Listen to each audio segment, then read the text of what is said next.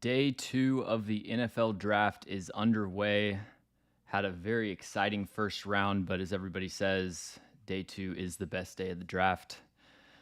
There's a lot of good players still available. Looking at my top remaining players, we've got A.D. Mitchell, Johnny Newton, both I think fell for some off the field issues. Johnny Newton, I know, dealing with a foot injury. Let's see. We got Kool-Aid McKinstry, Cooper DeJean, some talented defensive backs that are still available.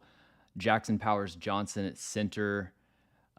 Some other receivers, Lad McConkey still on the board. We got Troy Franklin, Keon Coleman, Jalen Polk.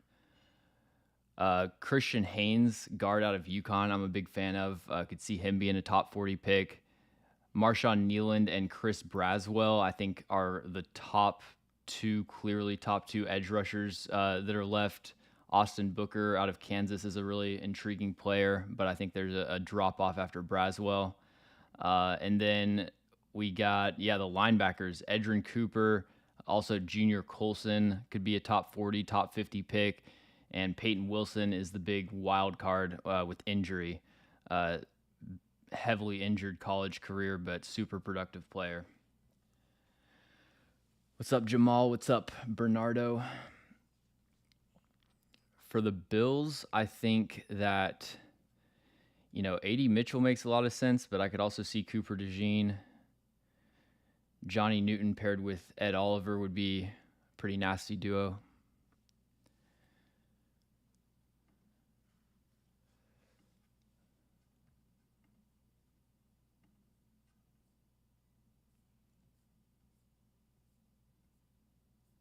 Bills have been trading back a lot, though, so never know if they continue to do that.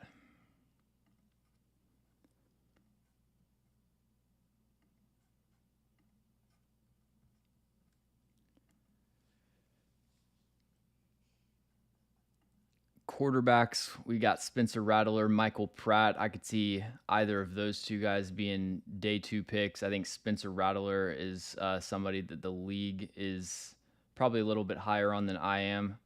After that, pretty severe drop-off with only a few other draftable grades there. This could also be where we start to see the second, third, fourth tight ends go off the board. Ben Sinnott, Theo Johnson, Jatavian Sanders. View them all pretty similarly, although they have different skill sets as players. Didn't see a safety get drafted in round one, but Jaden Hicks, Javon Bullard, Tyler Nubin, Cole Bishop, I would expect to be at least third-round picks. Tyler Nubin had some rough athletic testing, though, so that might scare some teams off. And then looking at offensive tackles, we've got Roger Rosengarten and Patrick Paul, I think, are the two clear best available. Rosengarten is a right tackle. Patrick Paul played on the left at Houston. Kieran Amagaji and Blake Fisher. Kieran out of Yale is a player that I'm a lot higher on than some other people. I just think he's got rare athletic traits, and he's pretty advanced technically for a player that you would think is kind of a project type of player. But yeah, there's some real talent that's still left. I've heard some people talking about how it kind of drops off after the top 50. I feel like top 60, top 70, 75 is where the strength of this class is. Let's see. Ayuk, Trey Hendrickson, or T. Higgins get moved today. I don't know. I heard the 49ers were more interested in trading Deebo Samuel, which, if they're making a choice between Deebo and Ayuk, like, I'm as big of a Brandon Ayuk fan as there is. I think Ayuk's the kind of receiver you can build your passing game around. Favorite on the board for the Titans, I would say, my answer for pretty much every team is going to be A.D. Mitchell. It's just I don't know how comfortable they are with that. So setting that aside, I think that Lad McConkey, I think Marshawn Nealand, the edge rusher out of Western Michigan. I think that if they were to trade back and get Edrin Cooper or Junior Colson out of Michigan. I think that would be good value. And then I also kind of like the idea of doubling up at O-line and going with Christian Haynes, the guard out of UConn.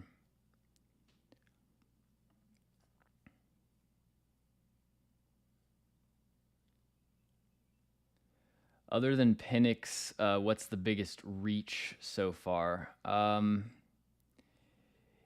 think Ricky Pearsall and Xavier Legette were reaches. I can actually put up my grades for the first round here. Went and kind of revised these a little bit. I think that Chop Robinson to Miami, I was not a fan of. Like I was saying, Pearsall and Legette are definitely reaches by about 10 spots on my board. I do kind of get it from both of their situations. Legette, I think that his skill set fits with Carolina's offense at least, but I didn't view either of those as players that should go in the first round. I thought Jordan Morgan was a bit of a reach, although I get being enticed by what he can do. I felt like the UCLA game was his best tape, and it was kind of downhill from there with every game that I watched. So I wasn't as big of a fan of him. But yeah, Penix, Chop, Nix and McCarthy are both reaches by about 10 spots, but I did at least have first round grades on them as quarterbacks. And if you're reaching in the mid round or middle of the first round for a quarterback, I'm not going to kill you for that. Not a huge fan of Fuanga in the top 15 either. And then outside of the blue chip guys that win the top 5, obviously are great picks. But I think that Amarius Mims to the Bengals, Brian Thomas Jr. to the Jags, Quinyon Mitchell to the Eagles, Nate Wiggins to the Ravens, and then Byron Murphy to the Seahawks were my favorite picks in the back half of the first.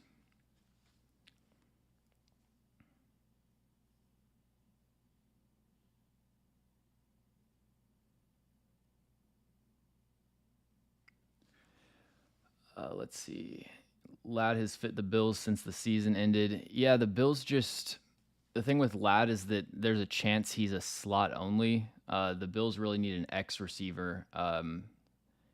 If A.D. Mitchell, if they like him, then that's really the perfect fit in my opinion.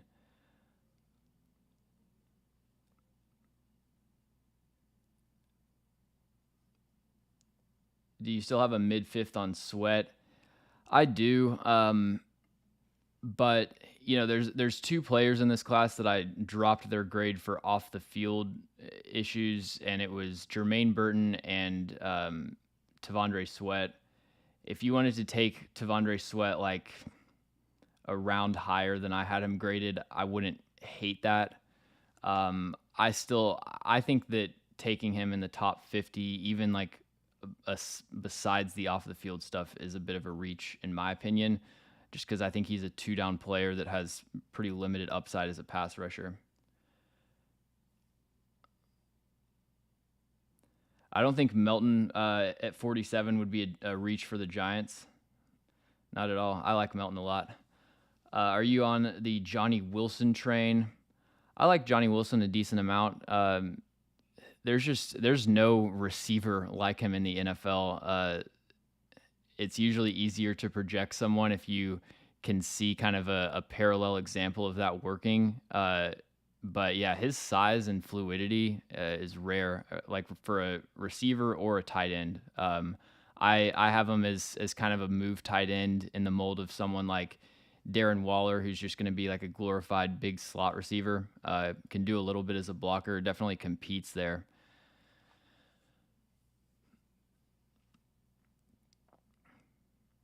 Yeah, I don't hate the Mike Evans comp.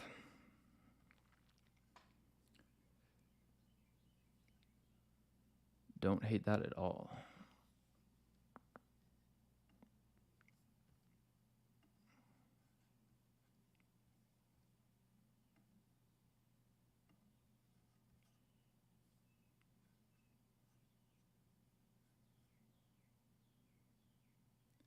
Could he be like a Colston from New Orleans was? I think I comped someone in this class to Marquez Colston. It might have been Keon Coleman.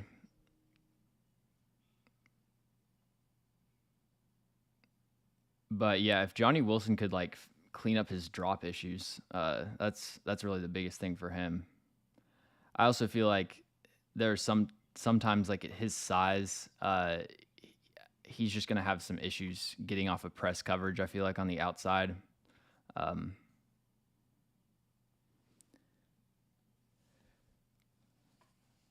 all right, so we're getting word that the Bills are believed to be a wide receiver team.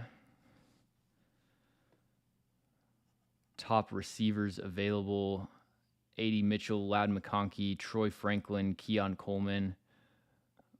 I could see Troy Franklin for the Bills. It's a pretty solid fit.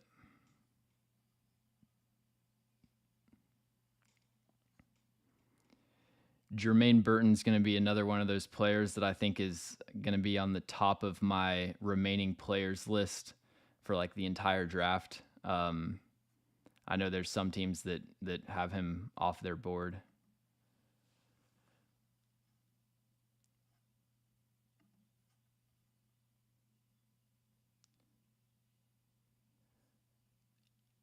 Yeah, I follow college basketball, like really just the Indiana Hoosiers. So I watch a lot of Big Ten, and then I watch March Madness, and then NBA. I watch during the playoffs, and then I'll watch people's highlights. Like if somebody has a 50-point game or something, I'll go and like watch their game highlights on YouTube.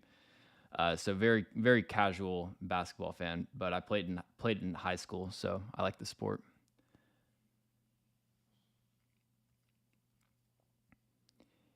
Yeah, Newton to the Titans.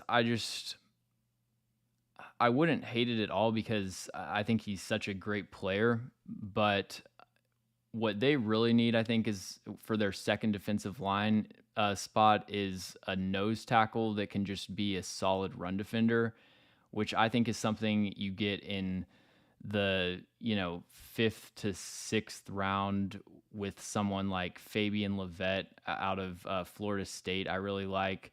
Um, Jerzon Newton is more of a athletic, explosive three technique. He's like an undersized Jeffrey Simmons kind of, but they're gonna play the same role. I don't think that nose tackle is something they need to invest a ton of draft capital in. It's honestly the kind of thing where you can use a day 3 pick or like pick up a street free agent in the summer. There's usually plenty of capable nose tackles that are available. Um, but I mean, if you I'm usually going to be a best player available type of guy. And if you get a first round talent at three technique that usually doesn't fall to the second round, can't criticize that too much.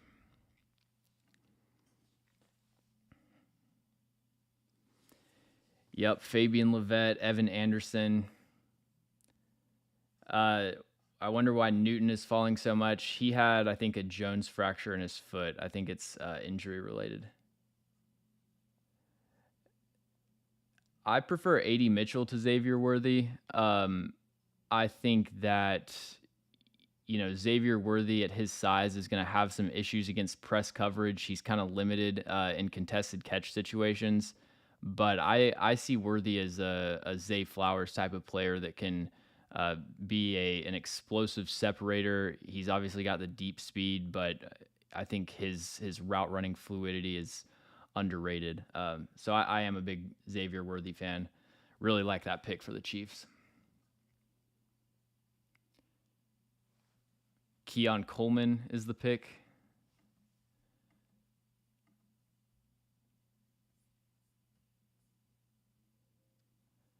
The Bills are drafting wide receiver Keon Coleman. I'm going to say that is a C plus.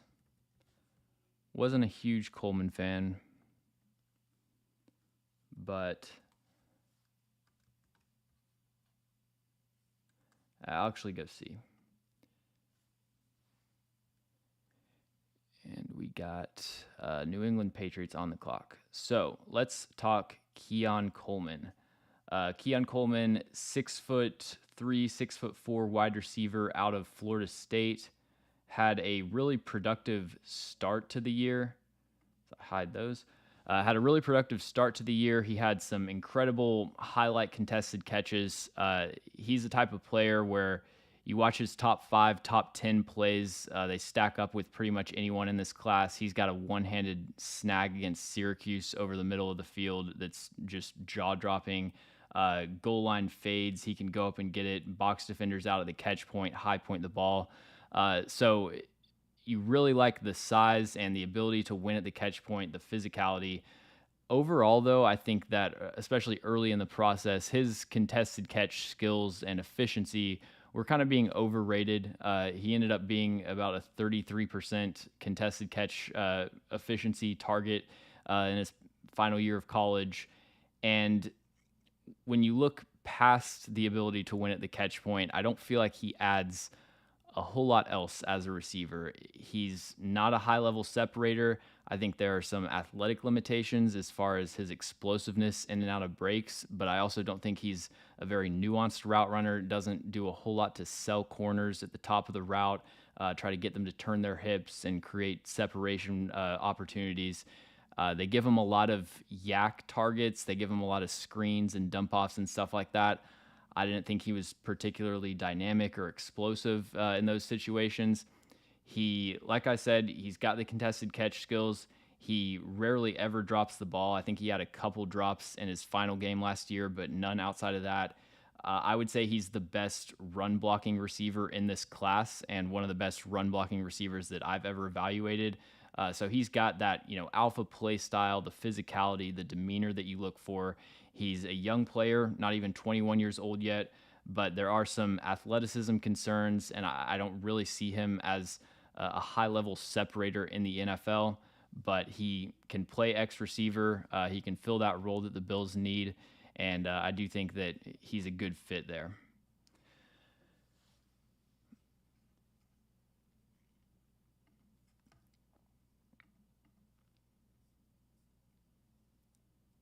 Patriots are up on the clock next. Let's see. Who do I felt fell to the second that should not have? So A.D. Mitchell and Johnny Newton, those were my 2 first-round graded players that fell to the second round. Like I've said, I think Johnny Newton fell for injury issues, and I think A.D. Mitchell has some off the field personality concerns just based on what's been reported.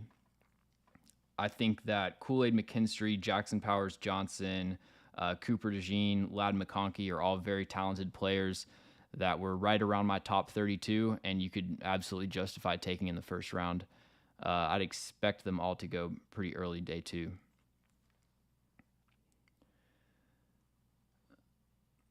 How did you get into doing this? I was in college, just started making film breakdowns for fun, and ended up getting a pretty good following and being able to turn it into a career. So, do you think the Dolphins try to trade back into this draft since they have no 3rd or 4th round picks? I think that the Dolphins, really their biggest need is an offensive lineman, and so I think that they stick and pick at 55 because there's going to be a run. I could even see them trading up, even though they don't have much draft capital. The Patriots are trading number 34 to the Chargers. So, who do we think this could be for? I think that the Chargers, another potential A.D. Mitchell team, they passed on receiver at 5, went with Joe Alt, and could come up here and secure 2 offensive weapons, as Jim Harbaugh would say. They do also need a corner, though, and McKinstry or DeJean could make sense for them. I feel like Marshawn Nealand even is a Jim Harbaugh type of pick.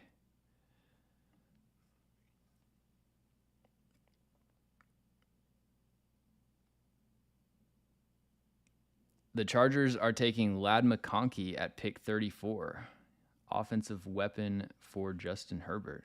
All right. So I really like this pick. I'm going to go with I'll go with a B. I'll go with a B since they had to trade up for it, even though I do like it a little bit better than that. So Ladd McConkey, I think you could make the argument, is one of the best route runners in this class, probably top 2 or 3 if I had to say. His fluidity and explosiveness out of breaks is pretty incredible to watch. But he's not just this lunch pail like New England slot receiver type of route runner. He's actually got true deep speed to take the top off the defense. 4.39 in the 40-yard dash, 3.97 in the short shuttle is 97th percentile. This dude is shifty. He's explosive and dynamic, but he's also precise. He understands how to set defenders up, how to maximize the separation that he creates off of his breaks.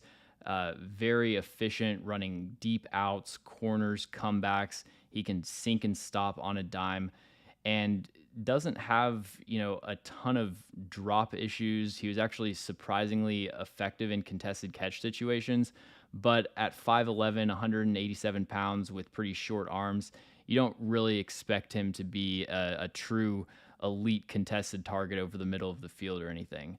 Ladd McConkey, I think, is a player where to see the vision, you really have to watch the tape because the box score doesn't stand out to you. He's only had 2 career 100-yard games, but when you watch him on tape, he is productive after the catch. He's consistently getting open. When he gets open, he catches the ball as long as it's an accurate target.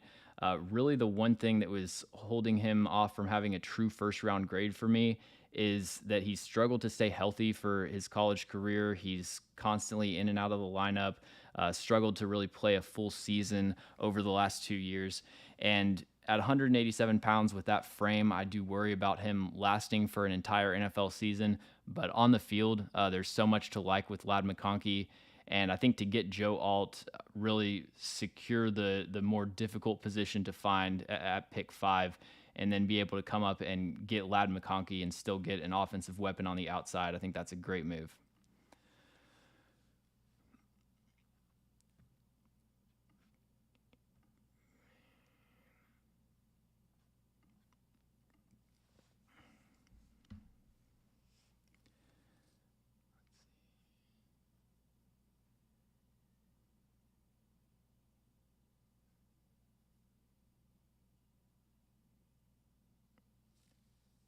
So again, I've never met AD Mitchell, but there was an article with that came out about a week ago with a bunch of sources from NFL scouts that was saying AD Mitchell has diabetes and his mood and like engagement is based on how his blood sugar level is. So if he has his blood sugar level up, he's a great teammate and everything. But if not, he's dismissive and like not a person you want in the building. I don't know. I didn't lower my grade. I don't lower my grade based on like rumors and stuff like that.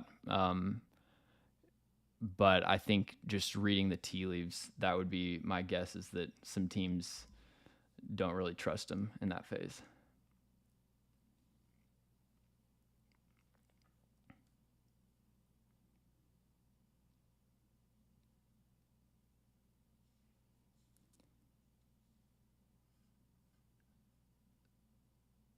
So a couple questions about players I'm higher and lower on than consensus.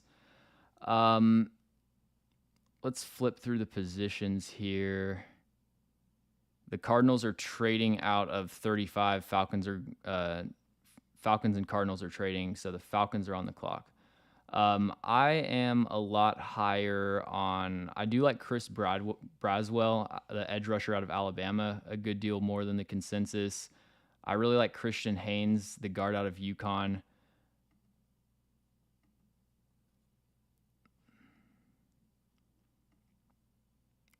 I'm higher on Kieran Amagaji out of Yale, and definitely lower on Kingsley Suamataia, the tackle out of BYU.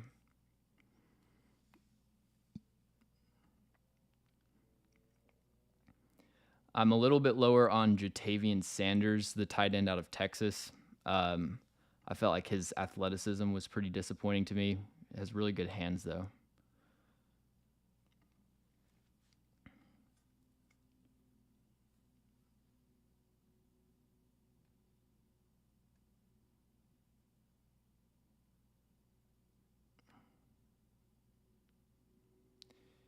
Yeah, the Falcons. I think the Falcons go Spencer Rattler here.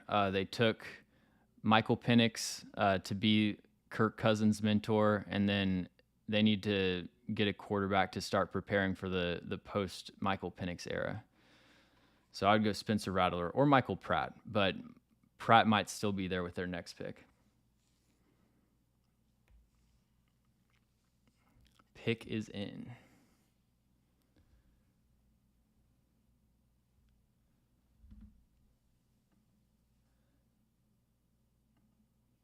I bet the Falcons go Nealand. Oh, Falcons are selecting Rook Orororo, Clemson defensive lineman. Okay. Got to make sure I spell his name right. Rook.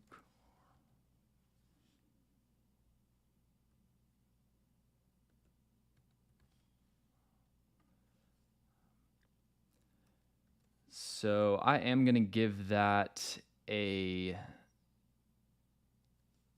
C minus. I think that's a bit of a reach, probably. Got Washington on the board. So Ruka Rororo, it's a very common theme with a lot of these defensive linemen, especially it seems like front four players that come out of Clemson, where they're not really used in a way that is that in any way aligns with how they're going to be used in the NFL. So Ororo is a three technique, 6'4", 294 pounds, a little bit undersized, but he's got great arm length and put on a show at the combine. He was, above 70th percentile in pretty much every movement drill. But in Clemson's defensive scheme, he wasn't really ever asked to fire upfield and really try to pressure the quarterback, just, pin his ears back and get upfield. He's taken a lot of read steps. He's defending the run first and foremost. So that kind of limits his production, and it makes it so when you're watching him on tape, you have to kind of pick out the one or two flashes that you see per game where he's really able to turn it on and unlock his pass rushing skill set. You definitely see the fluidity, the length, the controlled hand usage. When he does get real NFL style pass rushing opportunities, he flashed some different moves to beat the blocker and get to the quarterback. I thought he was a really good run defender, like in open space. He can get into the backfield, slide with read options. He can mirror shifty ball carriers and be a secure tackler. But he's not someone that you want anchoring against double teams. He's not really going to hold up at the point of attack that consistently. Excuse me. So it is a lot of a projection here because he hasn't had the production. He's got the athletic traits. I get being enticed by Rukaroro, but I just don't think that he has the resume really to justify a top 40 pick. So I am going to go C minus for this, but definitely see buying into the upside here.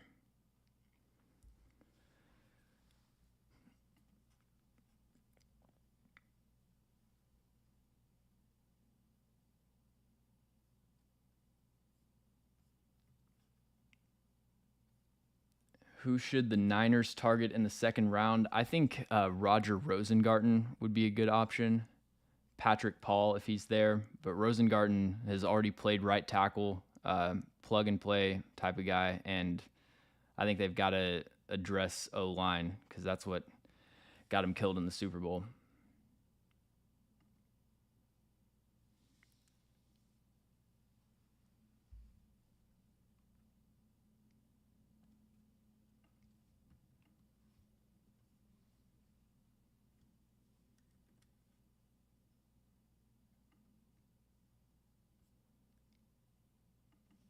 Oh yeah, that was the Falcons. Yep.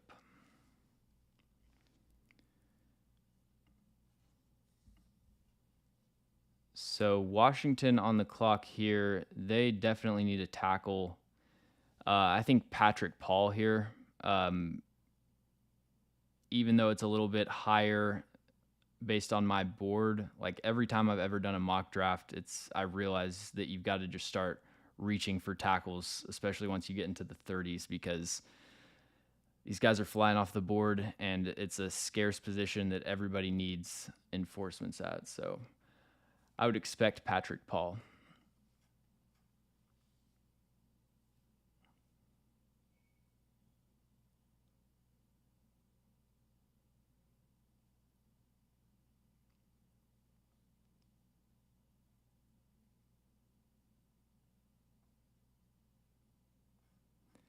Yeah, I could definitely see them going edge. Edge is another position where there's a pretty extreme drop off, I think, after Nealand and Chris Braswell. And the Commanders are taking Johnny Newton, defensive lineman out of Illinois. You know, I've got to go with an A plus for that. Best pick of the second round so far, and one of the best picks of the entire draft. So Johnny Newton was my 17th ranked player. I think that he, based on the tape, is absolutely a first round caliber prospect. He ends up falling because he had the Jones fracture and I think his right foot. So that definitely scared some teams off from him being a first round selection. But there are not a lot of three tech defensive linemen that come out every year that have his level of quickness and hand usage. He's probably, I think, out of any defensive lineman in this class, he has the most diverse and polished pass rushing skill set as far as the number of different moves that he can throw at a blocker. He's got a cross chop, swipe, club swim. He has a fully developed power element as a pass rusher. He can use just a straight up bull rush, get underneath your pads, drive you back into the pocket. But he's also really nimble and does a good job of setting up his bull rush with hesitations and stutter steps to get the blockers off balance. And then when it's time to engage with his hands, he's so quick to just defeat the outside hand, attack the edge of the blocker, get upfield. There were some times I thought, especially on last year's tape, where he kind of lost balance in pursuit of the quarterback and ended up missing some sack opportunities. He leads all defensive linemen in this class in pressures over the last 2 seasons. He's been an extremely productive player over his college career, all that while being the central focus of the team's offensive game plan. But I even think he could have been more productive if he was just a little bit more composed in pursuit in the backfield. Now, he doesn't have ideal size, 6'1.5", 304 pounds, below average arm length. I think that he probably doesn't project as an elite run defender, especially when it comes to anchoring at the point of attack. He can kind of get covered up by reach blocks sometimes. But I really think that his run defense tape as a whole was extremely impressive to me for a player of his size. Like, obviously, with his athletic traits, he's going to be able to shoot gaps, outrun reach blocks, make plays in the backfield. But I thought he has really good stack and shed technique. He gets his hands inside consistently. He's able to two gap, lock, peek, shed. Very technically sound run defender. And I don't think, even compared to someone like Kalijah Kancey, who came in as a rookie, was immediately productive rushing the passer, but kind of struggled in run defense. I think that he's a step above a player like Kalijah Kancey as a run defender. So I'm a big fan of that pick. Obviously, the injury is the main reason that he fell, but it doesn't get much better than that in terms of value. So the Patriots at 37 are taking Jalen Polk, wide receiver out of Washington. I'm going to go C for this. I think that he's a really good football player. I do question what the upside is there, though. I think he's kind of like a maxed out player, in my opinion. I don't know that he has quite the athletic traits to project as being a true like game-changing central focus of a team's passing offense. But it's interesting. The comp that I have for Jalen Polk is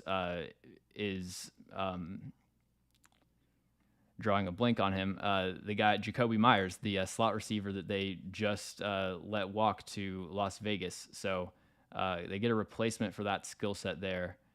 And he's a really solid player. He's an interesting experience to watch because I watched the first half of his season and I'm really impressed by Jalen Polk. And then he has this stretch towards the middle of the year where he had like 10 targets over 3 games. He had like 10 targets and didn't catch a single one. There were a few drops, a few bad routes, a few adjustments, and then picks it back up and he's just got rock solid hands. So I'm kind of giving him the benefit of the doubt that was just a bad stretch. Overall, you watch him catch the football. He's one of the best in this class at attacking the ball in the air, fully extending his arms, being a hands catcher. I thought that as a route runner, he was really effective on the horizontal plane. So running a dig, running a slant, or a deep out or something like that, he can get in and out of breaks pretty cleanly. There was kind of some hip tightness when it comes to stop routes, comebacks. Doesn't really have the start-stop explosiveness to sell like a stop and go type of double move route. He's a really high effort run blocker, a physical player, competitive, all of that. But I think the main limitation for him is just going to be athletic traits, having that deep speed to really take the top off of a defense. And is he a dynamic enough athlete to separate consistently in the NFL? He's also, 6'1.5", and he's 203 pounds isn't bad. I felt like he struggled with play strength and just surviving contact through physical man coverage down the field. There's also some times against press where he can kind of get taken out of his route. But yeah, really solid football player. Just think it was a little bit early for me.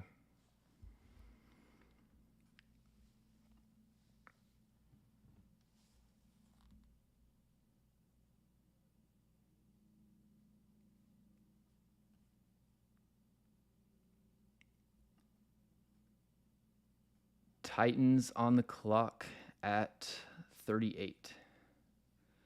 Let's go AD Mitchell. Let's just go full boom bust.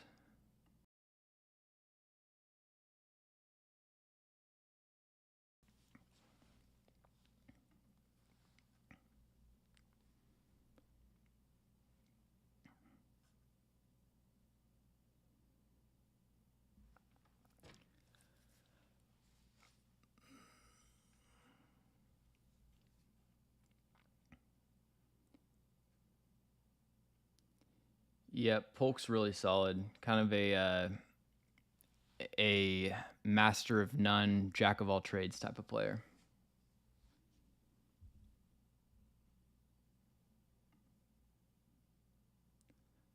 Are the Titans going Colson? Is that what?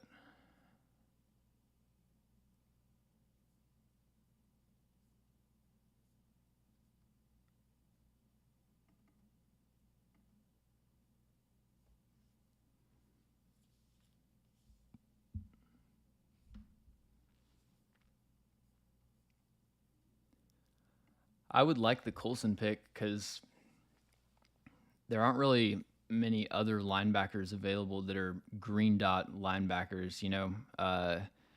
Edgerrin Cooper, I think, is a little bit of a project. Not a lot of day one starter types.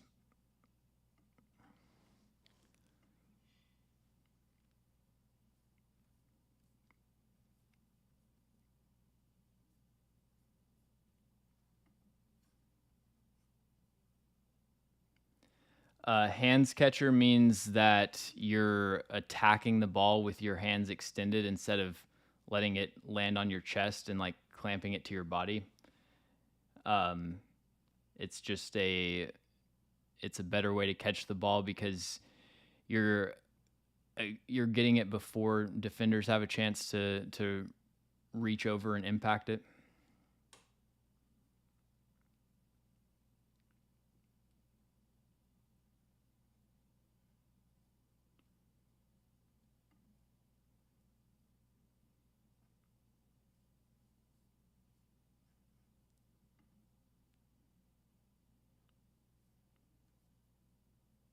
The Titans are taking Tavondre Sweat.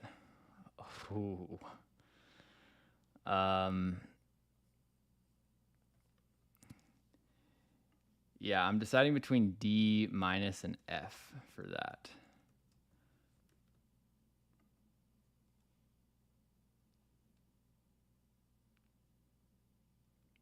Yeah, I mean, I gotta go F. Oh man.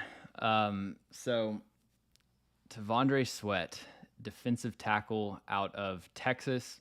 Uh, Despite the fact that I have a 5th round grade on him and gave this pick an F, he actually, I think, does more well as a player than he struggles with. Like, he's a very good college player, and rare size and a lot of talent. I just question exactly what his role and like ceiling in terms of production is in the NFL. So I have a 5th round grade on him because he got a DWI in April. He was kind of had like some, from what has come out from the Texas staff, he was kind of like a partier early in college and then didn't really get serious until his final year. That's where he saw a breakout in production. So there is a lot of off the field stuff that's kind of concerning to me. But as a player, he would be more of a late third, early fourth. So it's not as extreme of a reach from a talent perspective as the grade would indicate. So he's 6'4.5" at the combine, weighed in at 366 pounds. Now at the Senior Bowl, he refused to weigh in, which is pretty much unheard of for any player. I can't ever remember that happening. And down the stretch of this past season, he was playing at 380, 390 pounds. So 366 is his combine weight, but his playing weight is a little bit heavier than that. What that gives you is just a massive block eater that's almost immovable in the run game. He can just kind of plant his feet and absorb double teams, and like you're not going to move him. He can control the A gap as effectively as anyone based on his pure size.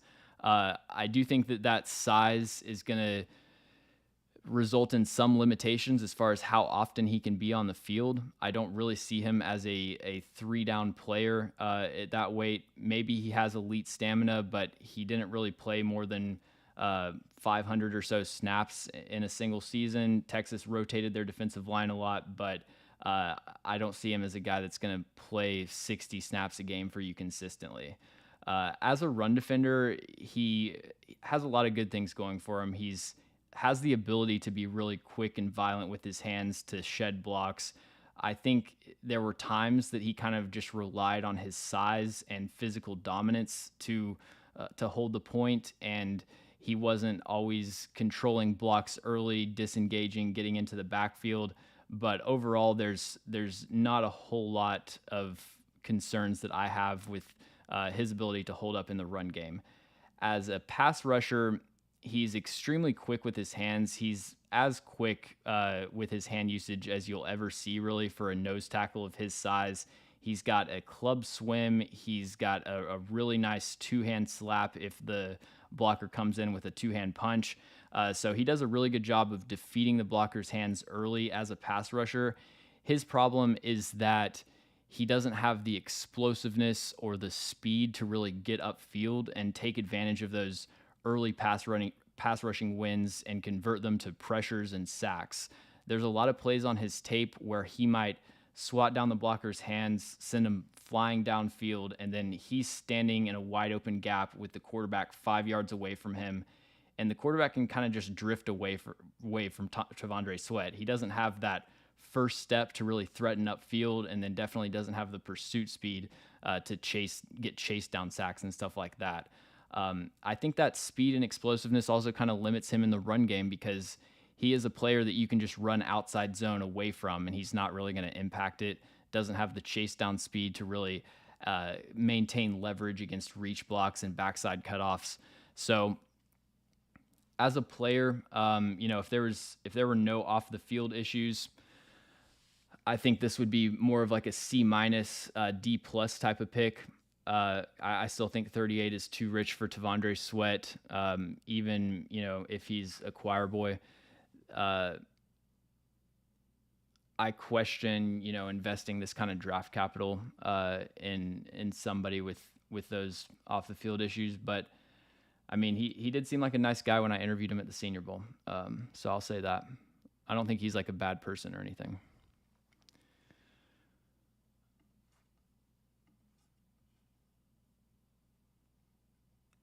Appreciate that, Cody.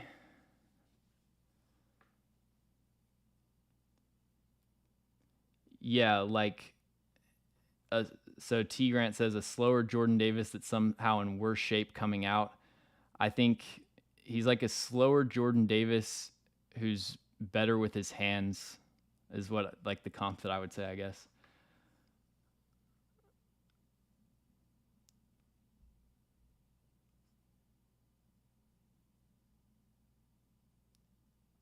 I mean, this is the heaviest draft class ever, yeah. Hate to body shame, but so we got the Rams on the clock at 39.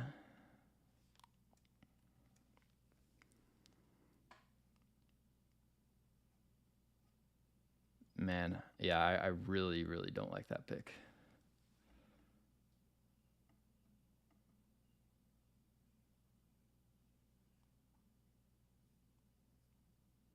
The other thing with Tavondre Sweat is that for as big as he doesn't really win with power. Like he had a dominant rep at the Senior Bowl.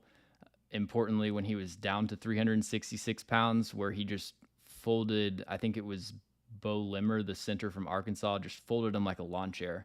But on tape, that lack of explosive first step really inhibits his ability to generate knockback with his bull rush. Speaking of defensive tackle reaches, oh boy, the Rams are taking Braden Fisk at pick 39. I do at least like the fit with the other personnel that they have there, but I got to go D for Braden Fisk. Man, what a shame. All right, so Braden Fisk, this is a player that if you would have asked me pre-Senior Bowl, like who are the most underrated, slept-on players in this class, I would have said Braden Fisk. Because you watch him on Florida State's tape, he's disruptive. He is always in the backfield, super athletic. Comes to the combine and puts on an incredible performance. 4.78 in the 40-yard dash, a better short shuttle than Aaron Donald, 33.5-inch vertical, 117-inch broad. He is 6'3.5", 292 pounds, though, with 31-inch arms, which is like second percentile for defensive linemen. So very undersized, but extremely quick and fast and explosive. I think he has one of the highest motors in this class, regardless of position. He is never out of the play. He is constantly running full speed. But really, his tape and how you use him is predicated on getting him unblocked opportunities to shoot into the backfield in both phases. This is not someone that's much of a technician with his hands. He's got some moves, but like at his arm length, it's just really difficult to keep his frame clean as a face-up rusher and get hands on the blocker early and really defeat their hands and get into the backfield. He's someone that you need coming free on stunts. A lot of his production came off of stunts, twists, unblocked, coverage sack type of stuff. And then in the run game, he's another player that can shoot gaps. Like he's got the explosive first step to outrun a blocker on a gap exchange or a run blitz or something. But he's not going to stack and shed. He's not going to anchor against double teams. There are so many tackles on his tape where he's getting moved back like 8 yards and then he still makes the tackle, which speaks to his effort and tenacity and hustle and everything. But like you're making the tackle after you got displaced 8 yards off the line of scrimmage. I view Braden Fisk as a rotational type of player who is probably your third defensive lineman. You let him come in on pass rushing downs and he can be a weapon on stunts as long as he doesn't have that run responsibility that he has to take care of, and you just let him pin his ears back and fly upfield.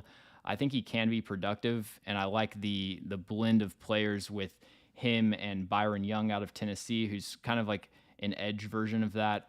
Um, I think the value is not very good here. I viewed him as a fringe day two type of player. It's hard for me to spend the 39th pick on a player that I don't think is a 3-down defensive lineman. And we've got the Eagles trading up and taking cornerback Cooper DeJean out of Iowa. I believe at pick 40, yes. That is a really good pick for the Eagles. They get Quinyon Mitchell in the first round, who I think is one of the best fits from day one, and then Cooper DeJean falls out of the first round, and they pick him up at 40. I'm going to go A- for the Eagles. And we got the Packers up on the clock. All right, so let's break down Cooper DeJean.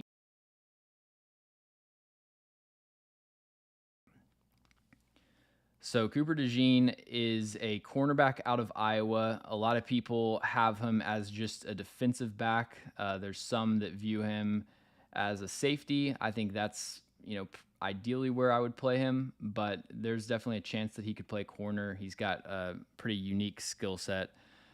So 6'1.5", 203 pounds, shorter arms than you would like, but really good straight line explosiveness. Ran the 4.44 at his pro day, 38.5-inch vertical.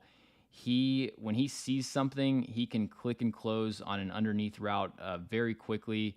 He's a reliable tackler. He gives you a lot of value as a box defender. He can shed blocks, very active in the run game. He's got that straight line explosiveness and the awareness and I think physicality to really transition smoothly to safety. I think when it comes to projecting his cornerback skill set, there are some issues and some potential limitations, but I don't think it's out of the question that he plays cornerback in the NFL. So the straight line speed, like I said, is definitely adequate for an outside corner. He did run into some issues where he had to turn his hips and run downfield. I've said this before, but I think it would be a lot more useful if they did the 40-yard dash with corners starting out turned around, because that's a more predictive kind of motion that they're going to have to do on an actual football field. So he will get stacked vertically sometimes, and then when it comes to having to turn around and play the ball with his back to the quarterback, he didn't look as comfortable. There were a good amount of slot fades and go routes that he gave up a step or two of separation, a few of them that he allowed a completion. I think that the other issue that he has is the hip fluidity to sink and mirror curls and comebacks. The majority of the times that I saw him get beat on tape, it was stop routes on the vertical plane. So I think part of that can be improved with route recognition, but I do view that as an athletic limitation.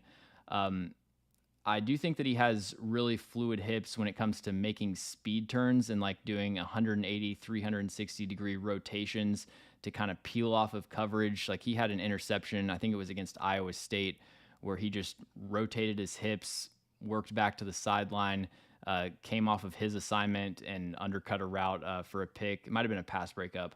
But a lot of defensive back skills. And I think as someone that can be a versatile kind of chess piece that can play some in the nickel, has that outside corner versatility, and then depending on how the rest of their secondary shakes out, could potentially move to safety. I think it's a great pick, and to get him at 40 is some of the best value that we've seen so far.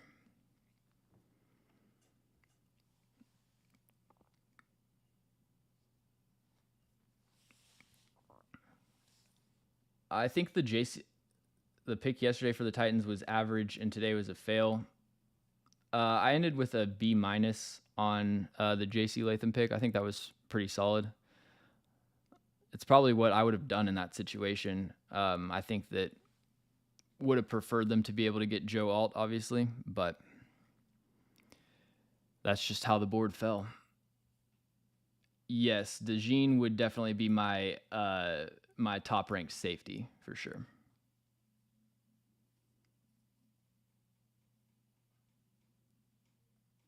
Yeah, I've heard Jackson Powers Johnson might have some injury stuff too. Saints have traded up with the Packers to take Kool-Aid McKinstry. Another really good pick here. Kool-Aid McKinstry, Alabama cornerback, is someone that was early in the draft process expected to potentially be a top 10 caliber of pick. Ends up falling to 41. I think pretty similar to where I had him ranked, but still a very good value pick. So I'm also going to go A- for the Saints. And we got Houston up on the clock.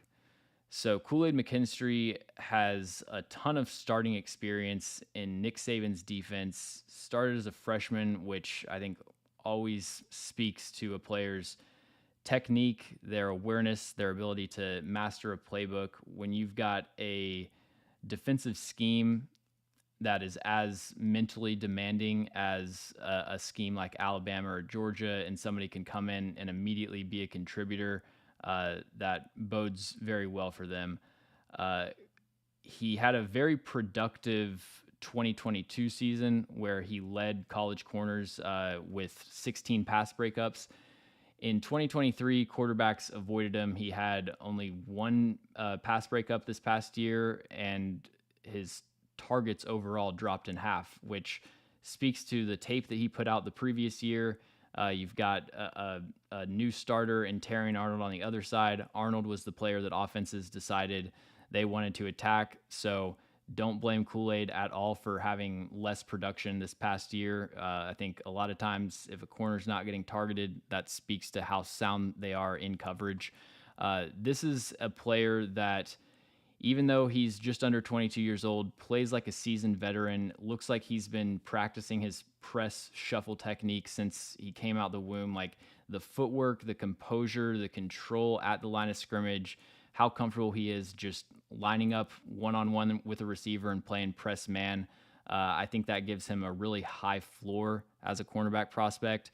I think the athletic traits are probably, I would describe as average. Ran a 4.47 at Alabama's Pro Day, which is impressive since he's coming off of a foot injury. I think on tape, there were some times that he got beat down the field and just didn't really have that second gear to make up a few steps of separation. When he is, so his press style is a little bit unconventional. He's very patient at the line of scrimmage. He's hardly ever punching and being aggressive with his hands and establishing contact early in the route.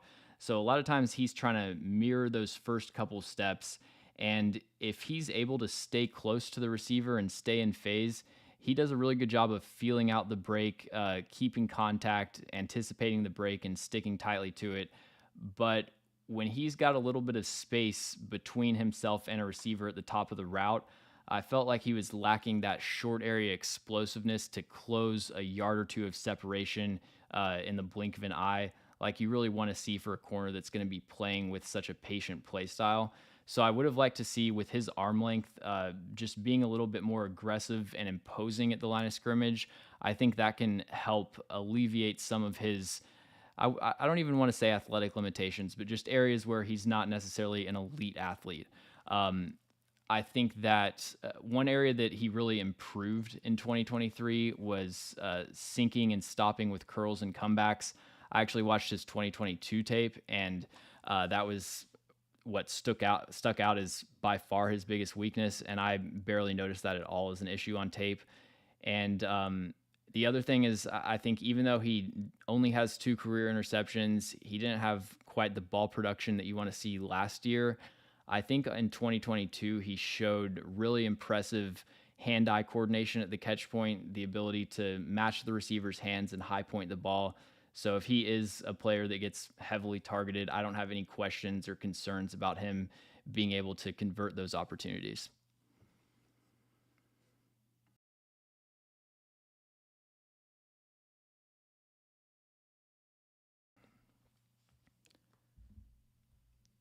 The Texans are going with Kamari Lassiter. So you got a full on run on corners here. Texans at pick 41 take Kamari Lassiter, cornerback out of Georgia.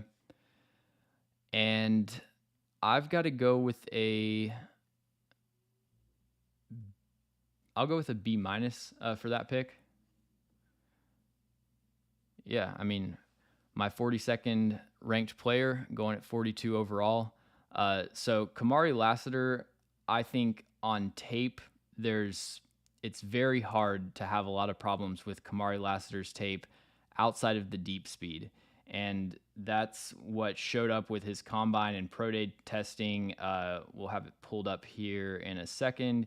He runs a 4.64 at Georgia's pro day, which is kind of unplayable for an outside corner, but you can live with that in the slot. He did have the 6.62 3-cone 408 shuttle, so great change of direction drills. And this isn't just like you see a 40 time, you get scared by it, and he drops down the board. On his tape, there are some real issues with keeping up with receivers down the field. If he lets a corner get on his outside hip, he's just instinctively grabbing the jersey to try to keep up. But he's physical, he's impactful at the line of scrimmage, great in press, does a great job of playing the ball in the air. He is just an absolute dominant force patrolling the flats, if it's screens, outside runs, all that kind of stuff. He's just got a ton of physicality, a lot of really enticing pure cover skills. And if you just keep him outside of difficult vertical assignments where he's got to run with like true deep threats down the field, I think he can be a really productive slot corner. So big fan of Kamari Lassiter, man. Happy to see that he is still a top 50 pick. And these day 2 picks are flying off the board because we've got the Arizona Cardinals taking cornerback Max Melton out of Rutgers. And I'm going to go with a B. I think I'm going to go with a B for that. I think Max Melton has 2 years of really impressive tape. He was one of the best corners at the Senior Bowl. He had an outstanding combine performance. I didn't even expect him to test like that. And these corners are flying off the board. Max Melton was actually a player that I said, someone asked me for like surprising first round picks. I felt like Max Melton could have snuck into day 1. So Max Melton, Rutgers cornerback. He played mostly outside corner for Rutgers, but he's got some slot outside versatility. He is 5'11", 187 pounds, so kind of a slight build, but he does have over 32-inch arms, and that translates to his ability to use his length at the line of scrimmage. I think that for a player of his length, I would have liked him to be kind of like Kool-Aid McKinstry, more aggressive, strike with heavier hands and press coverage. I think that's a technical thing that he can improve on for sure. But man, the first thing that sticks out with Max Melton is just the explosiveness out of a standstill, out of a back pedal. His plant and drive explosiveness stacks up with anyone. You see that when he's breaking on a route from zone coverage. He does a good job of baiting the quarterback into bad decisions, was able to create a lot of interception opportunities, has good hands at the catch point. You also see that in special teams. He has 2 career blocked punts. He can close a short amount of space in a hurry. So I think he's a versatile player in that regard and someone that can take away the football because of how explosive he is. He's also extremely physical despite being a little bit undersized. You know, he's not someone that's going to hold up against, offensive linemen that are pulling. He can kind of get moved around a little bit, but he's very physical when it comes to defending screens, blowing up plays in the flat. And, you combine with that explosiveness with, I think, very controlled change of direction to kind of mirror route breaks, especially when he's in phase. There are some times if he's flat-footed and he's got a two-way go, like I'm thinking of the touchdown he gave up to Marvin Harrison Jr. in the red zone. Marvin Harrison just kind of froze him at the top of the route, cut inside on a quick slant, and he was late to react and pick up that route break. So there are some times that I think in off man he could be a little bit stickier, but yeah, Max Melton, definitely a top 10 corner in this class for me pretty clearly. Had the testing to back it up and 2 years of pretty solid film as well. These picks are going pretty fast. Let me catch up on some of these questions here. So yeah, I originally had a higher grade for the Vikings getting Dallas Turner, but I went through and looked at the trade compensation for some of those picks. So they ended up giving a lot to move up for him, so I had to bump the grade down.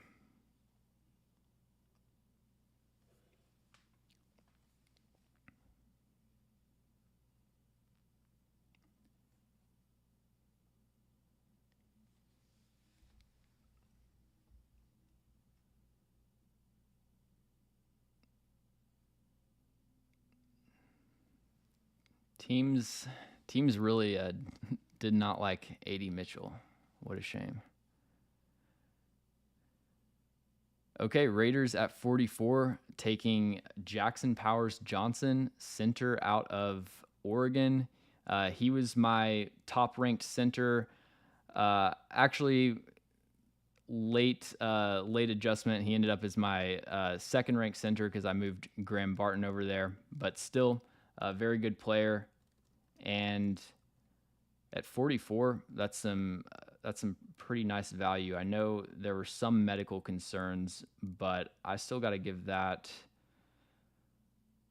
I think probably A- is appropriate. Top 30 player for me.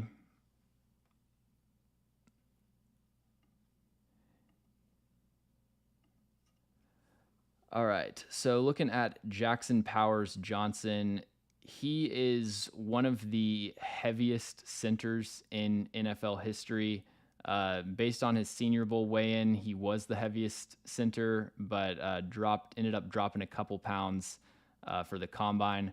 But he is just a brick wall in the middle of your offensive line. Only allowed a single pressure this past season. He's just got a wide base. He doesn't get moved back by power. In pass protection, it's really impossible to go through him, and it's difficult to get around him. Now, in Oregon's offense, he didn't have a ton of difficult one-on-one pass blocking assignments, but I thought at the Senior Bowl, he really showed the lateral recovery skills to slide over and protect his gap if a pass rusher is able to win the edge on him. And then in both phases, really, he just epitomizes physicality. He's a little bit unhinged in some ways from a technical standpoint. He's not a consistent, like, get his hands inside type of player, but he can just absolutely control people, like the upper body strength to get his hands on their shoulder pads, yank them out of gaps. Really good understanding for the running back's aiming point as the play's developing behind him to just clear defenders out of the way and open up gaps. Yeah, he was my top-ranked center, depending on what position you have Graham Barton at, and I think slam dunk pick for the Raiders.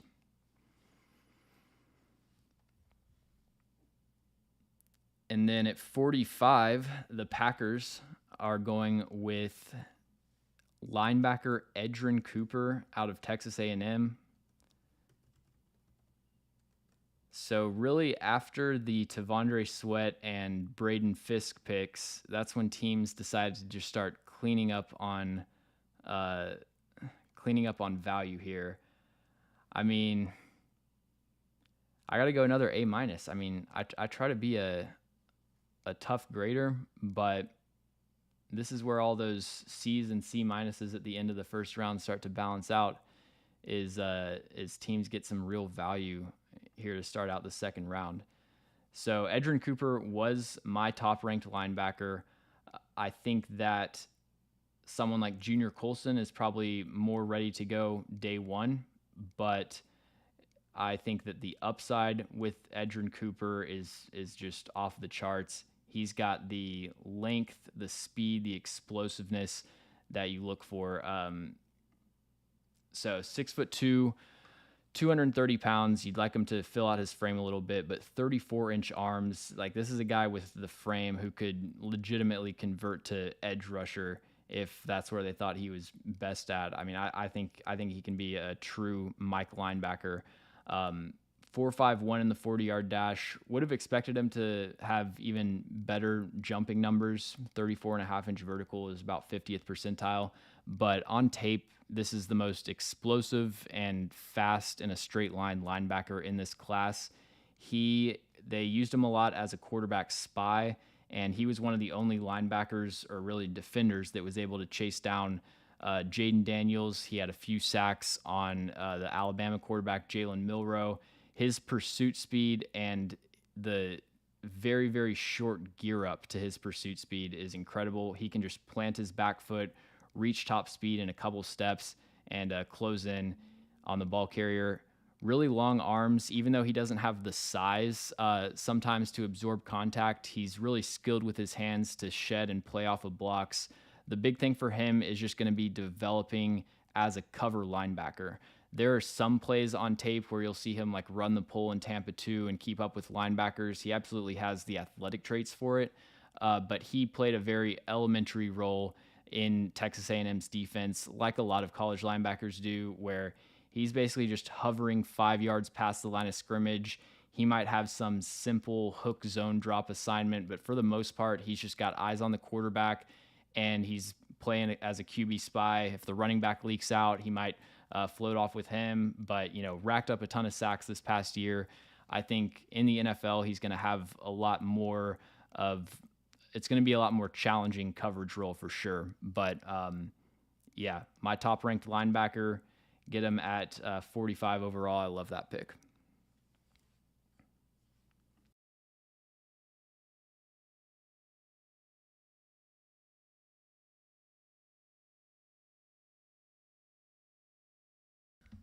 The Panthers are taking Jonathan Brooks, running back out of Texas, after trading up. Really? Ooh.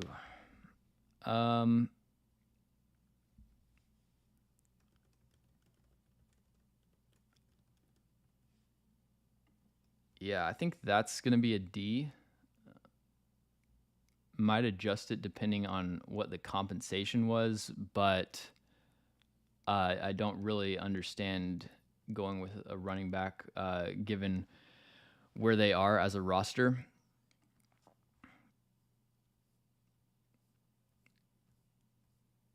But with all that being said, I do really like Jonathan Brooks as a running back prospect, so we can praise him individually for sure. Once I load up this report. So Jonathan Brooks would have been my top-ranked linebacker in this class if he didn't get injured to end the year.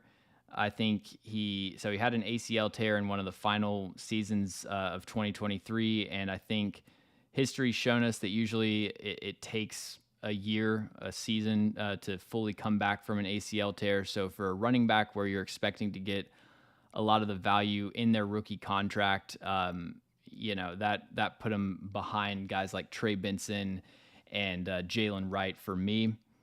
But on the flip side of that, he only has one season as a full-time starter, so there isn't a lot of tread on the tires.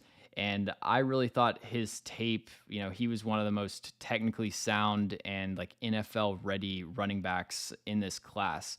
He has outstanding vision, pacing, timing as a running back, does a great job setting up his blocks, very comfortable working between the tackles and identifying rushing lanes. He is a consistent pass protector. I think it would be probably Jonathan Brooks, Kamani Vidal, and Jalen Wright are probably the three best pass blocking running backs in this class. He had some had a couple drops in the first 2 weeks, but zero drops after that. So I think you can rely on him to catch the football. He's got good size, 6 foot, 216 pounds, only one career fumble. He's not the most powerful runner. He is at least willing to like lower his shoulder. He doesn't shy away from contact or anything, but I think that the athletic traits and just like raw power and contact balance are more above average. He's not someone that I really project as this dynamic playmaker or anything, but I think he can be a consistent, borderline top 10 type of running back. So really like don't have a lot of criticisms of him as a player. But as far as the pick, I have a hard time really justifying that with where the Panthers are.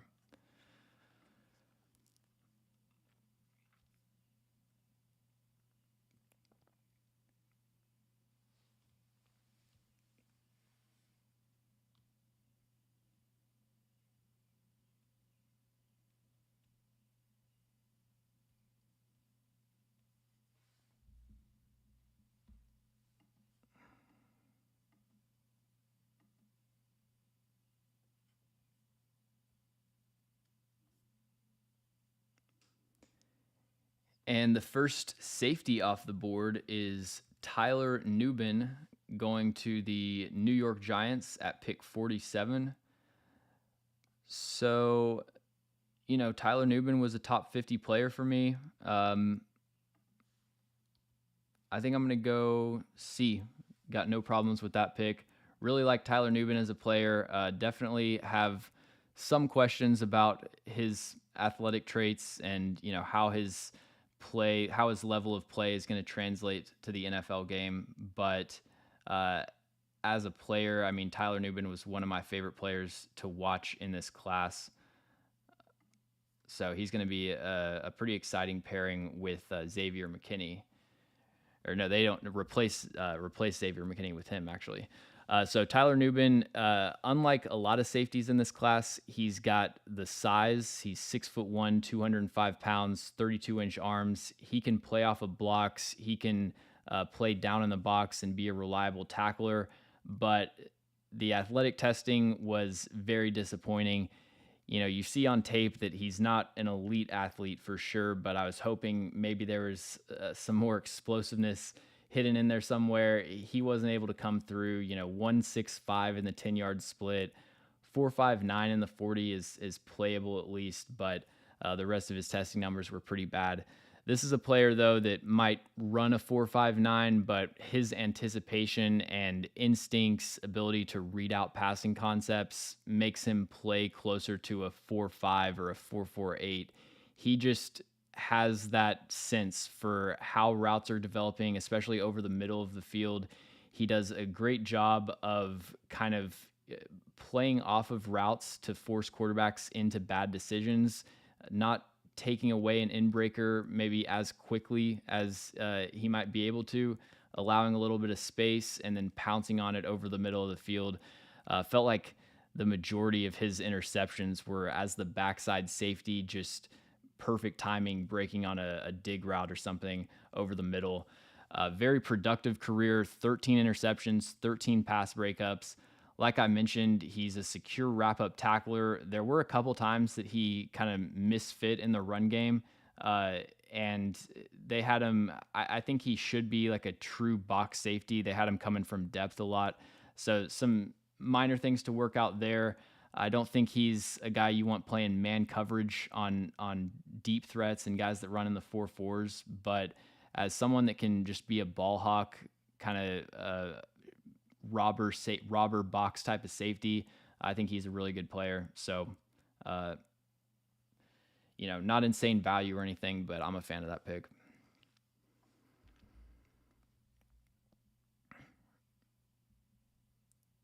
The Jaguars make the most on-brand selection at pick 48, going with Mason Smith, defensive tackle out of LSU.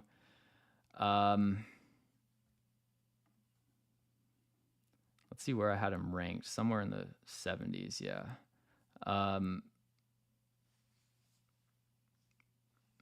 man, I see the upside with Mason Smith. I think I still got to go C minus there.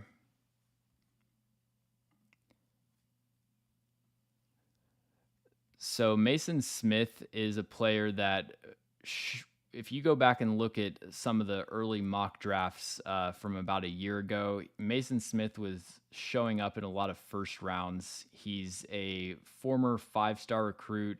He has, all the athletic traits in the world, but just never was able to put it together. He had a season-ending ACL tear. Just never, really got. Never was able to really fully develop his skill set. But 6'5", 306 pounds, 35-inch arms, but 8.5-inch hands, which is like second percentile, which is kind of crazy. This dude is massive, and as a pass rusher, he's winning pretty much completely with the club swim. He doesn't really have many counters outside of that. As a taller player, it's kind of the natural motion for him to just wrap over the blocker's pads, get into that club swim. And if they're not preparing for it, it's very difficult to defeat. But he just doesn't have that many counters off of that. His pad level kind of limits his ability to generate power as a pass rusher. He has a hard time, getting low enough, creating leverage, getting underneath their pads. And then I thought the run defense was very disappointing, especially against combo blocks. He was just unaware of when that second blocker was engaging. He'd get knocked off of balance. A player of his size, I felt like should have had a much stronger anchor in the run game. So he's purely a developmental player. But the upside with Mason Smith, like he has first round pedigree and athletic traits for sure. Definitely a Trent Baalke pick, but can't go any higher than a C minus for that.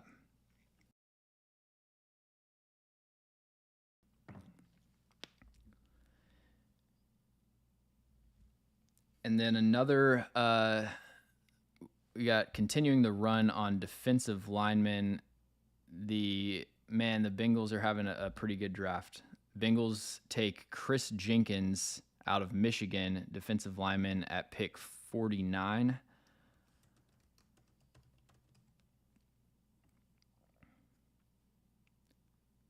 I'm going to go with I'll go with a C+.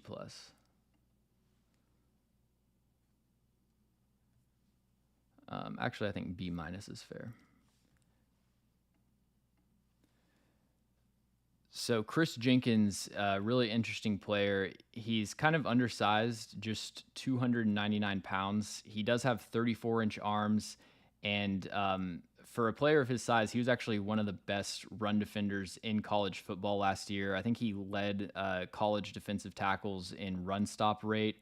His technique as a run defender is outstanding, just textbook stack and shed technique. There are some times that he'll get overwhelmed by a double team or something. I didn't view it as a major problem, but really just across the board, this dude is a skilled and effective run defender. He gains early control of blocks, does a great job of peeking into gaps, disengaging at the right time. And the pass rushing is really the main thing that we were hoping would take a next step this past season. He's got the traits to be a high-level pass rusher. It just hasn't really materialized on the college football field. Like we talked about with Ruka Rororo out of Clemson, a lot of college defensive schemes are not asking their defensive linemen to get upfield quickly and rush the passer. That's very much the case with Chris Jenkins. He had, a handful of true pass rushing opportunities each game, on top of the fact that he played a rotational role and, I think he only played 40 snaps one time in 2023. But as a pass rusher last year, he had the exact same stat line as he did in 2022, 20 pressures, 2 sacks. Now, when you do look at those limited pass rushing opportunities, I felt like you see the athletic traits and you see kind of the starting point of an effective pass rushing plan. He has an extremely fluid inside spin counter that he uses about once per game. The majority of his other pass rushing wins were just like quick counters to the inside, square someone up to start out the snap and then explosive step to attack the edge.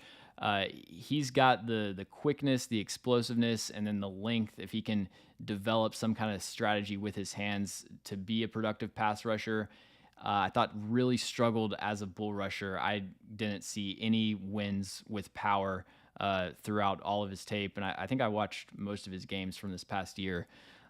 So that's going to be something that he's got to develop. But just a really well-rounded defensive tackle prospect as he is, with plenty of upside to continue to progress.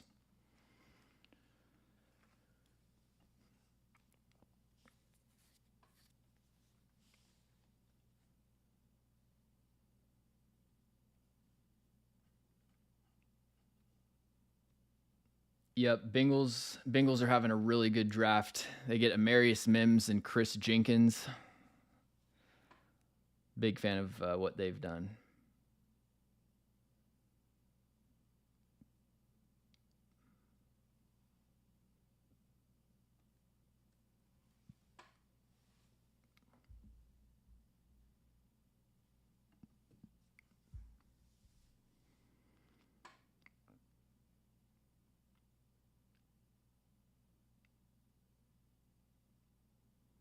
Man, I still can't get over that T'Vondre Sweat pick.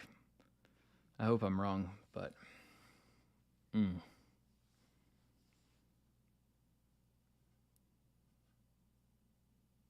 we're about to see a run on defensive tackles, and I think I probably will have preferred all of those over T'Vondre Sweat, all the players that go off the board. Commanders are on the clock right now. Could this be where Patrick Paul, Mikey Sainristil?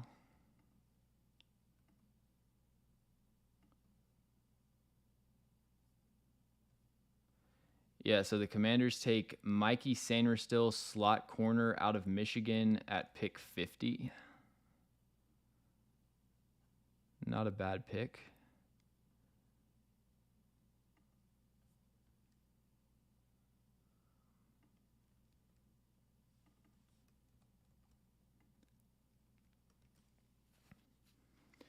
So the Commanders, let's see, they need a slot corner. Yeah, they do. I'll go C. I'm still going to stick with a C on that because I do think there are some limitations to Sainristil's game, and did have him as my 65th overall player. I think this is a player, and you can say this about a lot of guys, but I really think with Sainristil, it's just going to come down to how you use him. If you keep him in a lot of zone coverage responsibilities and just let him have eyes on the quarterback and try to take away the football, I think he's going to have a lot of success. This dude is incredibly instinctive in zone coverage. You can tell that he's seen every route concept play out. He anticipates the break, bites on the football with proper timing. And when he gets there, if he's not taking away the football, he's laying a massive hit.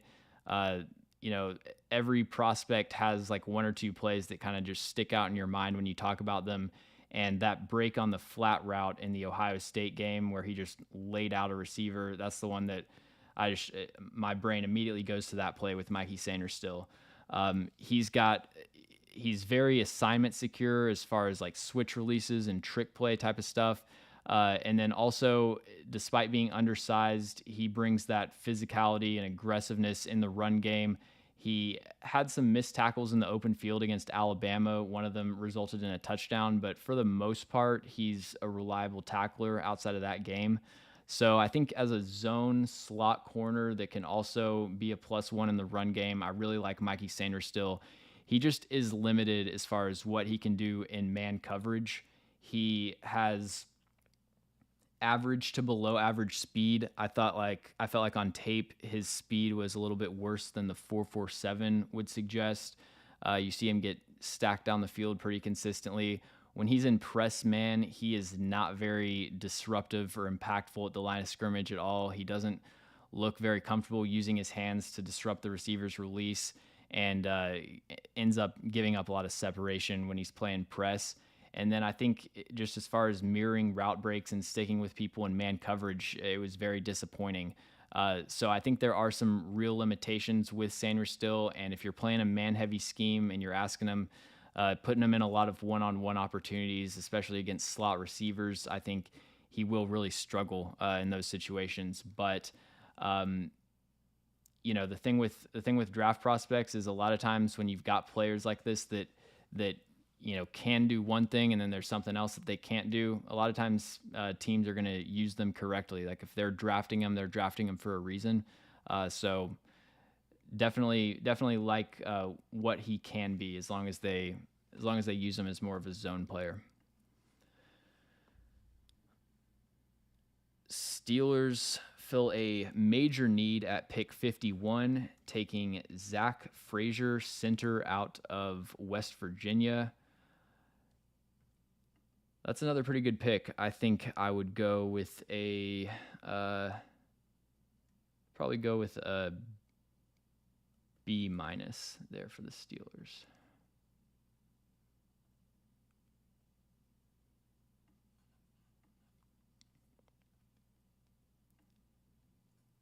And we got the Colts on the clock.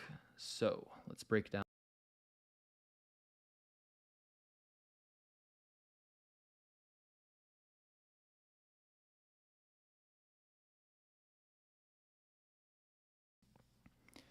So Zach Frazier was one of the best centers in college football last year. Unfortunately, got injured on the last snap of the last game of the season.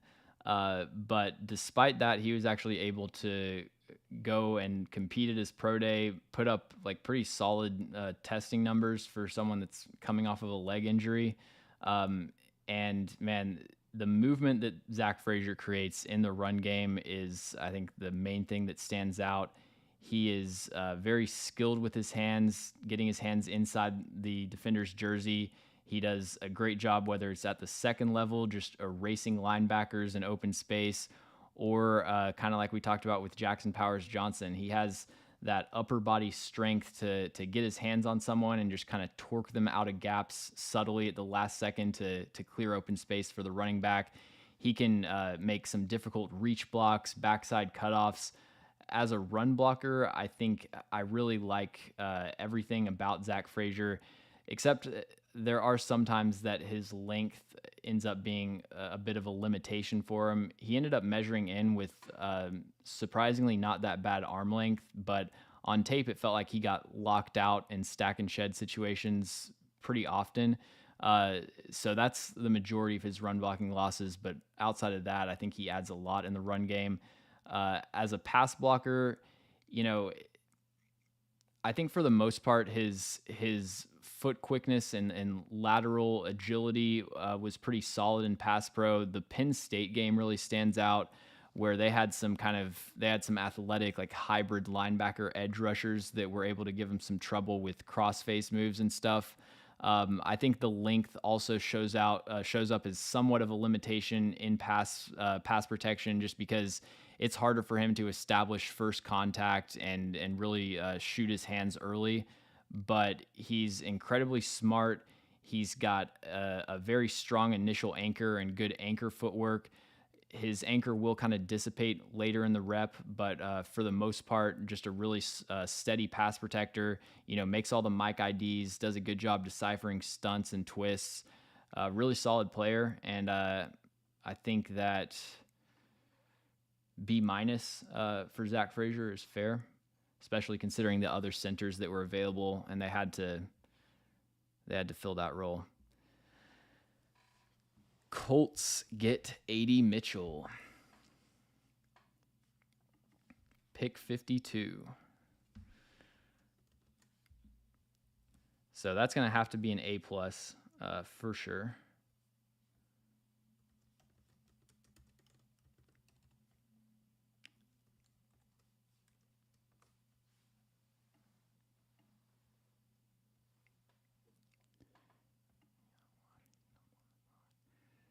So A.D. Mitchell's reign at the top of my top remaining players list finally comes to an end.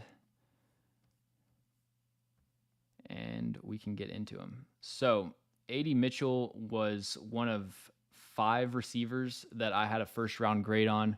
Now, the reason that he fell, I think there are probably several reasons, but I don't know that they were all on the field.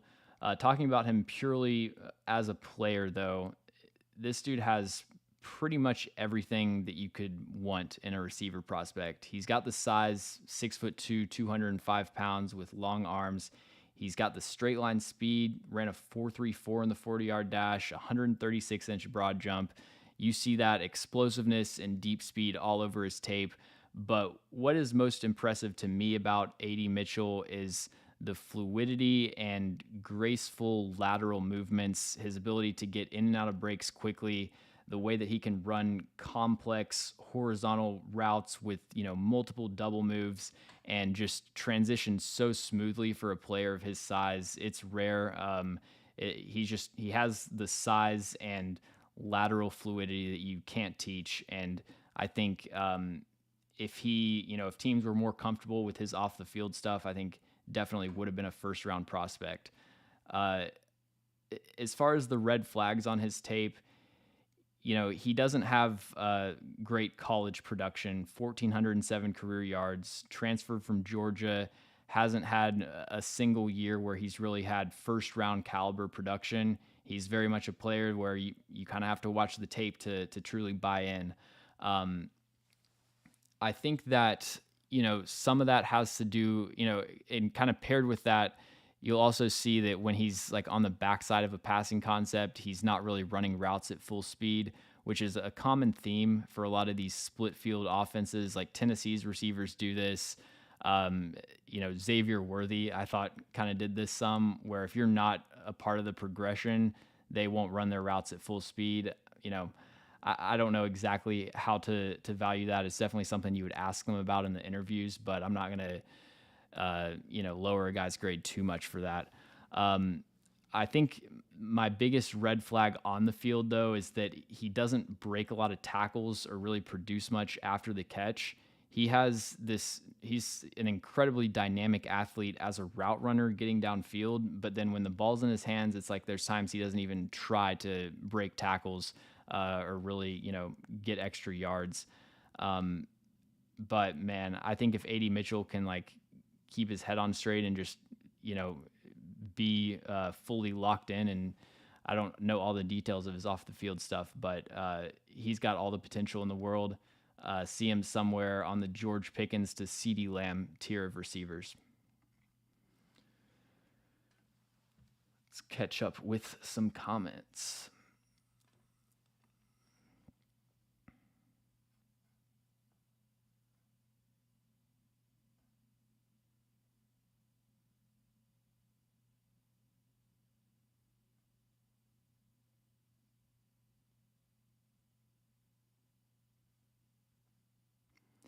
Yeah, there were some teams that it was reported some teams had AD Mitchell off their board, and the diabetes thing was seemed to be like the root cause for some of his changing personality stuff.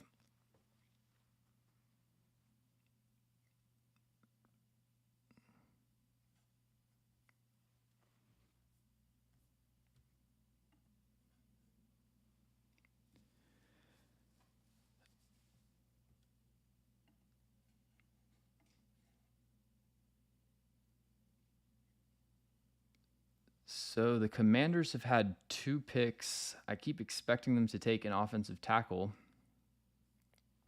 Maybe this is the Patrick Paul landing spot finally. Potentially Roger Rosengarten.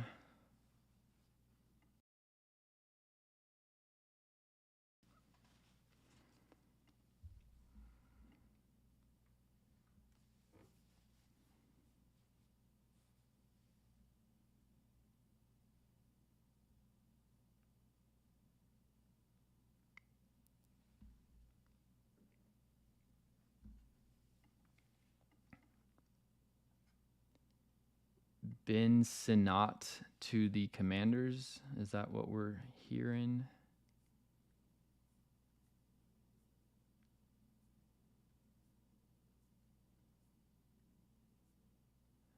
But yeah, I mean, AD Mitchell should start over Alec Pierce, I would say. All right, the Commanders take Ben Sinnott, tight end out of Kansas State, who is the next tight end on my board. Definitely a reach overall, but I do really like the player. And if you're going to go tight end, he would have been my pick. So I'll go with a C for the Commanders. Well, I gave Sainristil a C, and I feel like I'm a little bit higher on honestly both of their picks than a C. So I'll be nice and give Sinnott a C plus.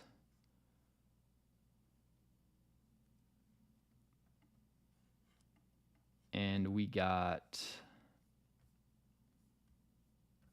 let's see, we got the Browns on the board for their first pick. So Ben Sinnott was my second ranked tight end behind Brock Bowers.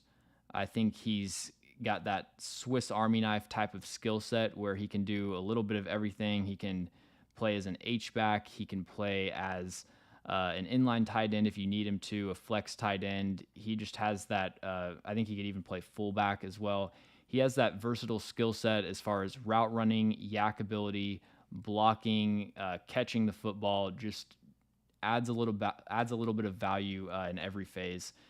Just under 6'4", 250 pounds. You know, pretty much every tight end nowadays is going to be below 50th percentile, at least in weight. It seems like that's how tight ends, linebackers, edge rushers are all trending.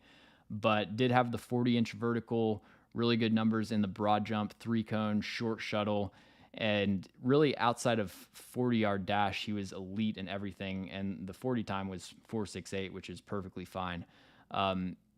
I think what impressed me most about Ben Sinnott's tape is his salesmanship and change of direction ability as a route runner. He runs his routes, you know, a lot like receivers. You know, you don't see a lot of tight ends that have this much nuance as a route runner. He's able to set defenders up at the stem. He'll, you know, if he's running an in-breaking route, those initial few steps, he'll be leaning to the outside. He'll get the corner to either open up his hips or lean in that direction, and then he can quickly change directions and cut off that route. He has, I don't think it's quite Sam Laporta or Brock Bowers level of route running fluidity and change of direction, but he can definitely separate, especially against linebackers, but I think even against slot corners.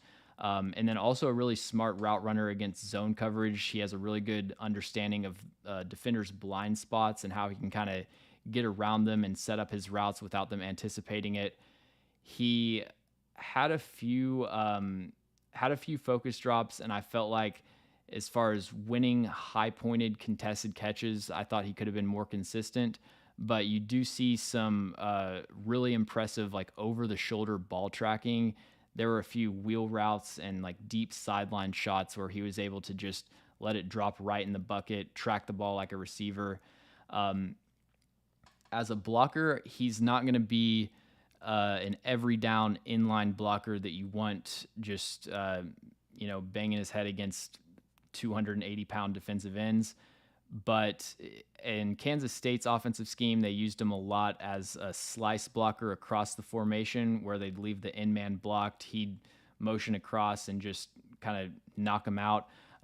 Very consistent on those slice blocks, and then really competes as a run blocker. He, again, doesn't have the size to hold up in the trenches against, players that weigh 40 or 50 pounds more than him. But especially against linebackers, he'll create some displacement. He does a good job getting his hands inside. Especially on the goal line, it felt like he had a lot of highlight blocks where he was really clearing space on goal line runs. So I like him as just a versatile, well-rounded type of skill set. I have the comp as Tommy Tremble, but it's really what I thought of Tommy Tremble as a prospect, kind of like the high-end outcome for Tommy Tremble.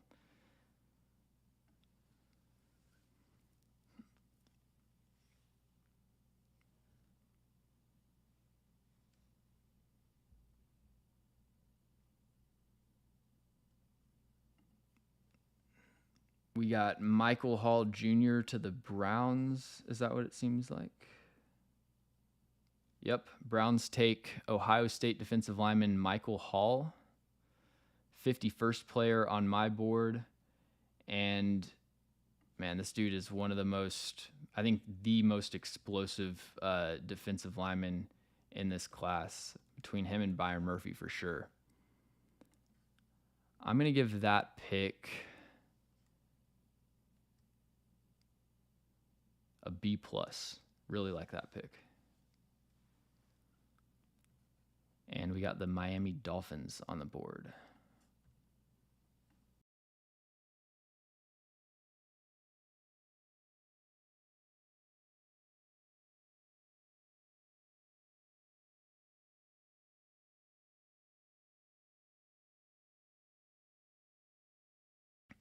So Michael Hall Jr., just under 6'3", 290 pounds, got good length. He fits that undersized 3 technique mold. Someone that's just gonna, shoot up field and really be early in his career a third down specialist. But he had one of the fastest 40-yard dashes for a defensive lineman in combine history, 4.75, 33-inch vertical. You absolutely see that show up on tape. The explosiveness, the ability to cross blockers' face, it's just rare. Impossible for a lot of blockers to mirror his club swim move. He had the second highest pass rush win rate of any defensive lineman in this class, second to Byron Murphy. I think if he just used the club swim every rep, his pass rush win rate would have been like 50%. I mean, it was just undefeated at the college level. You see that in both phases as well. Despite his size, when he's the aggressor as a run defender, he can, really be active shedding blocks. If the blocker leans into contact, he's quick to access that club swim and get into the backfield. He does have limitations right now as a 3-down player, though. When he is forced to anchor against the double team, he's getting moved back and flattened pretty consistently. Even against single blocks, you can uproot him and move him out of gaps. So he's either got to add some size, fill out his frame, and become a 3-down player, or he might end up just be limited to a designated pass rusher role. I think even if he's a designated pass rusher, man, this dude's upside, his ability to pressure the quarterback, his ability to fire off the snap, like you don't see this in every class. I really like this addition, and he's going to get a lot of one-on-one opportunities with Myles Garrett. I mean, we say this about every front 4 player that goes to the Browns, but you give Michael Hall a 2-way go consistently on third downs, he's going to rack up a lot of quick wins, a lot of sacks, a lot of quarterback hits. Big fan of that pick. One of my favorite players in this class. Dolphins are on the board, on the clock.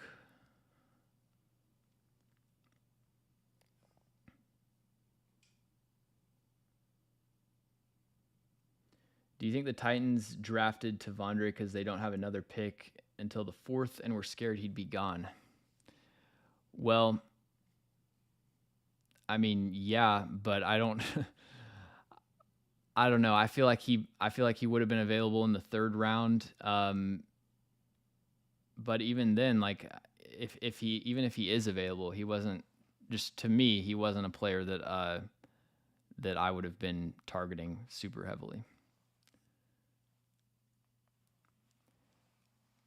Yeah, I mean, the off the field issues have him, like, I have a 5th round grade on him based on off the field issues. Before that came out, I think he was a late 3rd round pick, so still a reach, but nowhere near as egregious. Like, he's a really talented player. I question whether he has the athletic traits to really translate his hand usage and technique into actual production as a pass rusher. And then at his size, like playing at 380, 390 last year, it would be a development for someone like that to be able to, be a full-time player in the NFL.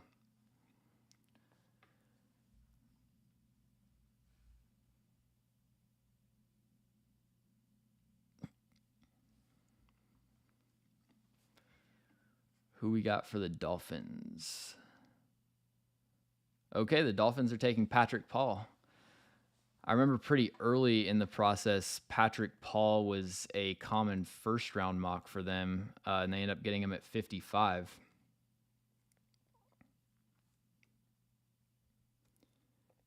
Considering the scarcity of the tackle position, I'm actually going to give them an A-.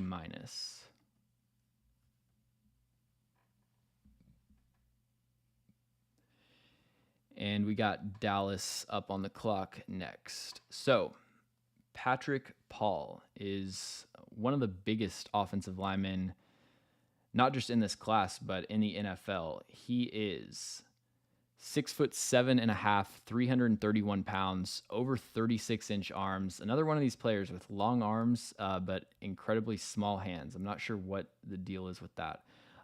But at that size, he doesn't have any of the athletic limitations that you would normally expect for such a big player. He is just effortless getting into his kick slides, mirroring speed rushers up and down the arc. He can get depth with a speed rusher and then redirect and mirror an inside counter. His foot speed and length just gave him such an overwhelming advantage at the college level, especially. He was one of the best, statistically, one of the best pass protectors in college football last year. I think he had, his PFF pass blocking grade was 93 point something. He barely allowed any pressures, took a ton of, true pass sets, and the pass rushers that he was facing, he's just too big and too fluid of a mover for them to get around him. Even with some of his technical deficiencies, those rarely even came into play at the college level, because by the time you were able to get your hands on him and get into a move, it was too late. But when we project to the NFL and players can match his explosiveness and they're really decisive with their hands, I think that's where Patrick Paul becomes more of a developmental prospect. He's one of these players that, yesterday I made the distinction between offensive line hand usage, where there's kind of two elements. It's about, can you play patient, and then can you play aggressive? Patrick Paul does a really good job of playing patient. He's not someone that gets himself into trouble very frequently and overextends and leans. He can bait out pass rushing moves and flash his hands and do stuff like that. But when it comes to quickly firing your hands inside, that's where he's a little bit uncoordinated. And I think it gives him some issues, or at least will give him some issues against power in the NFL. He already doesn't have the ideal build to really set a firm anchor. 6'7", you're going to be taller than the guy that you're going up against pretty much every time, and it's hard to establish that proper pad level to anchor against a bull rush. But he exacerbates that problem by being late and wide with his punch, consistently lets pass rushers into his frame, and he's pretty much just bear hugging contact. You saw that show up a lot at the Senior Bowl. Chris Braswell was able to move him back with speed to power pretty frequently. And then I think as a run blocker, he's got the athletic traits to really project to fit any scheme. Certainly, the Dolphins like to get their blockers out on the move a lot, and he can do that, but I didn't see any kind of really consistent high-level play as a run blocker. I thought he missed assignments a lot. Wasn't similar issue as his pass pro, where he wasn't very forceful with his hands into contact, and just didn't see that consistent, finishing mentality that you see with some of the more aggressive run blockers in this class. But yeah, Patrick Paul, right around top 50 for me. And I think that with how these tackles are flying off the board, him and Roger Rosengarten were really the two best available tackles, and the Dolphins are able to get him at 55. Love the value there.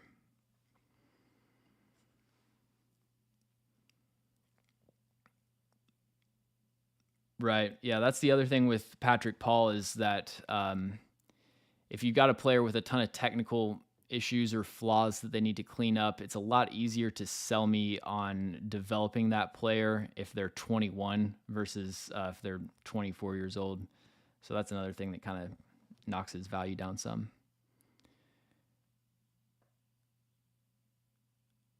Cowboys go Marshawn Nealand. All right.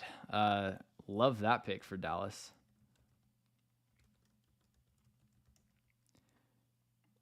I'm going to go B plus for Patrick Paul. I think more appropriate. And I'll go A for Marshawn Nealand to the Cowboys at 56. Got Tampa Bay up on the clock. So Marshawn Nealand is an edge rusher, defensive end out of Western Michigan. And I think outside of the first round picks, Dallas Turner and Jared Verse, I think Marshawn Nealand is the best power rusher in this class. He has the ideal build for a power rusher where he's a little bit on the shorter side, 6'3" flat, but he's 267 pounds. He's got long arms. Once again, dude, these long arms, small hands. I don't get what it is with this class. But he's got the prototypical build for a power rusher where he has the natural leverage, he's got the length to establish separation, and he has extremely heavy hands, meaning he's creating a ton of knockback, really rattling the pads at the point of contact. Everything about his power rushing skill set is pretty much built in a lab. I did feel like he was kind of a one-dimensional pass rusher, though. I felt like if he had more of a diverse move set and the ability to win around the outside, win with inside counters more consistently, I think honestly, with his athletic traits, that could have pushed him into the first round conversation. But he's pretty much winning with pure power at this point. Did test in some ways, like it seems like he might be able to develop that skill set. You know, the 702 3-cone was one of the best in this class. I didn't quite see that on tape, and I definitely didn't see any kind of advanced hand usage as far as beating the outside hand.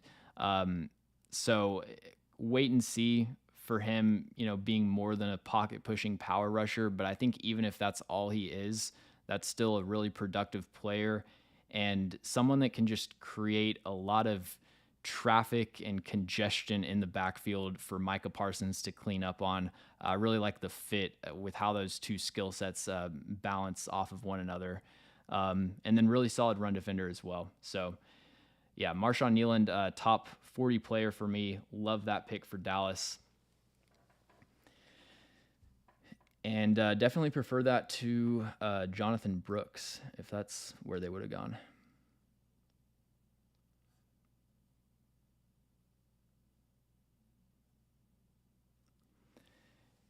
Yeah, so the thing with Nealand being a one move wonder is like I worry more about someone just having one move if it's something like a spin or like just a speed rush, like Chop Robinson, for example.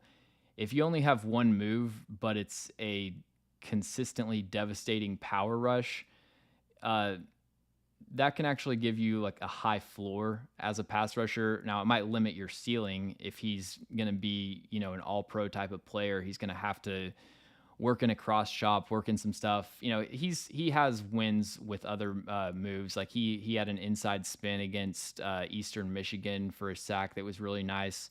You just don't see it as consistently. But dude, if you're just long arming people all game and you're racking up like 7 pressures, maybe a cleanup sack here and there, you know, you can win with that.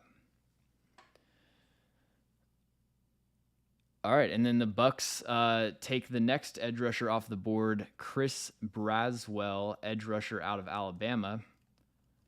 Another pick that I really like. I'm just going to go A for both of those.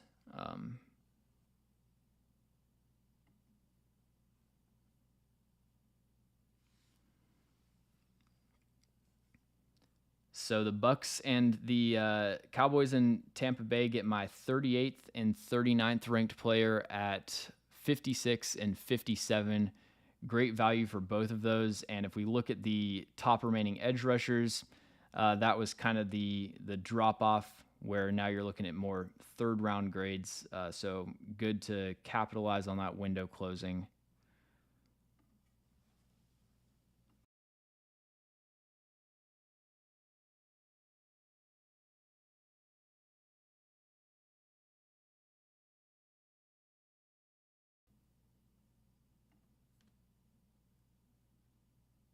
And looking at Chris Braswell, let's see. Got two of them loaded here. Here we go.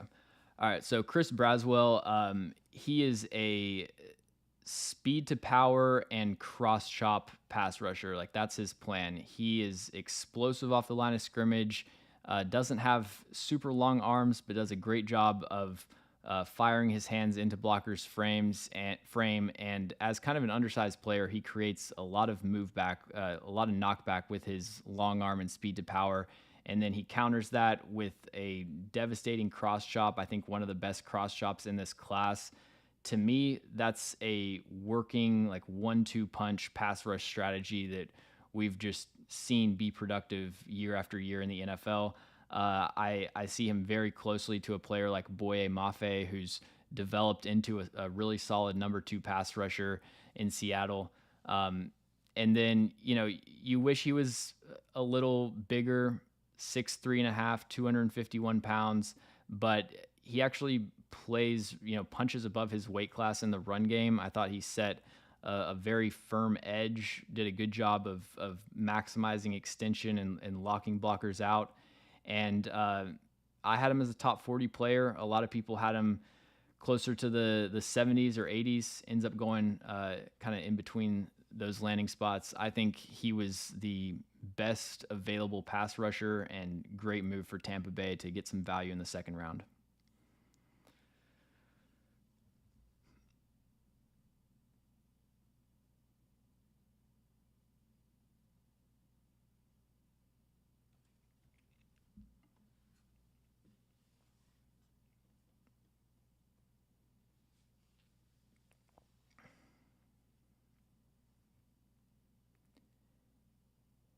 Yeah, I like the pairing with Joe Tryon. I mean, Joe Tryon is kind of an example of like what I was talking about earlier of a player that needs to add some more moves. Like his one go-to move is the spin move, which is one of the best in the NFL. But I've always felt like he was kind of a one-dimensional pass rusher, but like still a solid number 2 type of player.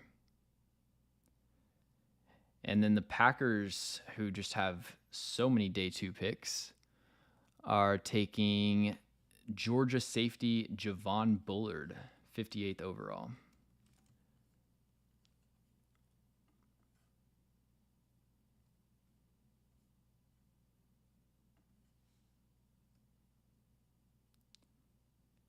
Definitely will go with a solid B+ there for the Packers.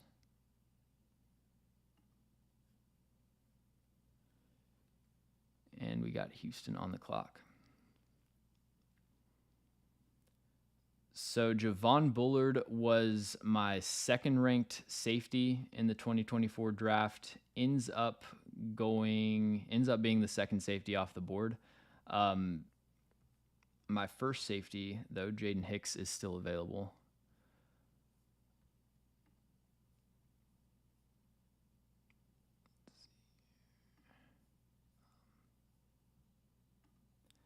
But yeah, the Packers are making very good use of all of the day 2 picks that they have. I think Javon Bullard is a very clean player, had a lot of production, a lot of ball production this past season. He was a slot corner in 2022, transitioned full-time to safety this past season. I think the most impressive part about Javon Bullard's tape is his route recognition, his ability to break on the football, make plays on the ball. He has that awareness and anticipation, whether it's from single high, split safety. He understands how the offense is trying to attack him. He understands he understands timing and angles to make breaks on the ball and really maximize those takeaway opportunities. He doesn't have great size or really speed. He tested well with a 4.47 40. I thought there were times on tape that his speed looked a little closer to average, but really the main concern with Javon Bullard is going to be the size. There's just some limitations if he's going to be a box player. He's not lacking for physicality in the run game. He will lay a hit. He, fires into his run support duties, but when he's trying to engage with blocks, when he's trying to bring down more physical ball carriers, you do see the size limitations show up. But this is a player that, as a safety on the back end, can take away the football. He can slide into the slot and play really tight man coverage on tight ends or receivers. Doesn't have great size, more of an average athlete, but yeah, hard to find too many issues with that pick for the Packers.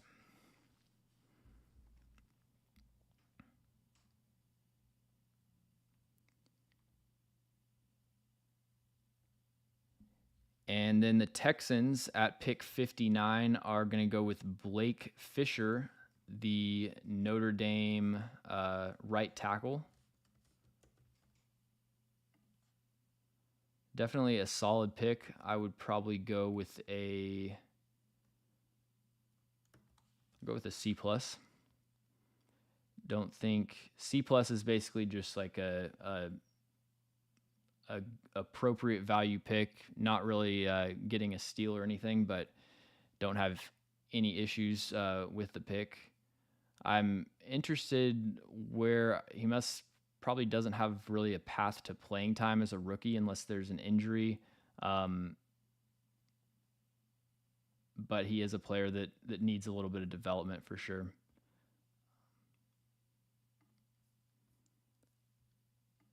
So Blake Fisher was the other Notre Dame tackle, 6'6", 310 pounds, good arm length, over 34 inches, and pretty much like a 50th percentile tester across the board. I think that with Blake Fisher, there are plays and even individual games where he puts everything together and looks like a starting NFL tackle. The consistent technique and consistent footwork and hand usage isn't quite there yet, but with some refinement, he has the upside to be a high quality starter. When it comes to his hand usage, which I'll start with, I think he is very skilled with his hands. He does a good job of using that flash technique to bait out moves and get pass rushers into early declarations.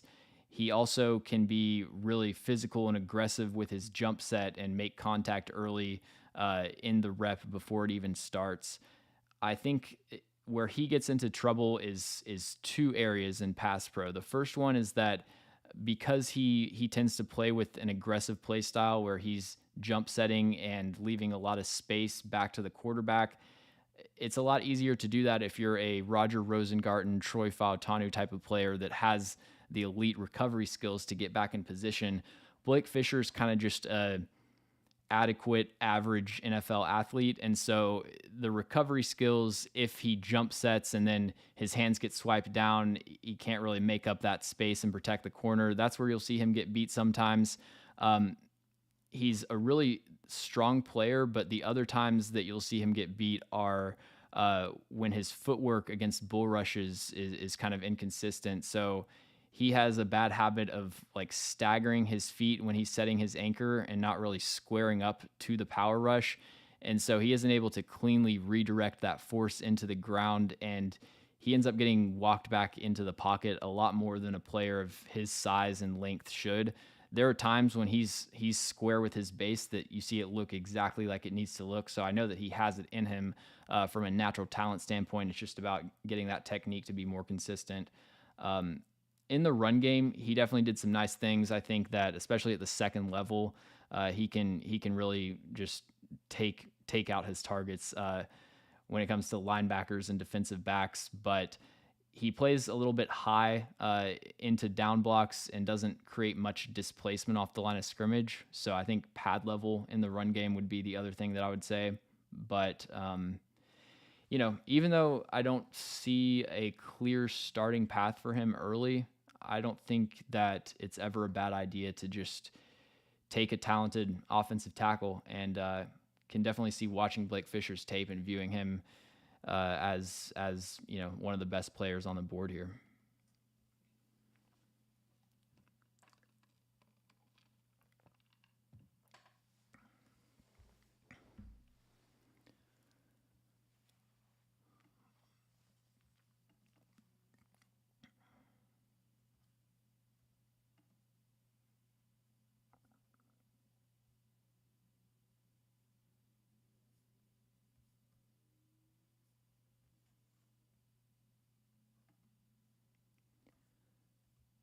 So we got the Bills next up.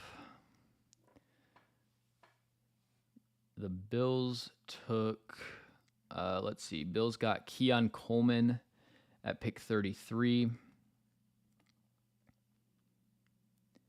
And now they are going to get the Jordan Poyer, Micah Hyde replacement, at least for one of them, with Utah safety Cole Bishop at pick 60, going to Buffalo.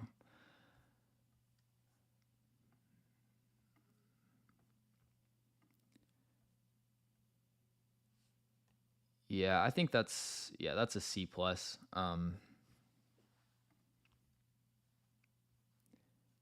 Definitely a developmental player in some ways, but he already does a lot of things well, and he's got the athletic traits, where you can see the upside is there. So I like that pick.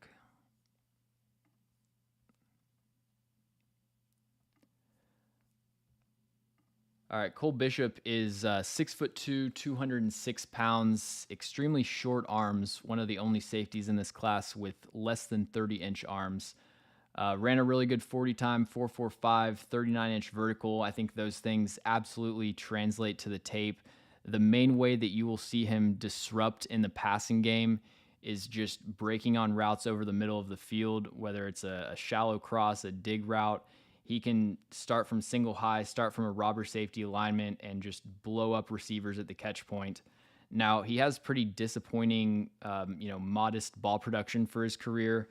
3 interceptions and 5 pass breakups. I think he needs to prioritize actually playing the ball at the catch point more instead of trying to just, mess shit up. Didn't mean to curse there, but, he's just kind of going like full speed into his target instead of actually making plays on the ball. And he left a lot of interception opportunities on the field. I think his coverage skills, his ability to read the game, like he can see stuff developing in the intermediate game that's in front of him. If he's got his back to a route concept, he doesn't have a great sense for how routes are progressing behind him and like when to sink, when to get depth, when to pass off routes, when to pick something up. So he'll miss out on some playmaking opportunities and also give up some big plays. His tape was a lot more erratic than you want it to be. The California game, the bowl game, was pretty rough. It wasn't California, Colorado. Colorado was a pretty rough game for him. Got beat on a couple trick plays and delayed routes and stuff like that. But he's got a lot of natural talent. He has the speed to play man coverage, can do a lot of stuff, very versatile type of safety that can play some in the slot, can play box, but has the range to play single high. So I like him. He's just got some development that he needs to do. We've got the Lions on the clock, and the Lions are taking Ennis Rakestraw Jr., cornerback out of Missouri. Definitely like that pick. Ennis Rakestraw was a player that I've actually mocked. I think one of my earlier mocks, I had him going to the Lions in the first round.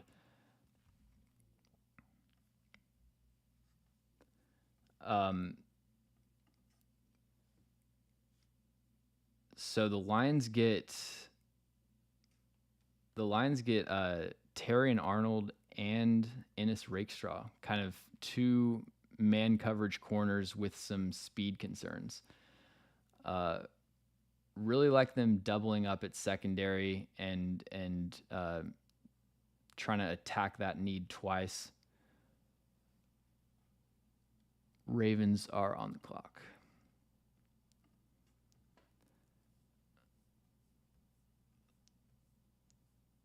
So Ennis Rakestraw Jr. is one of my favorite corners in this class to watch. He's just so technically sound and under control, but he also plays with so much physicality against screens and in the run game. As a press corner, he has everything that you look for outside of the elite recovery speed. If he does get stacked, he has a hard time recovering downfield. But when it comes to just squaring up the release, being patient and aggressive and impactful at the line of scrimmage, He's got everything you want from a footwork and hand usage perspective. And then down the field in the intermediate game, he can stick tightly to route breaks. Like I said, he is really just a physical dominant force in the run game, defending anything in the alley. The problem with Ennis Rakestraw, like I said, the recovery speed, and it's being slow at like 185 pounds. I think he probably played heavier than his combine weight on tape, but just not an elite athlete. He really wins more with technique, and then doesn't have a lot of ball production. To me, that doesn't bother me a whole lot. Only one career interception. I think that he's more of someone that's just going to lock you down and like not get targeted all game. I would watch entire games where he wasn't even targeted and didn't have any opportunities to create interceptions. And it's like hard for me to blame someone for not, getting a stat that they don't have an opportunity to get. So, really liked Ennis Rakestraw as a potential first round pick before saw the speed concerns show up in the Florida tape was the main game that you really saw that.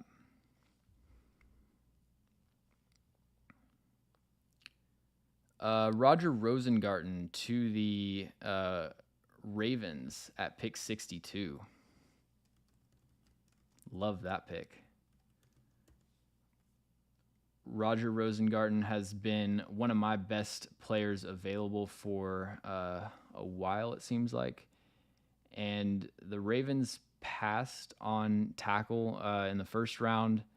They really need a tackle on both sides, and they're able to wait it out and get what I think is a promising right tackle of the future. I'm going to go A pick for the Ravens there.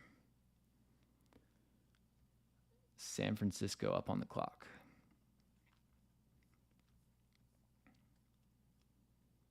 So Roger Rosengarten is one of the most aggressive and athletic offensive tackles in this class. It's pretty similar play style to what we talked about with Troy Fautanu last night, but he's taking extremely wide and aggressive jump sets or short sets where he's not getting depth. He's just sprinting out to a wide 9, leaving like 10 yards of space between himself and the B gap. And that has that has the effect where it'll end a lot of reps early, but it also creates a lot of difficult recoveries for himself. He has the movement skills pretty much of a tight end. Like he can just slide up and down, recover with speed rushes, recover with inside counters, unlike a lot of tackles. So playing so aggressively, he has the necessary athletic traits to still be a good offensive tackle at the college level with that play style. But I think in the NFL, he is going to have to become a little bit more conservative with his approach. If you've got Micah Parsons slanting inside through the B gap, it's a lot more difficult to mirror than some of these Pac-12 guys he's going up against. But it's still great to see that he has that aggressive play style. He's got the nuance with his technique, and you see his recovery skills. If you can just translate that to a more NFL style pass set, I think he's got everything that you need from a movement skills perspective. Also very, very active and controlled with his hand usage. He has so many different techniques and different styles that he can play with. He's really comfortable refitting his hands throughout the rep. He'll land a firm initial punch. If they swipe that down, he's quick to refit that inside hand, does a good job of adjusting his punch to counter whatever move the tackles or the pass rushers throwing at him. I just love the way that he plays. You can tell that he's been well coached. As a tackle, there are some limitations as far as length. 33.5-inch arms is right underneath the cutoff. Also only 308 pounds. I thought he did a pretty good job dealing with power at the college level, but just looking at him, he is pretty undersized, and unless he has some superhuman strength, I think that he could struggle a little bit with power in the NFL. As a run blocker, he's also a little bit inconsistent, does a lot of great stuff at the second level. He definitely has that mean streak and block finishing mentality, but just holding up one-on-one at the point of attack, not as consistent. But I still view him as a top 50 player, clearly. I wouldn't have even hated a team taking him like San Francisco at 31. I would have been, you could talk me into that for sure. So for the Ravens to get him at 62, that's excellent value. Love that pick.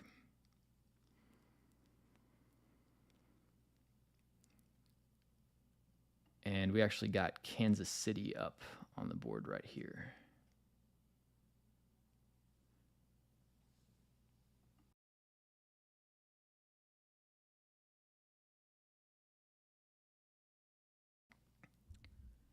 So the Chiefs have traded up one spot, and they're taking BYU tackle Kingsley Suamataia.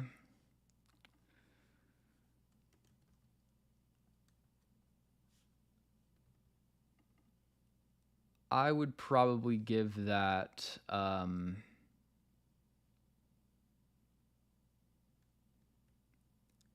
thinking like a C minus. I was a little bit lower on Kingsley Suamataia, but I'm also, a lot of that is just pushing back against him being a fringe first rounder. When you're talking back of the second round, that's a lot easier to justify. And the tackle board is pretty much dried up at this point. So if they wanted to tackle, it's not like they had a ton of other options. And that's actually Kansas City, not San Francisco.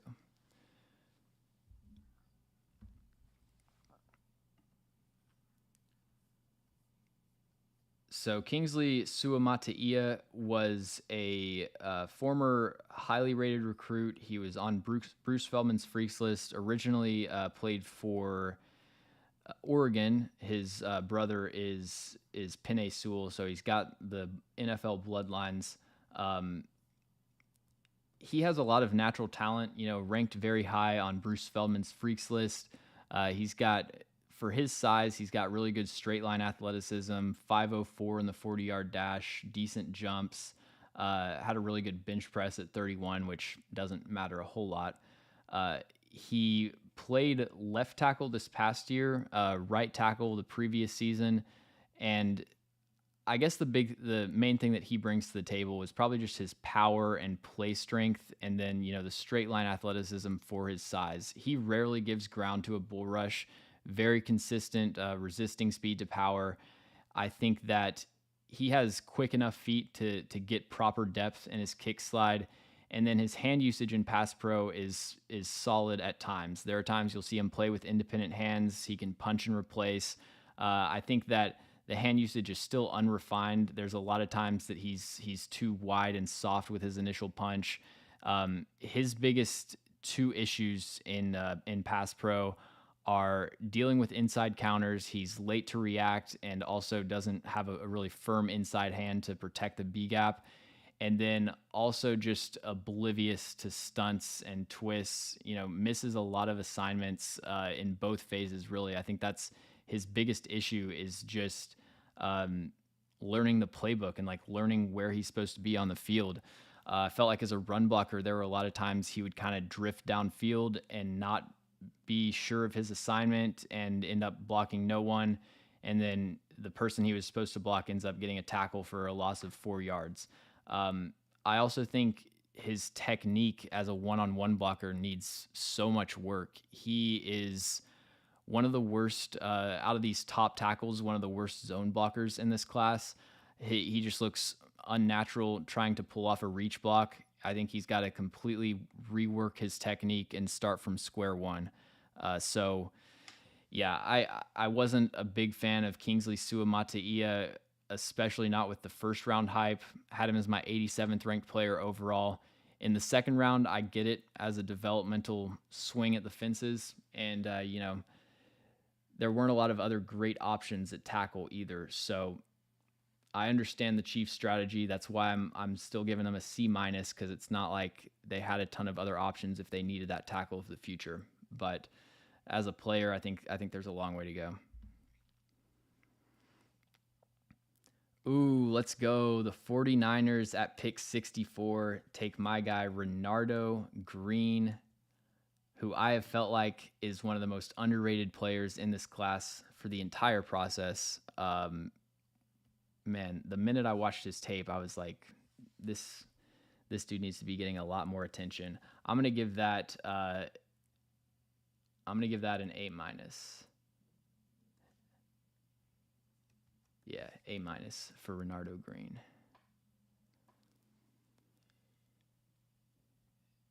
And the Panthers are on the clock. All right, so Renardo Green played the most snaps of any corner in this class in press man.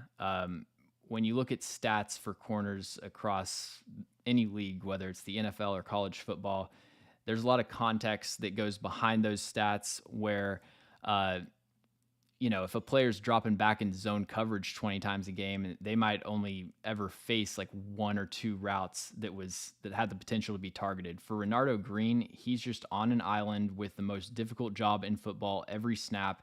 And he had one of the most statistically productive and efficient seasons of any college corner. 16 forced incompletions this past season. He's super disruptive, just a nuisance with his hands at the line of scrimmage. He does a great job at the catch point. Really active hands, really good ball tracking skills. His one big issue on tape actually did show up at the catch point. He gave up 3 touchdowns this past season, and all 3 of them were goal line fades. So that's where really, the size starts to become a little bit of a concern. Maybe he is a slot only type of player. I think he has the speed and the coverage skills to play on the outside, but might end up being more of a nickel just, to hide him from some of those more difficult matchups against bigger X receivers. But, he's got hip fluidity. He has coverage instincts. I think that this is just a true press man corner. You pair him up with Charvarius Ward. Really like that cornerback duo for the future, and big fan of this pick.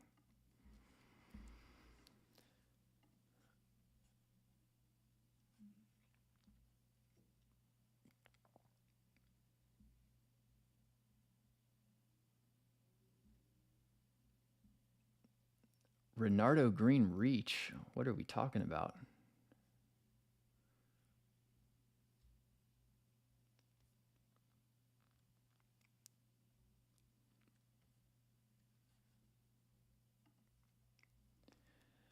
All right, so now that we've finished the second round, let's look at the top players that have fallen.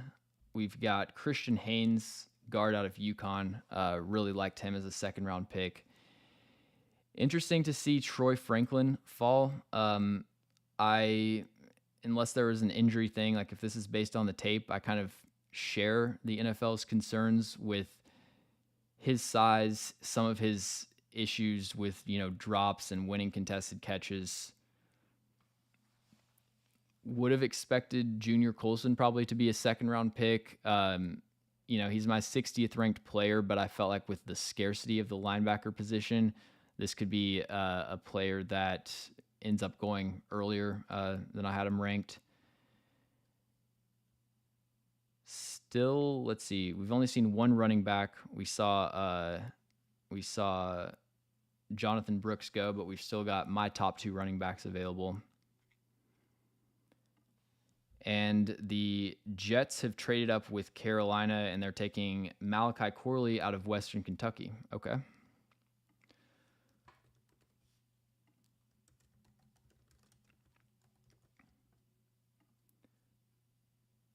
I would give that a since they're trading up, I'll give it a C minus.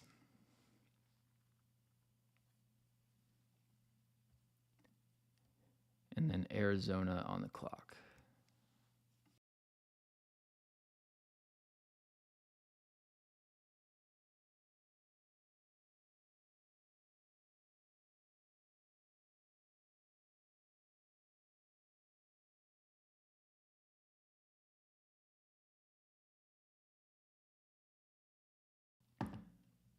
All right, so Malachi Corley is probably the best yak receiver in this class. Had one of the lowest average depths of targets of any receiver. 45% of his targets in 2023 were either screens or jet sweeps.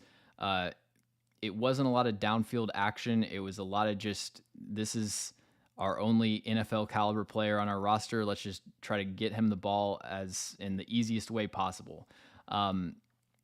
He has that running back build, 5'10 and a half, 207 pounds. Really where you see him produce the most after catch is winning with power. He can truck defenders in the open field. He consistently drives his legs through contact and picks up a few extra yards through the tackle. He's not necessarily the most dynamic, like make people miss in open space type of player. So kind of a different yak skill set than I was expecting going into his tape. The real question with Malachi Corley is, can he develop the more, translatable to the NFL downfield route running skill set that he's most likely going to need to find success? There are very few players, no matter how productive they were in college, there are very few players that are dynamic and, difficult enough to bring down with the ball in their hands that you can justify just designing an offense where you're feeding this guy 10 underneath targets per game, and we know that he's going to be efficient creating yards after the catch. Most likely, unless it turns out that Malachi Corley is just different, most likely he is going to have to develop as a downfield intermediate route runner to have success. I thought you saw some flashes of that on tape where you can tell that he has the athletic traits to be a separator. There's some sudden short area explosiveness where if he really masters the footwork to set somebody up at the top of a dig route, he can explode out of that break and create some separation. For the most part, he's a very sloppy route runner still at this point. I think he showed that on tape and showed that at the Senior Bowl. He much prefers to just barrel into contact, almost invite contact at the top of the route. Well, at that point, the corner's in phase. He's got hands on you. He's going to be able to feel out that route break. It resulted in kind of a lot of routes where he wasn't able to create separation, but also ended up disrupting the timing of the play. And especially in the NFL where the offenses are a lot more timing based, that's going to be a big thing for him to continue to improve. And then the reason that I end up with a early 4th round grade on top of the route running development that needs to happen, he was a very ineffective contested catch receiver. Didn't seem to have great ball tracking skills down the field, and also struggled to high point the ball and win over physical man coverage. 26.5 contested catch rate for his career. So yeah, there's, I think, a lot of things that he needs to work on. I see him as more of a Laviska Shenault type of player than Deebo Samuel, but we'll see. I think honestly though, I might have to go D+. I think C- is a little bit too generous.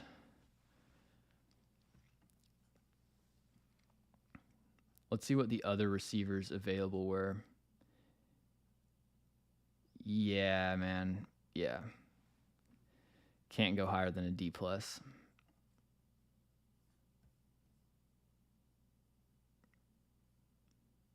I could see he does seem like a good fit for the new kick return format. So I could see him adding some value there.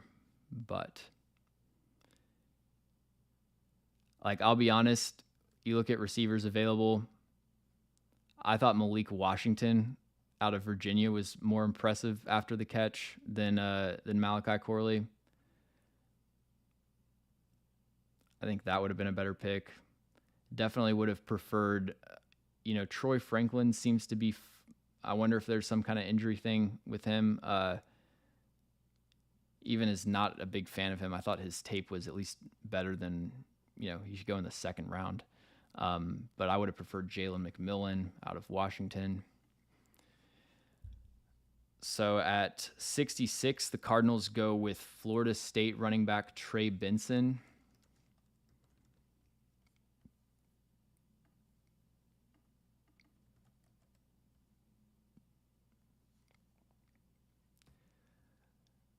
I mean, yeah, they definitely needed a running back.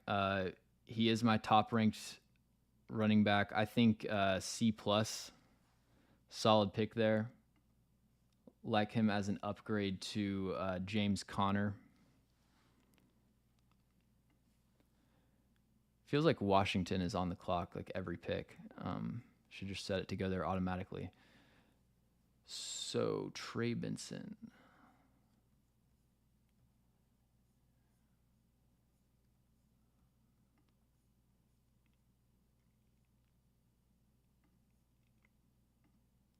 So Trey Benson was my top ranked running back, just over 6 foot, 216 pounds, ran a 4.39 in the 40-yard dash. He has the top end build up speed, especially to outrun defenders, beat pursuit angles to the corner. Very good vision. Florida State ran a lot of power and counter. I thought he ran with really ideal timing and patience to set up blocks and wait for lanes to develop. Zero career fumbles. Very reliable holding onto the football. Also reliable catching the ball. He had like a nightmare game against Syracuse where he had 3 drops. I think one or maybe even 2 of those were ended up being intercepted. But then outside of that, there weren't any focus drops that I saw. Seems to have natural hands out of the backfield, and even had a couple plays where he would run like a wheel route from the backfield, and he was able to separate, track the ball over his shoulder. I think for the most part, I'm really comfortable in him being a 3-down running back. Um, I wish he was a little bit more consistent, like churning out extra yards and powering through contact to actually break tackles. He does a good job of falling forward through contact. He's got a really nice stiff arm in the open field. He can swat down arm tackles, but I think the biggest limitation for Trey Benson is that he's kind of a straight line athlete, not very smooth changing directions. If he's at full speed or even 70% speed, he kind of has to fully throttle down, takes a few extra throttle steps to slow down, change directions. He's not someone that can just at full speed plant and go and opposite side of the field. So more of a 1 speed runner, but yeah, Trey Benson, just under 22 years old. Heard he had some injury concerns, but without firsthand knowledge of that didn't affect my grade. Really like him as the best running back in this class, especially with Jonathan Brooks being injured. So don't hate that pick at all.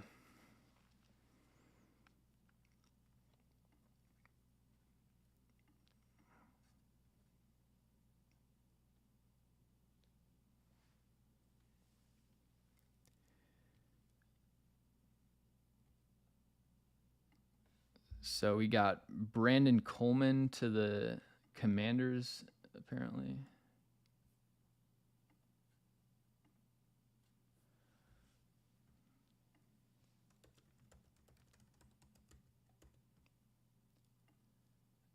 So I am gonna give Brandon Coleman a C minus, but that's a really interesting pick because he's a player that's got all the athletic traits in the world. I think he ended up with my highest athletic score for any player in this class. But his tape in 2023 was really inconsistent. Like he didn't even look like a draftable player in 2023. You go back to his 2022 tape, it was a lot better. But I just felt like his hand usage and overextension, lack of balance and body control in both phases was a major issue for him last year. Brandon Thorne said that he had some lower half injuries. I don't know. College is pretty evasive with injury specifics, but had some injuries that kind of lingered through this past year and would explain the drop off in tape. I ended up with an early 5th-round grade. I know there's a lot of people that are way higher on him than me. I'm not going to change my grades like after the fact or anything, but I could definitely see this being a player that I'm wrong about if 2023 ends up being an outlier and he can get back to prior form. 96.5 athletic score, pretty much elite testing in every area except for the short shuttle, or I mean, except for the bench press. So I'll give it a C minus from my board, but I understand the vision.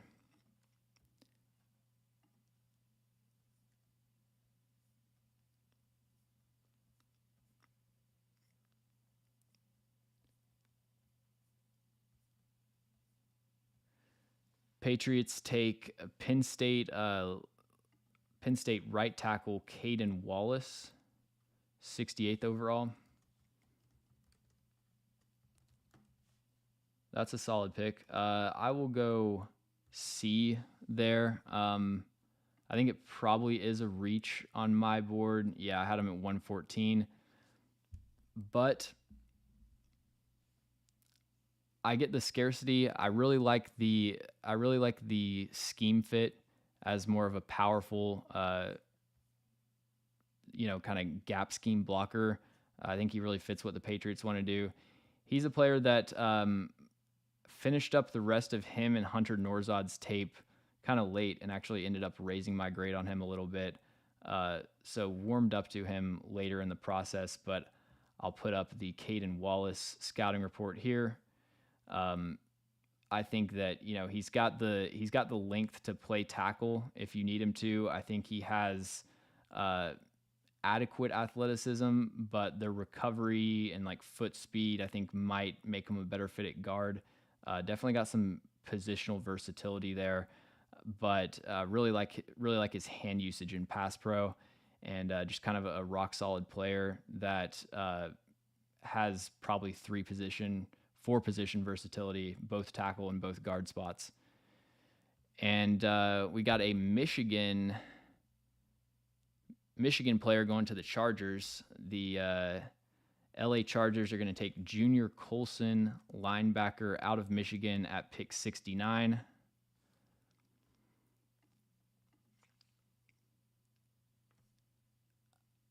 I feel like I got to go A minus there. The Chargers have had a really nice draft. I like what they've done.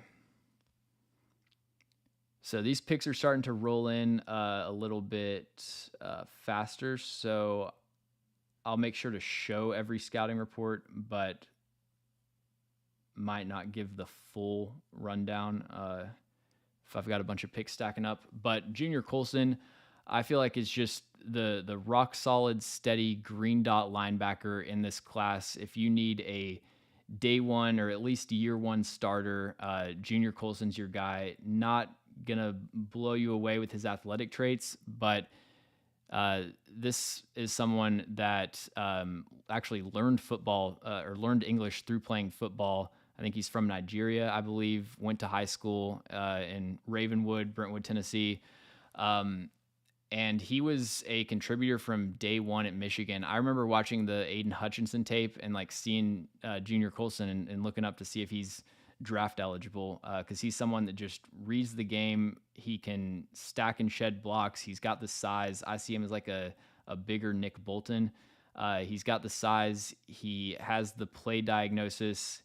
I think his coverage role could be a little bit limited. I don't know that he's going to be a great man coverage guy. And some of the sideline to sideline speed is a little bit concerning at times. So that's why I had a slightly lower grade on him, but getting him at pick 69 is outstanding.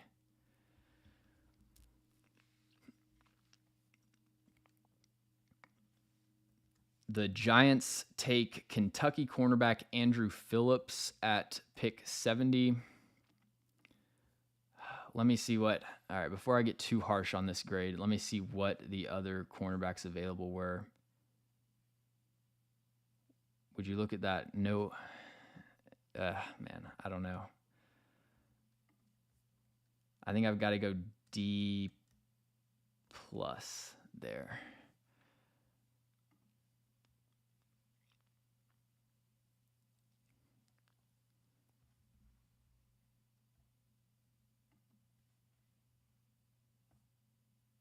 So back-to-back picks in the secondary for the Giants. Andrew Phillips is, going back, people ask me players that I'm higher or lower on than consensus. Andrew Phillips is a player that a lot of people really like as a top 50, even on some boards, but kind of turned into a consensus top 70 or 80 type of player. I felt like he had a couple things that he did at a really high level and a lot of issues and weaknesses on tape. So he's just under 5'11, 190 pounds. Definitely has the size profile of somebody that you want playing in the slot full time. He is extremely explosive. 42-inch vertical jump, 135-inch broad. Those are all above 95th percentile. You absolutely see that on tape when it comes to breaking to the flat from a deep zone. Anything where he's got to start, stop, plant and drive, click and close, whatever two-word phrase you want to come up with to describe explosiveness, he's got it. The other thing that I think really impressed me, especially at the Senior Bowl, was his ability to turn and locate the football while maintaining top speed.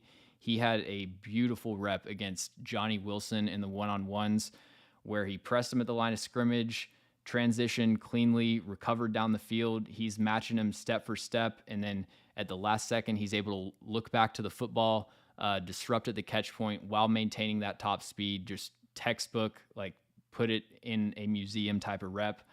But outside of that, Andrew Phillips, I think, has a lot of limitations. He's one of the worst tackling defensive backs in this class. Just misses tackles constantly. He doesn't have the size to really be that consistent of a wrap-up tackler, but he makes it so much worse with his out-of-control technique, taking wild angles to the point of contact.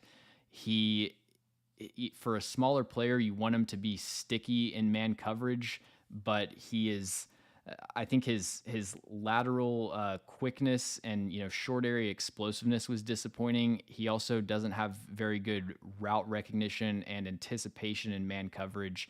He gets manipulated by route fakes and head fakes and eye candy and stuff like that pretty easily.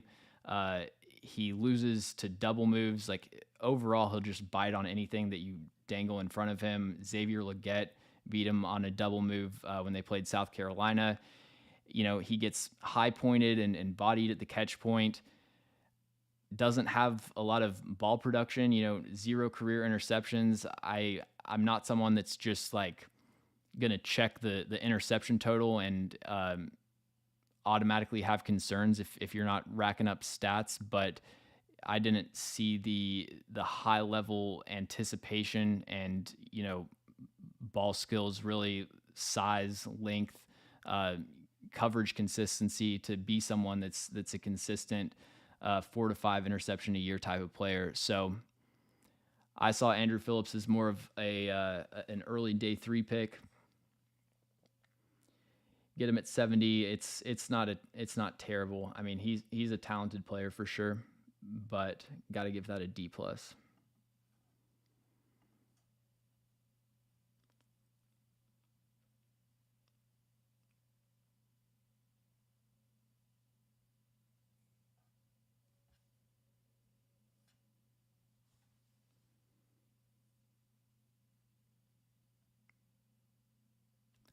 Thanks for that. Yeah, I got to change Renardo Green to San Francisco.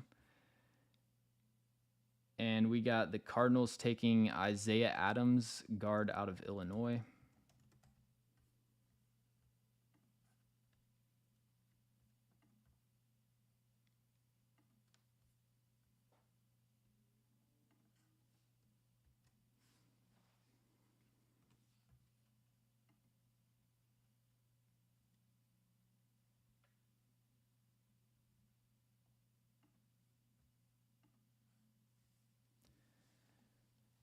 So Isaiah Adams is a solid player. He played some guard and some tackle for Illinois this past season. He is definitely a tackle in the NFL. Or definitely a guard in the NFL. Excuse me. His guard tape was a lot cleaner.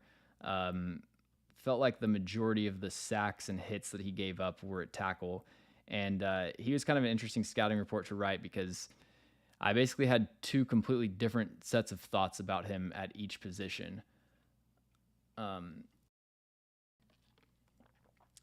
So 6'4", 315 pounds, solid arm length. Once again, tiny hands, and pretty average athlete across the board.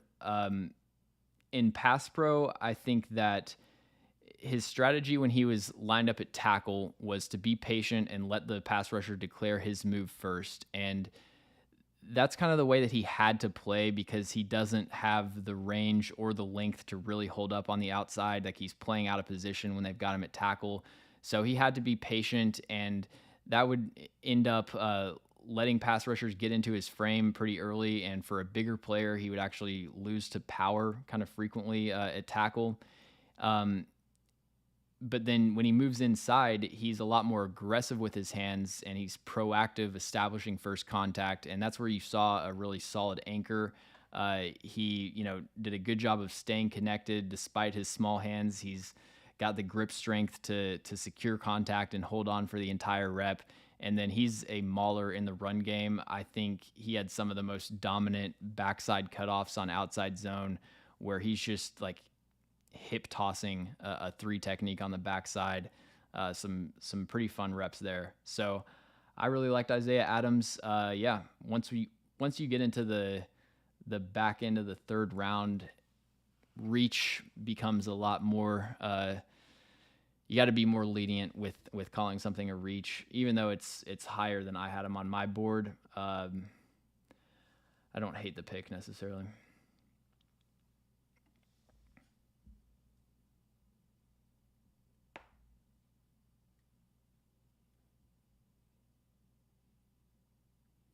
Yeah, I'm very surprised that Christian Haynes is still available.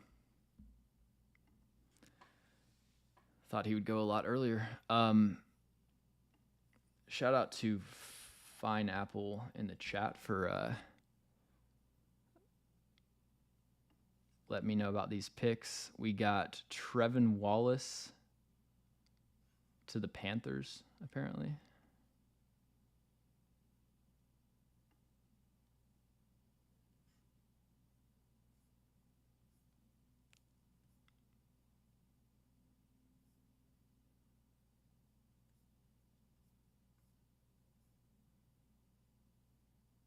Yes, Panthers take Trevin Wallace, 72 overall.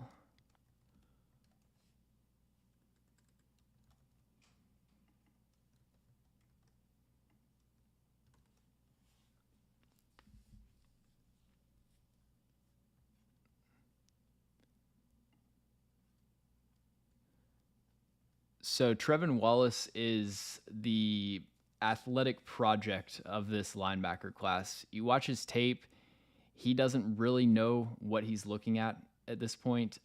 He is somebody that's reacting. He's not reading. Like when he sees people moving in one direction, he'll go and chase the ball there, but he's not, reading the blocking scheme, reading his keys, and getting quick reads on the ball. So that kind of limits his production a little bit. And he looks like a player that's just new to the position, inexperienced, but the athletic traits you can't argue with. He is just over 6'1", 237 pounds. He's got good arm length, ran a 4.51. He has the size, speed, length combination that you look for with an NFL starter.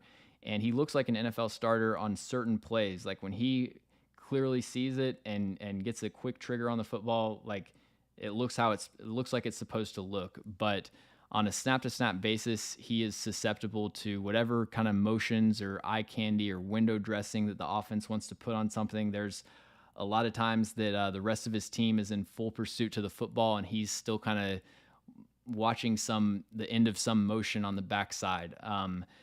I think that also translates to him in zone coverage. He also kind of runs into the problem that a lot of college linebackers do, where they're not playing very advanced coverage roles. It's a lot of shallow spot drops and just like QB spy type of assignments. I think that he definitely has the speed to run vertically in coverage. I don't know that he's the most fluid man coverage linebacker. Always got to have the red flag when somebody does every drill except the shuttle or 3-cone. You kind of assume that they're a little bit stiff changing directions. I think that showed up on his man coverage tape as well. But this is a pure dart throw, lottery ticket type of pick. I would have felt a lot more comfortable making this pick in the fourth round than I did in the third. But like I've said with all these linebacker picks, it is a weak class. And on second thought, I got to go C-. I mean, that's still Trevin Wallace at 72 is still a reach. But yeah, it's kind of a slim chance that it works out. But if it does, then you just stole like a plus starter. The problem with linebackers historically is that it seems like you draft them, the developmental ones at least, you draft them and then you play them for 3 or 4 years and get 3 or 4 years of just bad linebacker play. And then the final year they put it together and then another team pays them. It's like with linebackers, I would almost just let other teams spend draft capital on them and sign the good ones in free agency.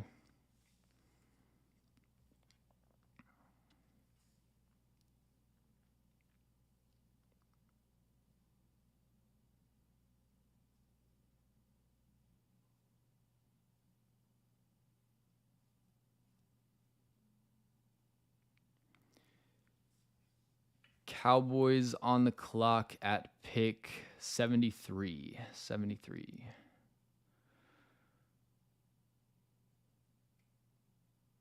Jaden Hicks seems like a Cowboys type of player. Not that I would recommend it, but they love the hybrid safety linebacker types.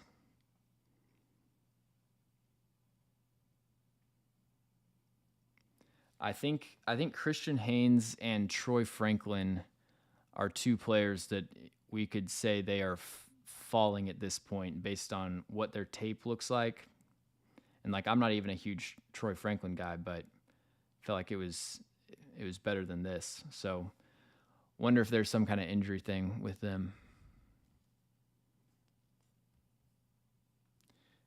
Cowboys get Cooper Beebe, guard out of Kansas State.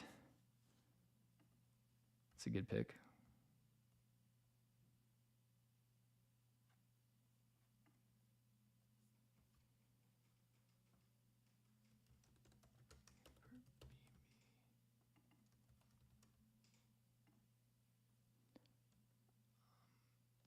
Yeah, I like that as a solid B for sure. Got the Atlanta Falcons on the clock. So Cooper Beebe has kind of a sawed-off frame. He is built like a sphere, wide, low to the ground, but extremely short arms. He actually tested a lot better than I expected based on his tape. Not that I thought he was a bad athlete, but I felt like there were some times in open space he was a little bit plodding, but tested like an elite athlete, 7.44 3-cone, 5.03 in the 40-yard dash. But again, you see the very short arms, 31.5 inches.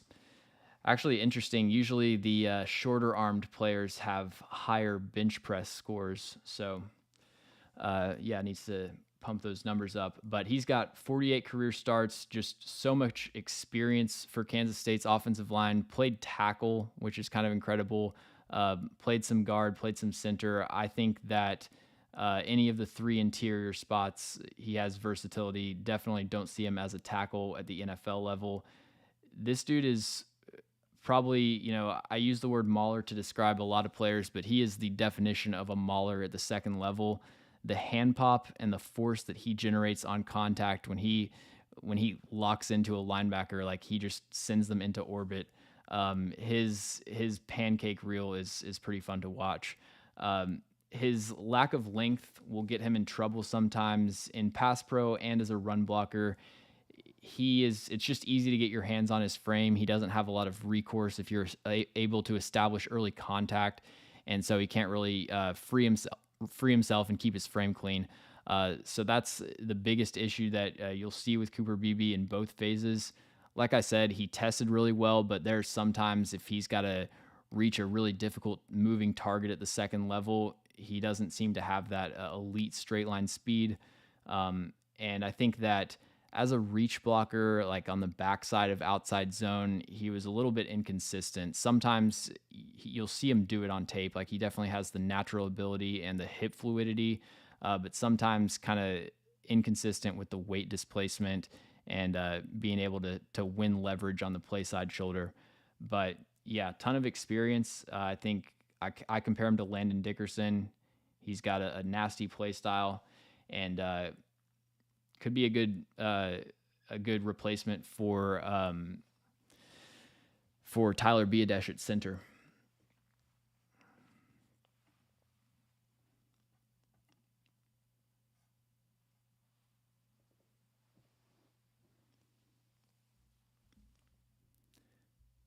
Falcons take Braylon Trice. Okay.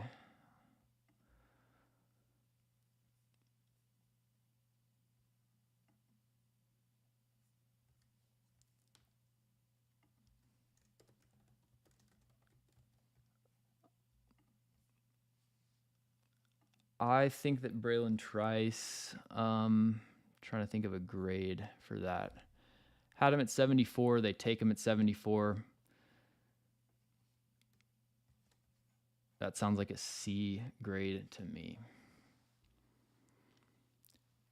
And we got the Bears on the clock. So Braylon Trice led college edge rushers this past season in total pressures. That's also kind of a playing time stat because he played by far the most snaps of anyone. And if you go back like the last 5 years, he's the leader in snap count for a single season. So he's not a super efficient pass rusher necessarily, but just being able to constantly be on the field and have that high motor, I think is worth mentioning. He is just a pure power rusher. He's got a lot of hand pop, really does a good job of raising the blocker's pad level and creating knockback on initial contact. Outside of that, he's another kind of one-dimensional pass rusher. He'll try some hand moves, but doesn't have great length. I don't think that his hand placement was precise or quick enough like a player like Laiatu Latu to, win with cross chops and clubs and swipes very consistently. Extremely tight hips at the top of the rush. He cannot really bend and turn the corner as a speed rusher. So that's a real limitation for him as a pass rusher. Kind of an interesting combine where he was listed at 270 on Washington's website, comes in like the 240s, weighs in at the combine, and only runs a 4.72 in the 40-yard dash. I have 259 as his weight because that's what he weighed in at the pro day. My guess is that he was just dropping weight to try to run a faster 40 time. So wanted to have the weight there that's going to accurately represent what he'll be playing at. But I think for his size, he's a below average athlete. And despite being a really productive college pass rusher, I think that kind of limits his ceiling in the NFL. That's why he's still available in the third round. But he's my 74th ranked player. Falcons get him at 74. They need an edge rusher. Don't have any complaints at all with that pick.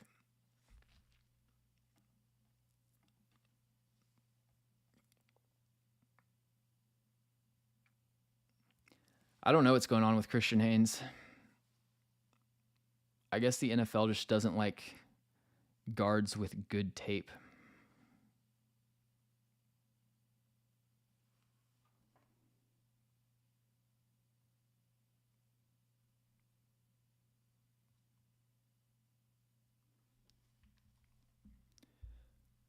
Bears pick is in. Let's see if Twitter's got this.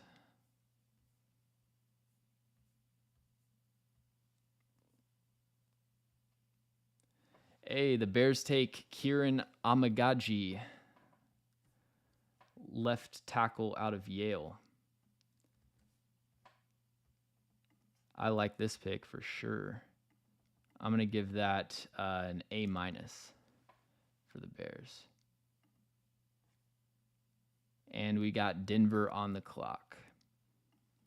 So every year, every class, there's a few players that just play at a hilarious level of competition based on their skill level. Kieran Amagaji definitely fits that description. This dude is massive. We'll get his official measurements in a second. But like 6'6", 36 something inch arms, just built like a starting NFL left tackle. And he's going up against Ivy League competition. I mean, it's incredible. Like the Dartmouth edge rushers have got to be 6'2", 225 with like 30-inch arms. He's just ragdolling them around the field. The tape is as dominant as you want it to be for such a small school player, especially in the run game. Like he carves out space on down blocks and double teams. When he gets to the second level, he's really controlled, latching on, and he just dominates the interaction. It's pretty fun to watch. But once you get past the entertainment value of it and you try to project it to the NFL, it becomes a lot more difficult because he just was not challenged anywhere close to the level that he's going to be challenged in the NFL, specifically in pass protection. The players that he was going up against, they're slow off the line of scrimmage. They don't have the length or the pass rushing skill set to really do a whole lot. Don't have the straight line speed to beat him to his landmarks. They don't have the quickness to redirect and counter inside. So it's a lot of just kind of lackadaisical has like a negative connotation, but he's kind of just chilling, like, taking a controlled pass set. He's got such long arms. He just kind of sticks them out. His hand usage, I thought, was pretty good. I don't view him as like a pure project that necessarily needs to sit for a long time. There's just, you go through an entire game and there isn't even a single translatable pass blocking rep. And it's even more difficult because he only played 4 seasons in 2023, 4 games in 2023, missed the rest of the season with an injury. So the sample size is restricted even further. Wasn't able to participate in any of the offseason bowls. So very, very boom bust pick. This is a guy that it could turn out he's just not made for the NFL. But I think like based on his athletic traits, his size, measurables, and his technique that he showed against lesser competition, I still value that as a second round grade or third round grade. And to get him at 61, I really like, or get him at 75, excuse me.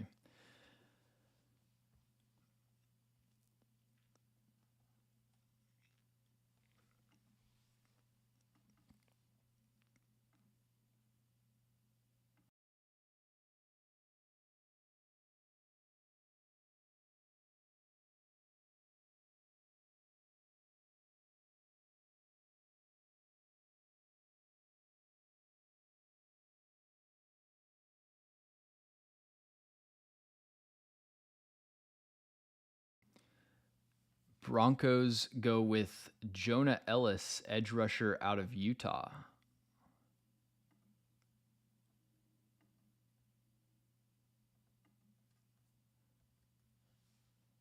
Taking my 76th ranked player at 76 overall.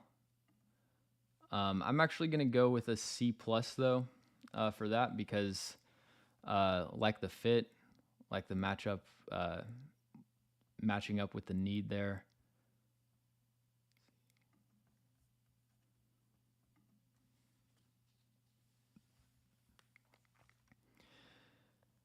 So Utah edge rusher Jonah Ellis, his father is Utah's defensive line coach, and as you would expect for a coach's son, he is very technically advanced for a player of his age.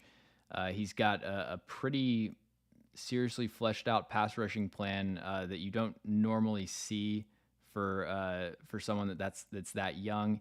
He's got the bull rush. He's got the speed chop around the outside shoulder, and then one of the best spin moves in this class. I think his game and his pass rushing plan is very reminiscent of Alex Highsmith in Pittsburgh. So I really like the strategy and the nuance to his pass rushing skill set.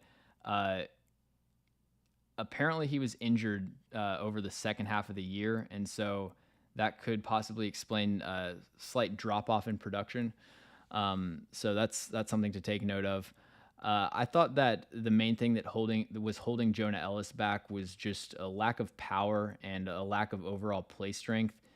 You see that in the run game where he can't really set a hard edge, an anchor against down blocks. He's 248 pounds, 6'2", below average arm length. Does have big hands, which is makes sense with this class.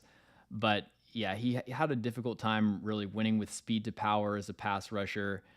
I don't think that I think he's someone that should have come back to school, still a very young player, and added more weight and kind of tried to repeat at least the first half of his year's production, span that over a full year. And I think he could have been a high draft pick because you see the athletic traits. He's got a 6'6" in the three cone. That is, I think, 99th percentile.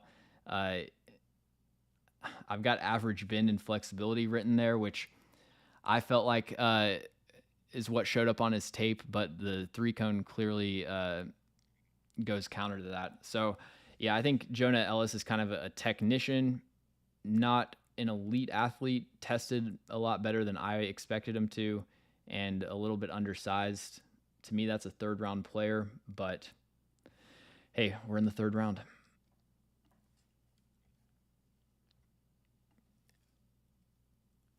And then the Las Vegas Raiders take Delmar Glaze, guard tackle out of Maryland.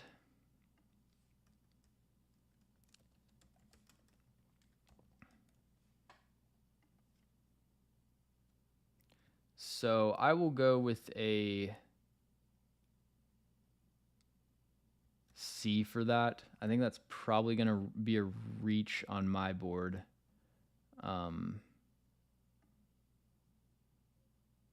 Yeah, he was 118.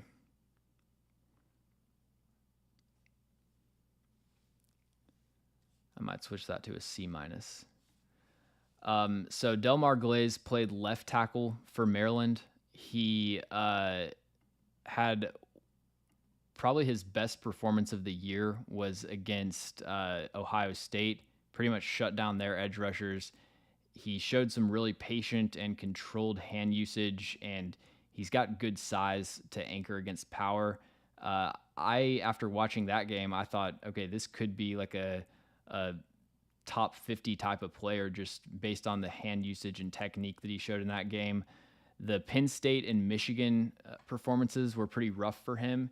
He got kind of exploited with or exposed with his lack of ability to really get enough depth against speed rushers, and then that'll lead into him oversetting and giving too much space to inside counters. So that was the main limitation for him, and the reason that I ended up having him move inside to guard. But he's got the length to play tackle, almost 35-inch arms, so length is not a concern for him. But you see in the three cone and short shuttle metrics, kind of limited change of direction skills. I also thought in the run game he was not very impressive. I think in some gap scheme runs, he can create some displacement on double teams and stuff. He's got good leg drive, but I didn't see the consistent finishing mentality. And then also as a zone blocker, not the most fluid and like rangy for reach blocks and latching on to stuff at the second level. But solid player, just like a round earlier than I would have had him. But if you've got Christian Haynes off your board, which it seems like a lot of teams might, then could easily end up with Delmar Glaze as your next guy.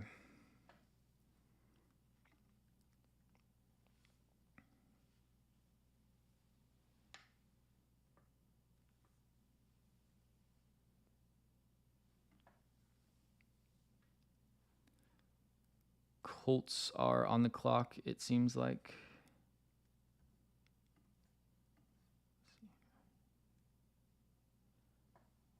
Texans are at 78, and then we got Colts at 79.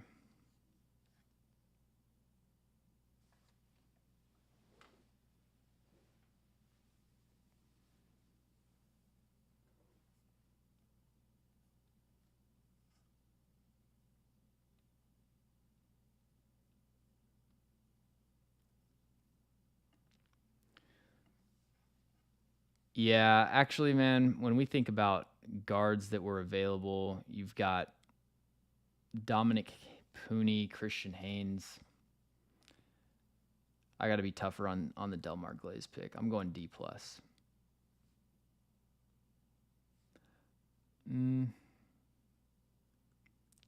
Yeah, D plus. Got to be consistent.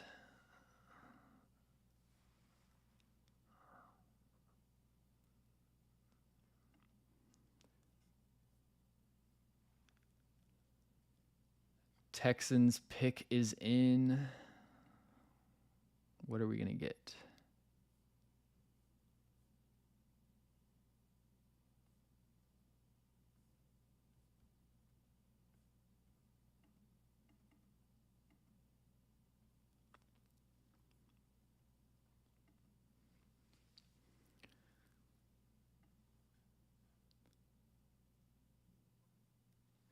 Okay, so the Texans are taking safety Kalen Bullock out of USC at pick 78.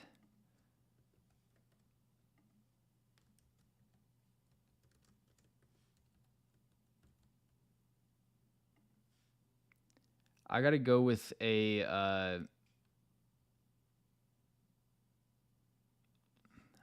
another D plus on this one. I think that Kalen Bullock is absolutely a swing for the fences. Very high ceiling, low floor safety prospect. He is a ball hawk. He's got really good instincts and coverage, good ball skills. He moves around the backfield like a defensive back. I've heard a lot of people say that there's NFL teams that view him as a cornerback on their board. And it makes sense based on his movement skills, his fluidity, his straight line speed, and his ability to change directions. But 6'2", 188 pounds, 32.5-inch arms, just a very lanky build. And there are some real limitations when it comes to like manning up a big tight end down the seam or holding up in the run game, anchoring against blocks. He has the physicality. He's willing to throw himself into contact, but if a blocker gets his hands on him, they can just steer him out of the play. He's also he's just a very undisciplined and unreliable player in both phases. He's given up 9 touchdowns in the past 2 seasons, but could have easily given up 15, 16 touchdowns. So many coverage busts and just missed assignments, getting tricked by switch releases and stuff like that, and then takes terrible angles as a tackler on the last line of defense. So if he can clean up some of the inconsistencies in his game, I think that he's got some high-end ball hawking potential as a true center fielding free safety, which we don't see very often. But yeah, man, he's a long way from I think being a starting caliber safety. So I knew this would happen. Pick 79, made it 78 picks, having watched every player. But we've got Matt Gonzalez out of Pittsburgh, who was injured this past season, that didn't end up getting to. So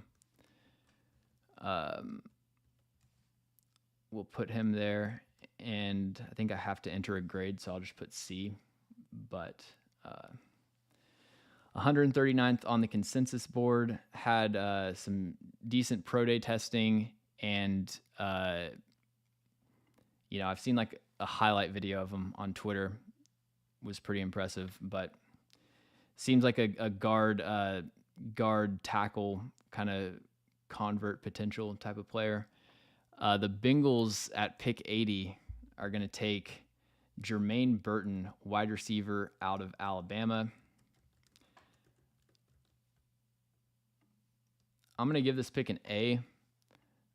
So purely based on the tape grade, Jermaine Burton is a top 40 player to me, and with the way receivers were flying off the board, like I think if he had no off-field concerns, he would be a first round pick. Like he has that level of talent really in every phase of playing receiver. He is fast, he's explosive, he's quick in and out of breaks. He can make breaks at extremely tight angles. Like some of the Texas A&M game was the first one that just shocked me. Some of the routes that he was running. But then he's extremely reliable at the catch point. I don't think he had a single drop this past season. Really good in contested catch situations. He can out physical people at the catch point, win difficult catches down the sideline. The problem with Jermaine Burton is that the off the field reviews seem to be just exclusively negative with him. He had that incident after the Tennessee game where he hit like a female fan that was storming the field that they got on camera. And then you also see on tape he's doing some Grayson Allen-esque stuff, kicking people in the you know what after the play, doing a lot of kind of like dirty stuff like that. And then you listen to people like Daniel Jeremiah or Dane Brugler talk about Jermaine Burton, and it's like it's like the worst stuff that you'll ever hear as far as just the coaches didn't like him, and there's most teams have him off their board, stuff like that. So I stuck him with a late third round grade just because I figured that's where you take a swing on this type of player. And that's what the Bengals did. I mean, it's a high reward move, and I like it with them potentially moving T. Higgins. Like if somehow Jermaine Burton ends up getting his head on straight, like, you could really be stealing some crazy value here. So I do really like that for the Bengals.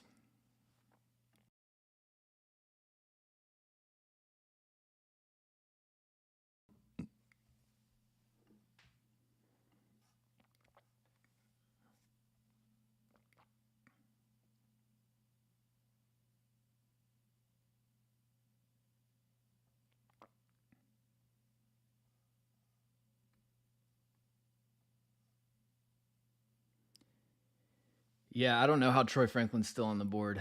It's surprising. Hey, thank you for the super chat, T Grant.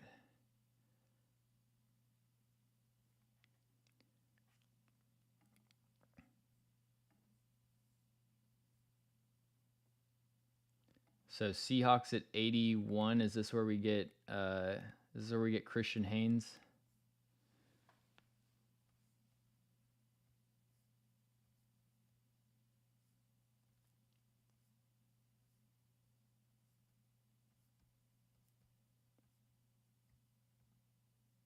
Yes, Christian Haynes to the Seahawks at pick 81.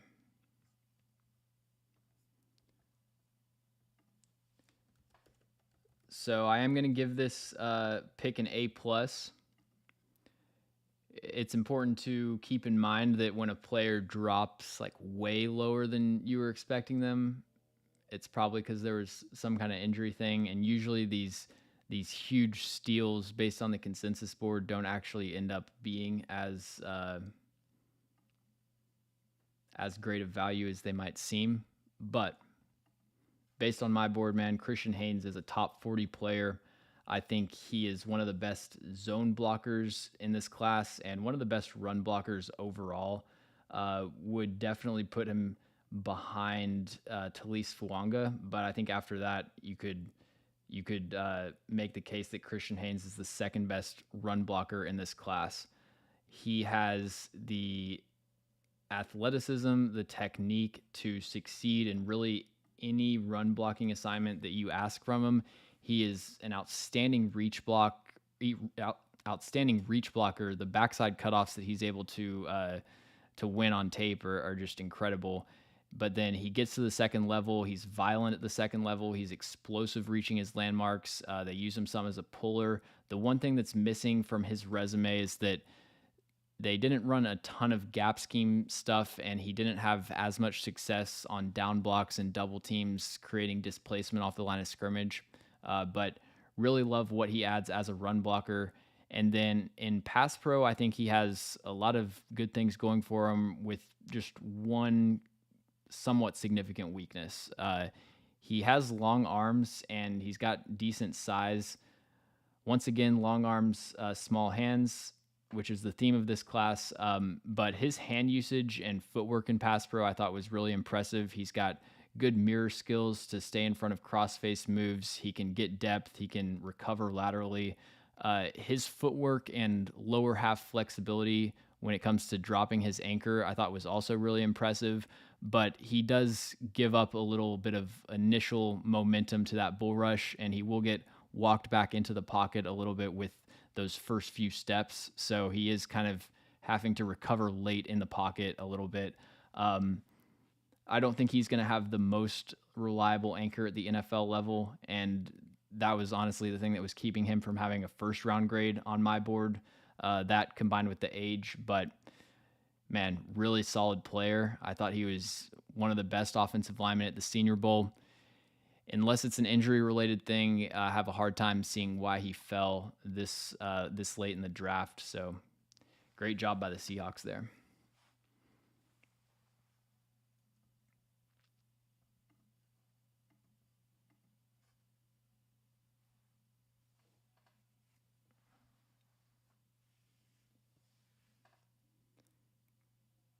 Tip Ryman to the Arizona Cardinals. Tight end out of Illinois.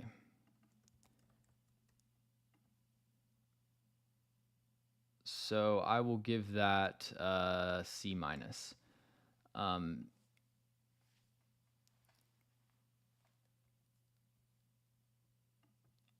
Honestly, I think that's D plus worthy.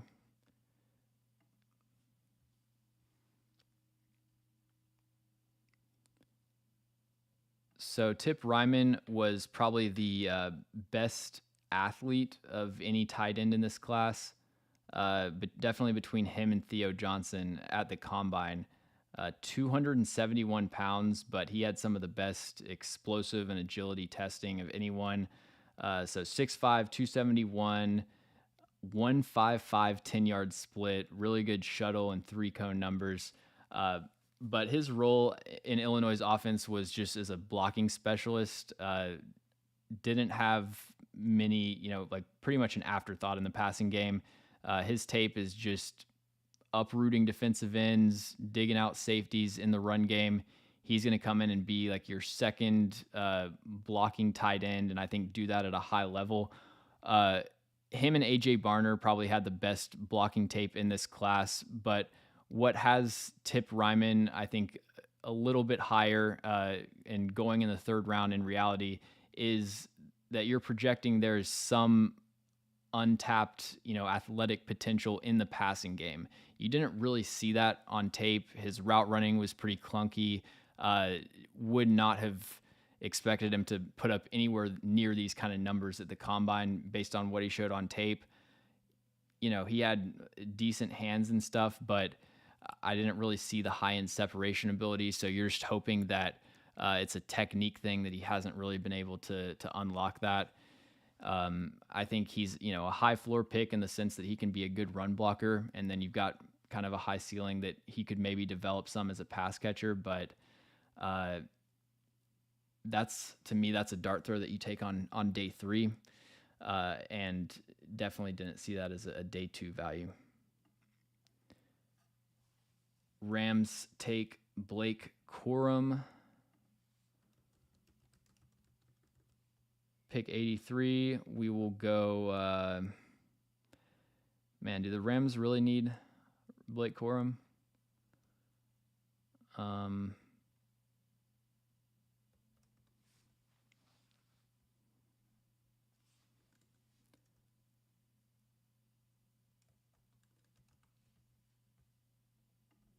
Yeah, I'm going D plus for Blake Corum and then D for Tip Ryman.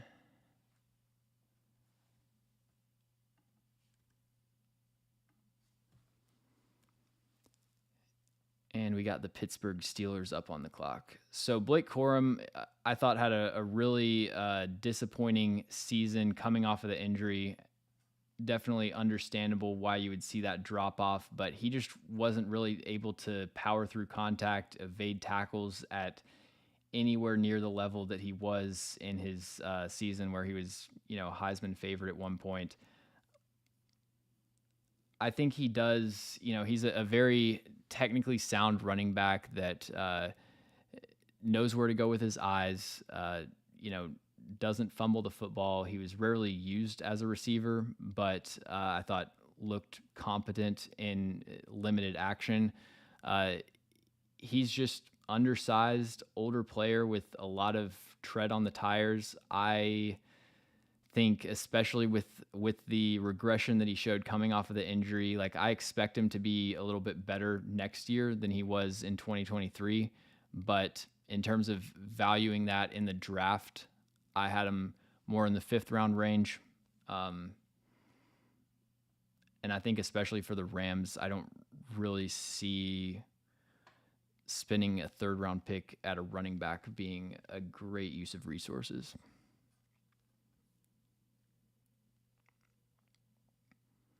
Who is the best press corner left? I think TJ Tampa and Elijah Jones. Honestly, the top 3 guys on my remaining list, Tampa, Jones, and DJ James, all different players. Elijah Jones and DJ James are more of the lighter mirror man coverage type of players, and TJ Tampa is a little bit stiffer, big zone corner. Steelers are taking Michigan wide receiver Roman Wilson with pick 84.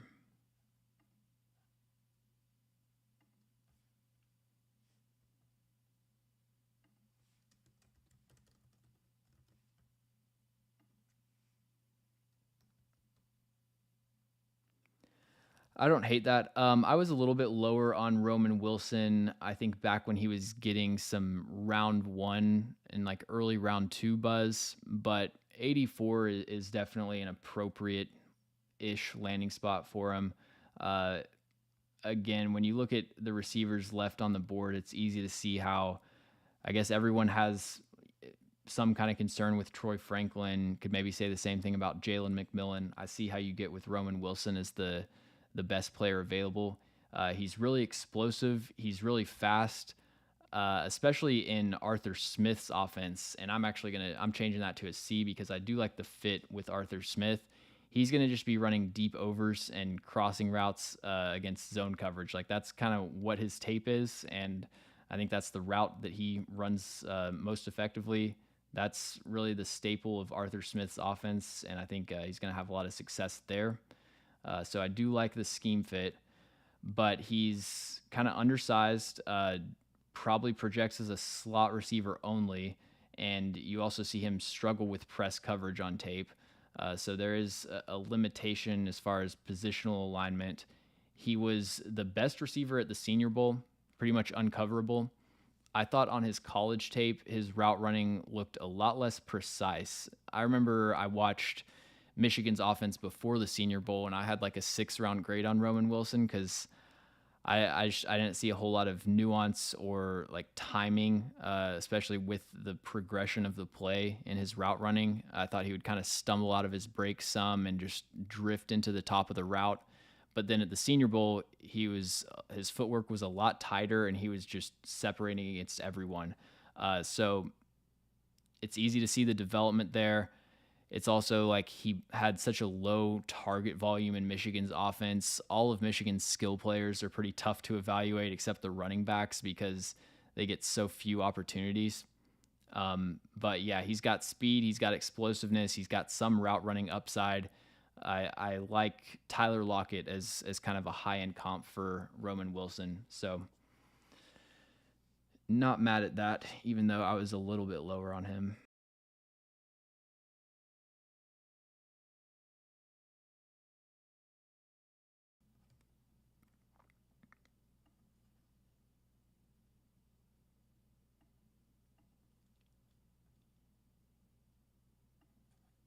we got the Browns on the clock right here.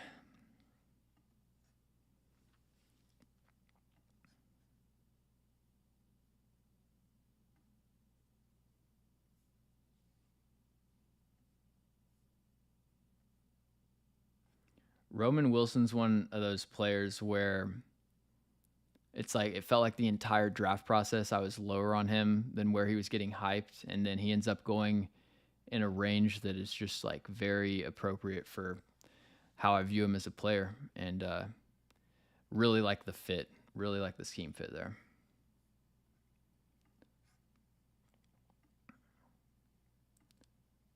Let's see who the Browns are taking. Who are the Browns taking? Browns are drafting Michigan guard Zach Zinter.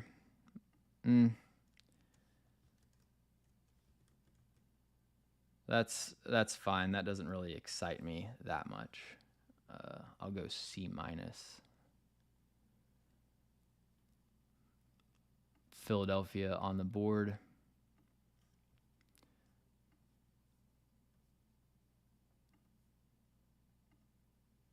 So Zach Zinter, 6'6", 309 pounds. I think he is the best pulling offensive lineman in this class. Not only does he consistently locate his target, but he is knocking people over as a puller at as high of a rate as you'll see. He has pretty good hand placement, does a good job getting his hands inside, very technically sound pass blocker and run blocker.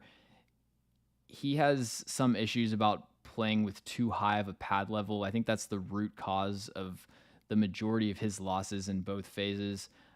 He can't really uproot a nose tackle that's playing with lower pad level and anchoring against his drive block. He also will get a little bit knocked off balance against power rushers. And his side-to-side movement skills aren't as fluid as you'd like to see. That's another area that he kind of struggles with. I had an early 5th-round pick because I think he's a technically sound player with good play strength and decent technique. It's just the upright pad level and the stiff lateral change of direction, I think, limits a lot of his recoveries and his ability to be consistent in the run game. He's the player that had the season-ending injury against Ohio State, so last year was cut short, didn't get any athletic testing for him.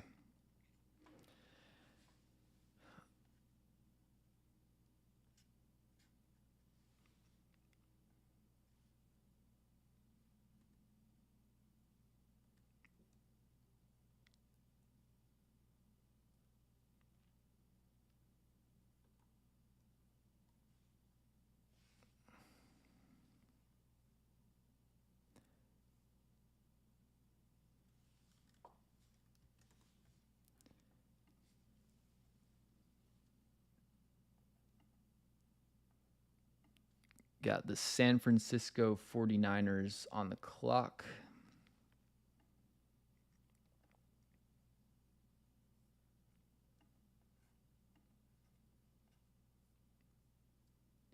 Yep, Michigan people. 3 straight Michigan players coming off the board. Eagles need Peyton Wilson. Yes, that would be a good fit. Seems like the NFL is... Seems like he's another player where the NFL is concerned about his injury history.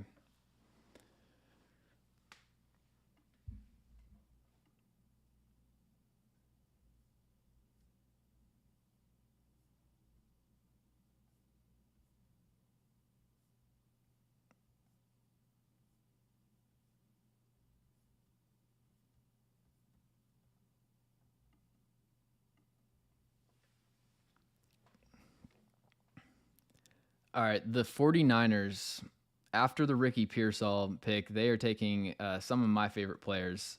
So at 86, the San Francisco 49ers get guard, tackle, center out of Kansas, Dominic Pooney. I'm going to go with an A. That is outstanding value. one of the highest graded players that was still available. And I think he has 5 position versatility. That gets said about a lot of offensive linemen. I think it's true with Dominic Pooney. He played left tackle for Kansas. He has a 100th percentile short shuttle, at least if you move him to guard, 4.40 flat. Did that at 6'5", 313 pounds, about 33.5-inch arms. Like I said, played left tackle for Kansas, but at the Senior Bowl, he was lining up at tackle, guard, and center, and pretty much lights out in the one-on-ones. There are some times that he'll allow like some late pressure. I feel like he leans a little bit too far upfield, but I think he just has the movement skills, the slide quickness, the nuanced hand usage, and the ability to play with physicality and patience in pass pro. Very effective at the second level. He can flush defensive linemen away from the play, especially on slants. Very similar to a player like Joe Alt, that just, if you're slanting away from them, he is gonna flush you like 5 yards down the line of scrimmage. So yeah, very solid player overall. And I love what the 49ers have done on day 2, adding Dominic Pooney, Renardo Green, getting some really nice value here.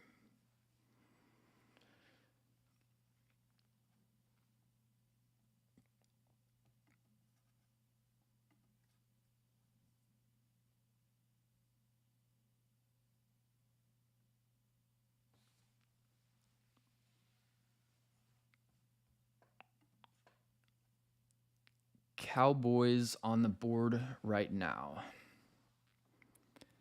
This could be the Peyton Wilson landing spot for sure.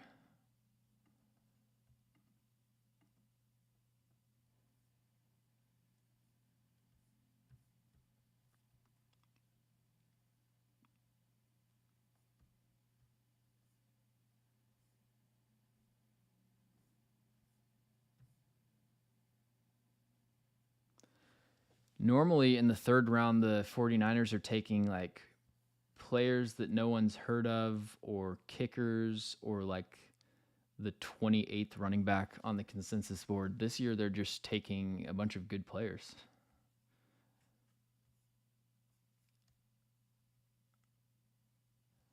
All right, so the Cowboys at 87 take Notre Dame linebacker Maurice Liufau. 154 on my board, so definitely a reach. But it's not like this is some stacked linebacker class, so I will be a little bit more lenient.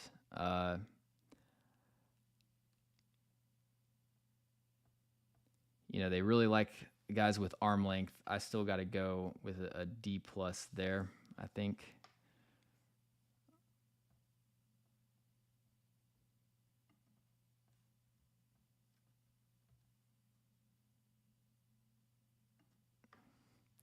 Very surprised that Liufau was a 3rd round pick.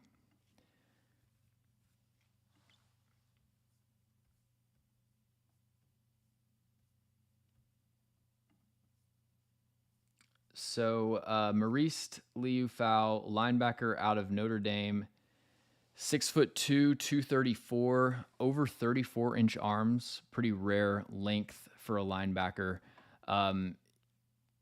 That translates to his ability to stack and shed blocks. I think stacks up with the best linebackers in this class. He has this ability not only to win battles one-on-one at the point of contact, but he can kind of swim and navigate through traffic, keep himself clean, really does a good job of using his hands to protect his frame in the run game. The one issue, though, is like sometimes he will be late to anticipate a block and he'll get blindsided by contact. That's the main time that he'll get knocked down or something. But when he's engaged in anticipating the block, he does a good job of keeping himself clean. As a run defender, I think, the main thing that he needs to fix is just his play anticipation, being quick to the ball. He's also not the most fluid linebacker changing directions. So as a wrap-up tackler, he can finish pretty consistently, but when the running back changes directions, he doesn't really have the fluidity and the foot quickness to mirror them in open space. And then in coverage, it's really interesting. Like he can get so much depth on some of these zone drops. There were a few reps where he got like 15 yards into the curl flat in the blink of an eye. Really surprising fluidity and range in coverage sometimes. But then you see that speed look like a weakness when he's trying to chase a running back to the sideline or keep up with a tight end or a slot receiver step for step. Very high effort player, but I just think there's a lot of inconsistencies with his game, play recognition, technique, and kind of a linear athlete with some tight changing directions. And I question whether he has that elite speed to really like chase perimeter runs. So I would have definitely gone in a different direction. If we're talking linebackers here, I think there were plenty of better options for the Cowboys. Peyton Wilson, Cedric Gray, Edifuan Ulofoshio would have been my picks.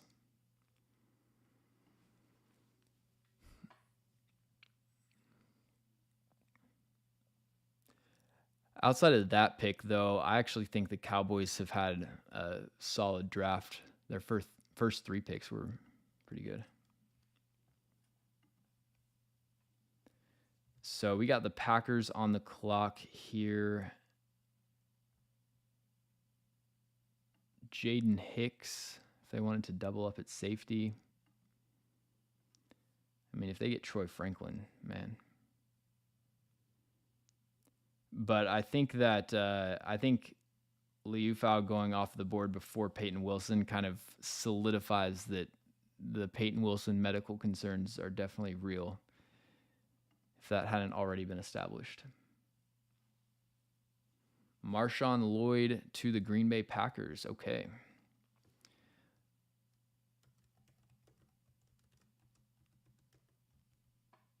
I know that's one of Marcus Whitman's least favorite players, so I'm sure he'll be happy about that. I'll give that a B-. Kind of like that pick. And then we've got Tyke Smith to Tampa Bay. I'll give that a B as well. So we've got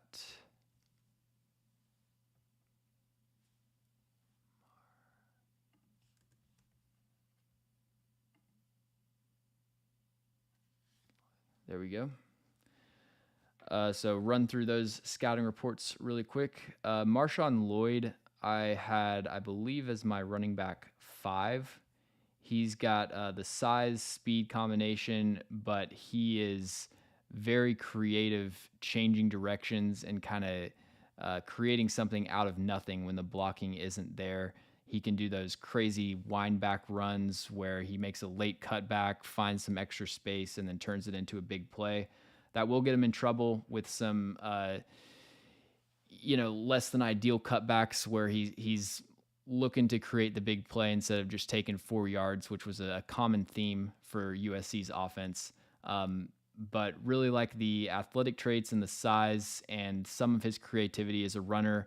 I worry about his fumbles. He has 8 fumbles for his career, doesn't have a lot of receiving experience, and then some really rough pass blocking tape where he's just getting launched in blitz pickup. So I think he has some deficiencies and is a pretty boom bust running back. But if he hits, I think he could be one of the better backs in the league. Tyke Smith at 89 for the Tampa Bay Buccaneers. I'm actually going to move that up to a B+. I think is appropriate. He is the best block shedding defensive back in this class. His ability to defend perimeter runs and screens and stack and shed tight ends and send them flying. It's incredible. You rarely see something like that for a player of his size. Really good run defender. Had some good ball production in 2023, 4 interceptions. Another Georgia defensive back that I thought played a little bit slower than his 40 time would suggest. Maybe they're boosting the 40 times at Georgia's pro day, but when he would get in man coverage situations deep down the field, vertical routes down the sideline, he would lose a step pretty often. So I don't know that I see him. He played mostly like a slot corner for Georgia's defense, kind of in the Brian Branch role. I don't know if I see him having slot corner versatility in the NFL, but just a really solid football player that is one of the most physical players in this class. My 80th ranked player, and they get him at 89 overall. So love the value. There we go. The Arizona Cardinals get Elijah Jones at pick 90. I got to give that. We'll stick with an A for now. Really like that pick. I think Elijah Jones is one of the more underrated corners for sure, but I think just players in general in this class. He is an older player, played for Boston College, but he had a ton of ball production this past year. He has the speed, he has the length, he has the lateral fluidity to play man coverage. He can press at the line of scrimmage, and then when it gets to the catch point, he plays the ball like a wide receiver, whether it's locating it deep down the sideline. He had an interception against Syracuse where it was just like a bang 8. He ripped it out of the receiver's hands. He's got the physicality and the finesse at the catch point to win consistently. His explosiveness from off coverage is another thing that stands out. He can close space quickly if it's, breaking on a hitch route, but also if he's playing something with outside leverage, say he's got a dig route from quarters with outside leverage, they cut inside. He's got that short area burst to close that space right off of the route break. That's where the quarterback's looking to throw it. It might look like he's going to be open, but then he can undercut that passing window. Got a couple pass breakups and I think 1 interception on that kind of play this past year. Concerns for Elijah Jones are just that he's an older player that's kind of got a stringy, lanky build. He's like the 3rd round version of Nate Wiggins in a way. I thought that Elijah Jones made some nice plays as a run defender. He had a forced fumble against Florida State that was a big momentum shifting play, but not very competitive playing off of blocks. He's kind of just content to hold contact and get walked back to the sideline a little bit. Not a whole lot of major negative plays in run defense, misfitting and stuff like that. I just didn't really see that level of engagement in the run game that you'd want to see, but love him in man coverage.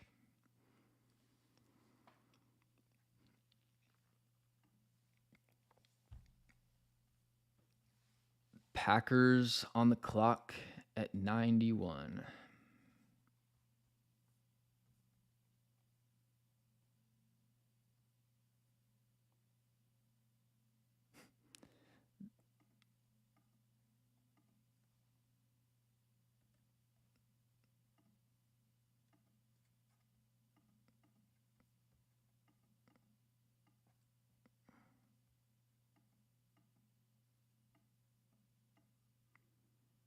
The Bears' new offensive lineman, old tweets have surfaced.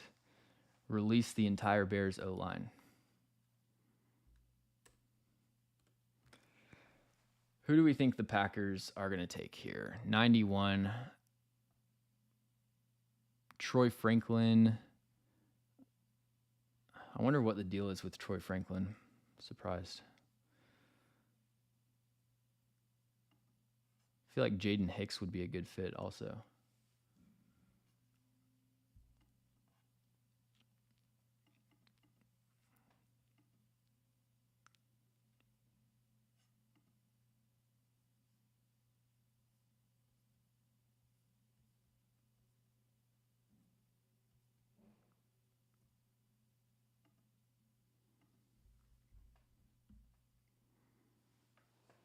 Packers select Missouri linebacker Tyron Hopper with the 91st pick. Yeah, teams are reaching on linebackers for sure. And especially if you've got Peyton Wilson off your board, that really restricts the pool of like possible players that you could select. So I don't know. These teams that reach on linebacker, it's like I get the need. I'm not going to give them anything lower than a D plus but man, I had a mid 6th round grade. Like Hopper wasn't even a top 200 player for me. Yeah, I've got to go D minus. I think it's really hard to have an F in the 3rd round because the pick isn't that valuable. But yeah, D minus for Tyron Hopper. Still a solid player, but a very inconsistent tackler, kind of an average athlete. I think he is a quick read and react type of linebacker. Definitely the type of player that could stick around just based off of his experience and kind of well-rounded skill set. I think Missouri trusted him with a very translatable coverage role to the NFL. It was a lot of like deep zone drops, carrying receivers vertically. They'd have him in man coverage some. They'd have him play in the hook zones. The problem is I don't think he was particularly effective in either of those roles. Like he doesn't really have the speed to carry receivers down the field. A lot of plays where he either got beat and gave up the reception, or he had to grab at the jersey and he got called for a penalty when he was asked to play those more deep coverage responsibilities. I think that he's got a pretty good sense for like playing off of blocks, but just doesn't have the length or overall physical traits to be that efficient of a block stack and cheddar. So yeah, I really see as just kind of an average low end potential starting linebacker. And I would definitely say qualifies as a pretty major reach.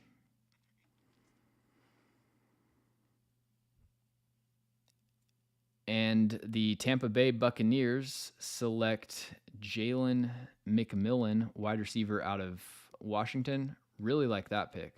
I think that's great value at 92. I'll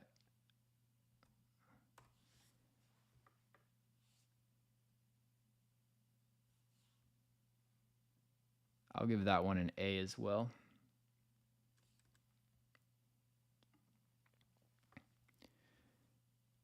And we got Baltimore on the clock. So Jalen McMillan is a very well-rounded athlete. He doesn't have elite size. I think he projects as more of a big slot. But he's a smooth, deceptive route runner. He does a really good job of making life difficult for a corner that's playing off coverage. If you've got, 8 to 10 yards of cushion pre-snap and you're squared up to Jalen McMillan, there's going to be some sort of rocker step, some sort of, head fake or just little nuance that's going to make it more difficult for you to anticipate his break, get a read on where he's going, and ultimately mirror him down the field. Tested pretty well. I thought he was kind of an average to below average athlete on tape. His yak ability is nothing really to write home about, and I don't think he is. I don't think he's that effective playing through contact at the catch point. Has decent arm length, and overall his size is pretty solid, but I don't really think he powered through physicality that effectively. That was the main thing that was holding back his grade, but I think he's a very talented route runner. And if he can get a little bit stronger at the catch point, you've got like a high-end wide receiver 2 type of player. Regardless, excellent value at 92, and like him a lot better than most of these picks.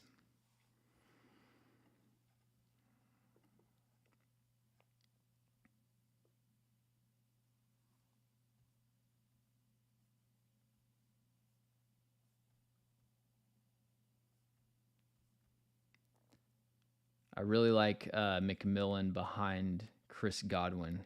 It's a good fit.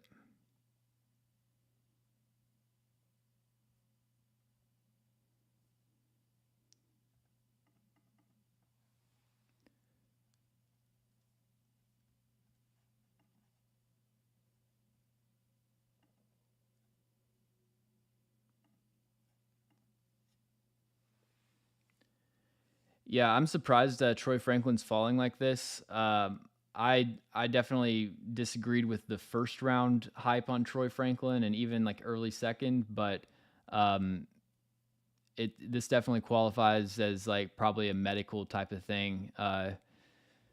Because I mean, I'd seen Lance Zierlein say that Troy Franklin's someone that could potentially sneak into the first round. Um, so yeah, really surprised he's falling.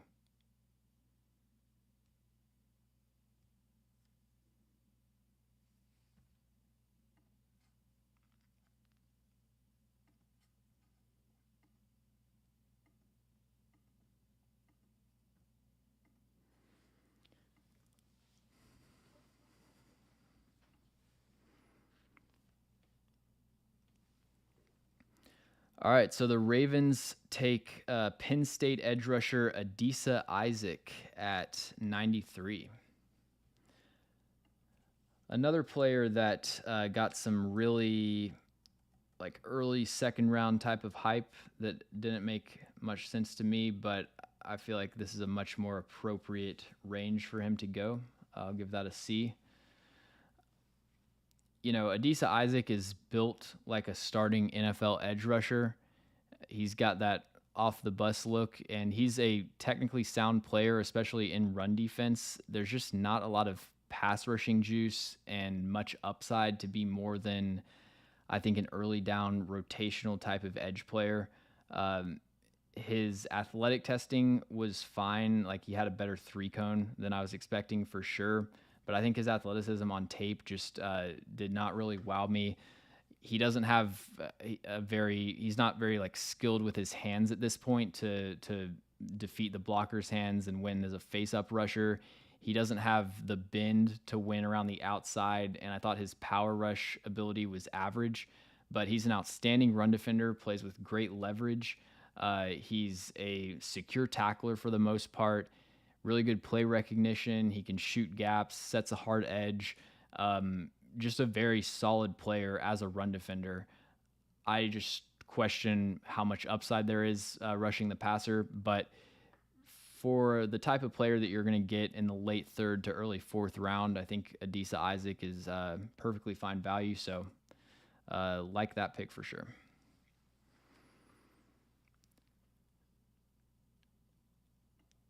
94 is the Eagles.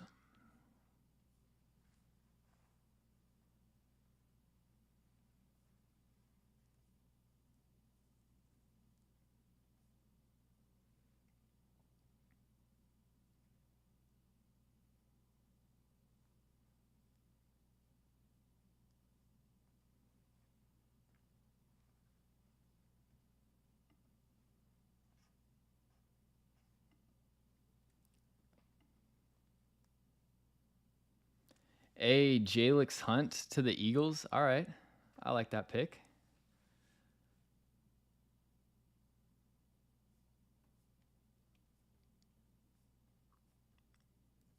I like that pick for sure.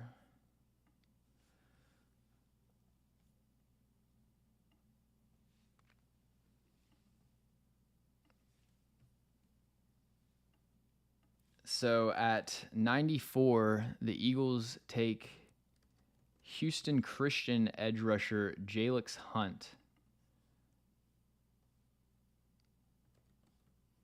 And I will give that a B. I'm actually going to give that a B. I really like that pick, and I like the fit there. So Jalix Hunt is a very interesting player. He 2 years ago was a safety for Cornell, transfers to Houston Christian, has a growth spurt where he moves to the edge, and he was just dominant this past year. He's got a really enticing athletic profile and skill set already as kind of a, I don't even want to say project, more of just like a developmental edge. So he's just under 6'4", 252 pounds. He does need to fill out his frame, but he's got over 34-inch arms, ran a 4.64, had a 37.5-inch vertical and a 128-inch broad jump. He's got the explosiveness, the straight line pursuit speed to close in on the quarterback. And there's a lot of plays on his tape, especially given the level of competition, where he's just outrunning tackles for sure. But he actually has some pretty advanced hand usage for a player that is so new to the edge position. Like he'll use a cross chop, he'll use a double swipe, a speed chop, and then he can also generate some power with his bull rush. Now he doesn't have elite play strength, but that explosiveness and the flexibility to create leverage allows him to create some knockback into the pocket. I thought his bend at the top of the rush wasn't great, probably average, I would say. And then the main thing that he needs to improve is just filling out his frame and being able to hold up in the run game, even against really weak levels of competition. He's getting walked back to the sideline like by a tight end. He can't hold up on early downs at this point, and I don't know that he's good enough with his hands to hold up, win a ton as a pass rusher right now. But he's at a good starting point. If he can just tighten up his hand placement a little bit, rushing the passer, this guy could be a true weapon. The Bills on the clock. Take DeWayne Carter. Okay. Where did I have DeWayne Carter? Yeah, 139.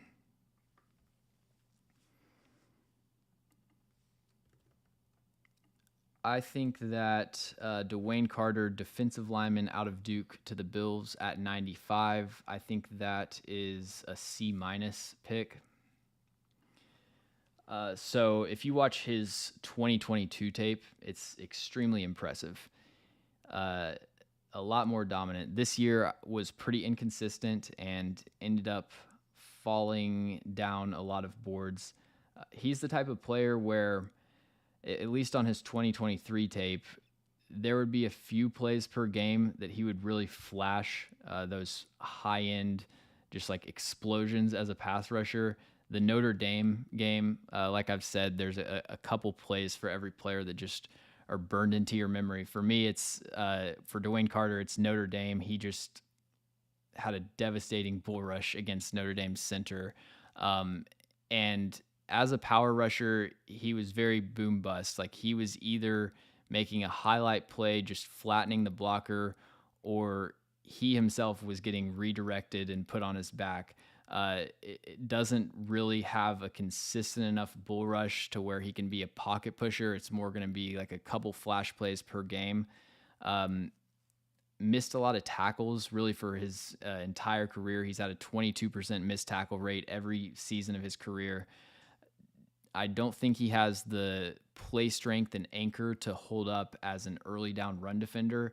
So you're kind of left with a slightly above average athlete that has some flashes as a pass rusher, but hasn't really put it all together and like developed that complete skill set. He is a 3-time team captain, hasn't missed a single game in the past 3 years. So you get some reliability there. I don't have a major problem with this pick. Probably not what I would have done, but I do see the developmental upside.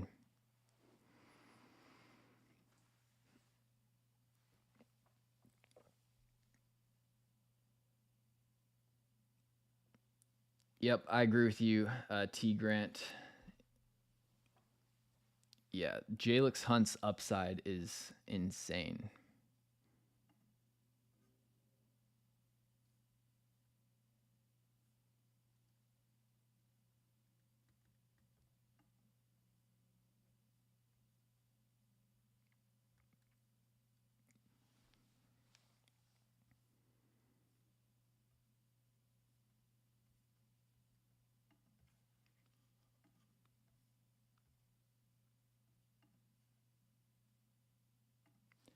Jags on the clock at 96.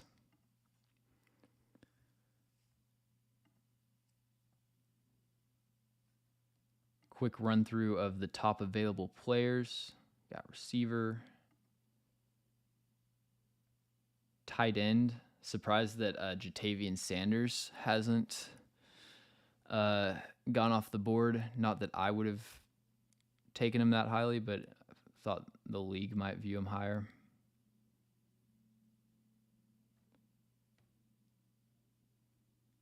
Glad to see Tyke Smith was a 3rd-round pick.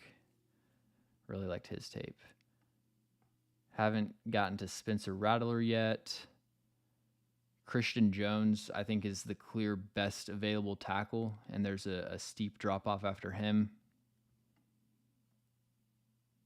Mason McCormick, Christian Mahogany, some other names. Jalen Wright, expected him to be picked earlier than this. Mekhi Wingo ran a crazy 40 time. And then you got TJ Tampa, the Auburn corners I really like. So Jags pick is in, and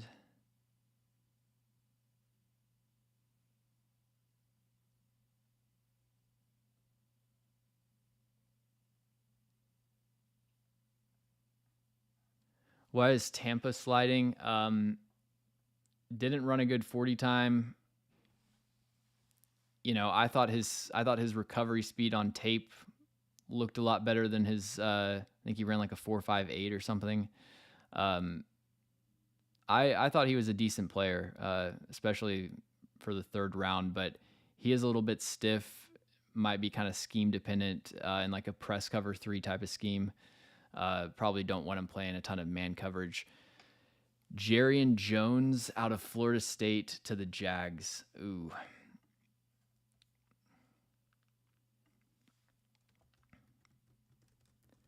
Yeah, with the cornerbacks that were available and like even the slot corners. There's too much talent on the board for me to justify Jarrian Jones at 96. I'm going to go D because I do at least see the developmental upside here, and I see the high-end potential. But Jarrian Jones with, all of these other corners, Chris Abrams-Draine, like, come on, DeCamarion Richardson ran a 4.34. He's got 32-inch arms, 6'2". That's your type of corner, Trent Baalke. But we will look at Jarrian Jones' scouting report quickly. He's very explosive. Some of the breaks that he's able to make to undercut passing windows were really impressive. He's got good top speed. Really, like from a speed acceleration perspective, he's got it. I just don't think he really plays sticky man coverage. He gets kind of manipulated by complex and creative footwork. And I didn't think the response time anticipating breaks was where it needed to be. Inconsistent tackler. And if he becomes a more technically sound player in man coverage, I think he could definitely exceed my ranking for sure, because he's got the straight line explosiveness and plays special teams. But I thought this range of the draft, there's just so many other corners that I would have taken over Jarrian Jones. Hard for me to justify that. So the Bengals are going to double up at defensive line and take McKinley Jackson, nose tackle out of Texas A&M.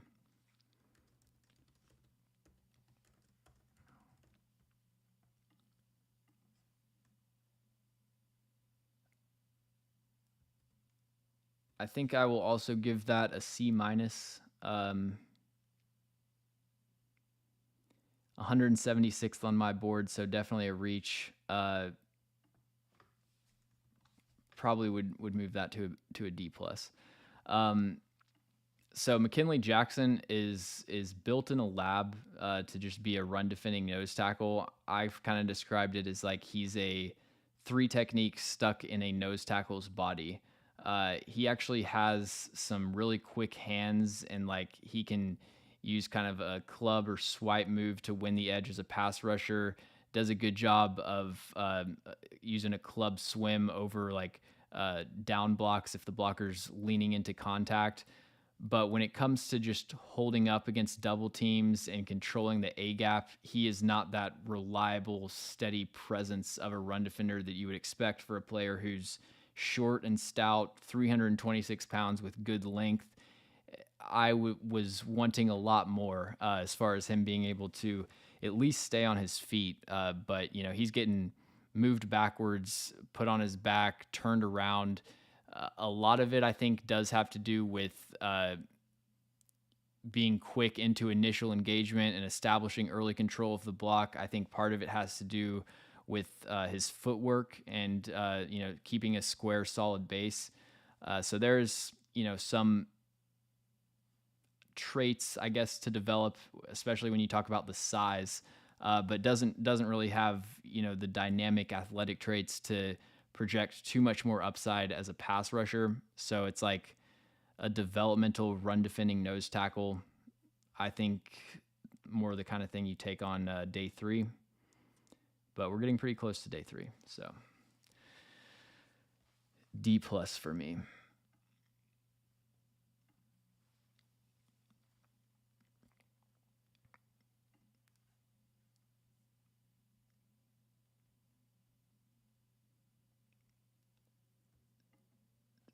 Steelers pick is in.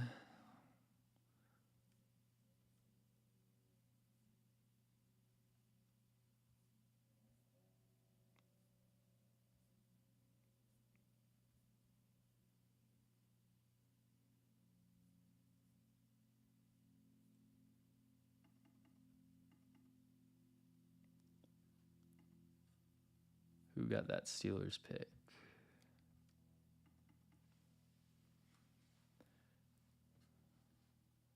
Troy Franklin and Brandon Dorlus are still on the board. Interesting.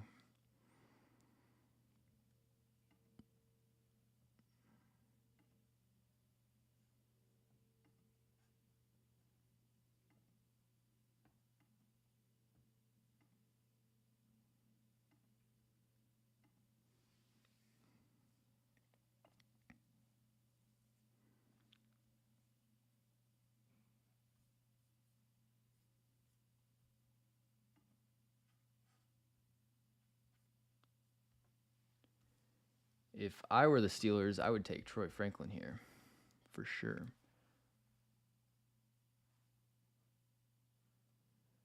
So apparently Peyton Wilson doesn't have an ACL in one of his knees, which Tyjae Spears had the same thing last year. I guess he's just built different.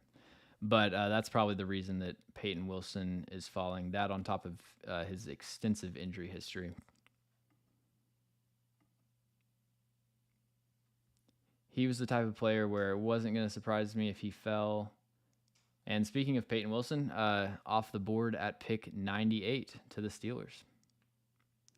All right. Well, I got to give it an A+ just because of the quote-unquote value, but, probably is a reason why he fell because of his injury history. But as a player, I really like Peyton Wilson and think this is incredible value for a team that needs a linebacker for sure.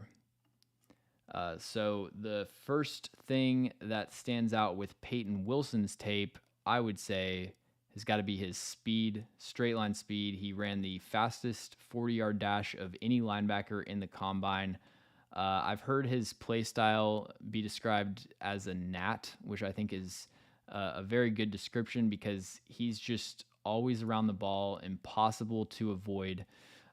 He plays with relentless pursuit, and he's got the elite speed to get where he's trying to go. There's so many chase down tackles. There's so many tackles on his tape where he might line up in the slot or outside on the edge, outside of the frame of the all-22 angle, and then the running the run play goes away from him and he's still chasing it across the formation, flying back into the picture, making the tackle like 4 yards past the line of scrimmage.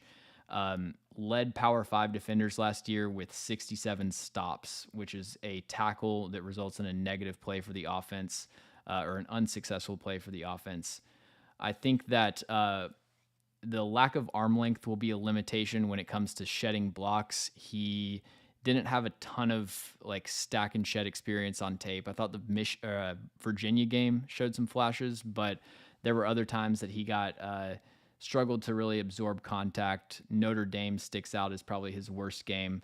I liked the flashes that he showed in coverage, but another player that had a pretty elementary coverage role as far as like a lot of QB spy reps and stuff like that. So I think based on the tape, he's a top 50, top 60 type of player. Has a pretty serious injury history, so I understand why he falls for sure. But great job by the Steelers to pick him up at 98. Rams at 99 get Cameron Kinchens, safety out of Miami. I think that Cam Kinchens, I do like that fit. I'll go with a C. I'll go with a C there for the Rams.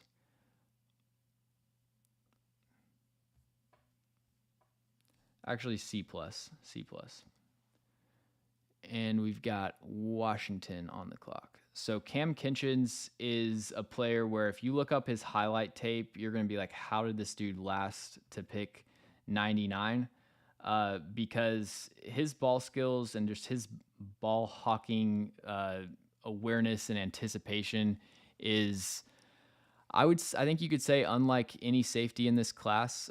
Maybe stacks up with a player like Tyler Nubin, but like he's got some truly high quality interceptions on tape. There'll be, making plays on the sideline from center field. He'll be just pouncing on underneath routes, taking it back to the house. He has 11 interceptions in the past 2 seasons, extremely productive. But the counter to that is that he also gives up a ton of plays, and he will, abandon his coverage assignment. He'll, hunt for a big play and just guess on a route, get burned deep. He'll take really bad tackling angles, and then he doesn't have the elite recovery speed to get himself out of trouble when he kind of overextends or, loses his positioning. So a very like boom bust safety prospect that doesn't have the elite athletic traits that you look for in that type of player. Like Kalen Bullock, is so much faster and rangier than him.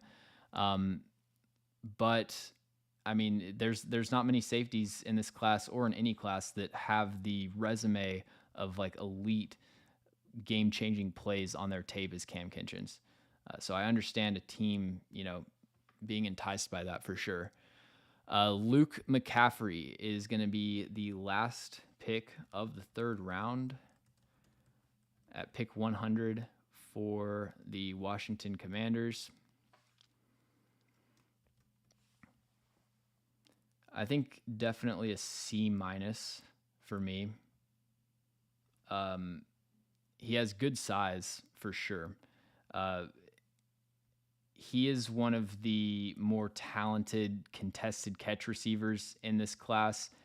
He has some reps on tape where it's like high pointing the ball and using his size to his advantage to just out physical someone at the catch point. But I think the more impressive part of his tape is what he can do as far as like focusing and tracking the ball in tight windows where he's like laying in the corner of the end zone, having to make a difficult adjustment to the sideline. The ball is like falling in a short area, that sort of thing. Really impressive in that area. I just didn't see the change of direction skills or the suddenness to really be a separator on the horizontal plane in the NFL level. I think he has played mostly in the slot, so limited experience against press coverage, and there were times that he was getting jammed up by contact when he was facing it. Tested pretty well, but I just didn't really see a dynamic athlete, so I had him as more of a 5th-round pick, but go with a C- there for the Washington Commanders. All right. I appreciate everybody joining the stream. I will have reactions to every team's class up on the channel. Hopefully over the next 4 or 5 days, we'll do grades for every team, splitting it by division, and appreciate you all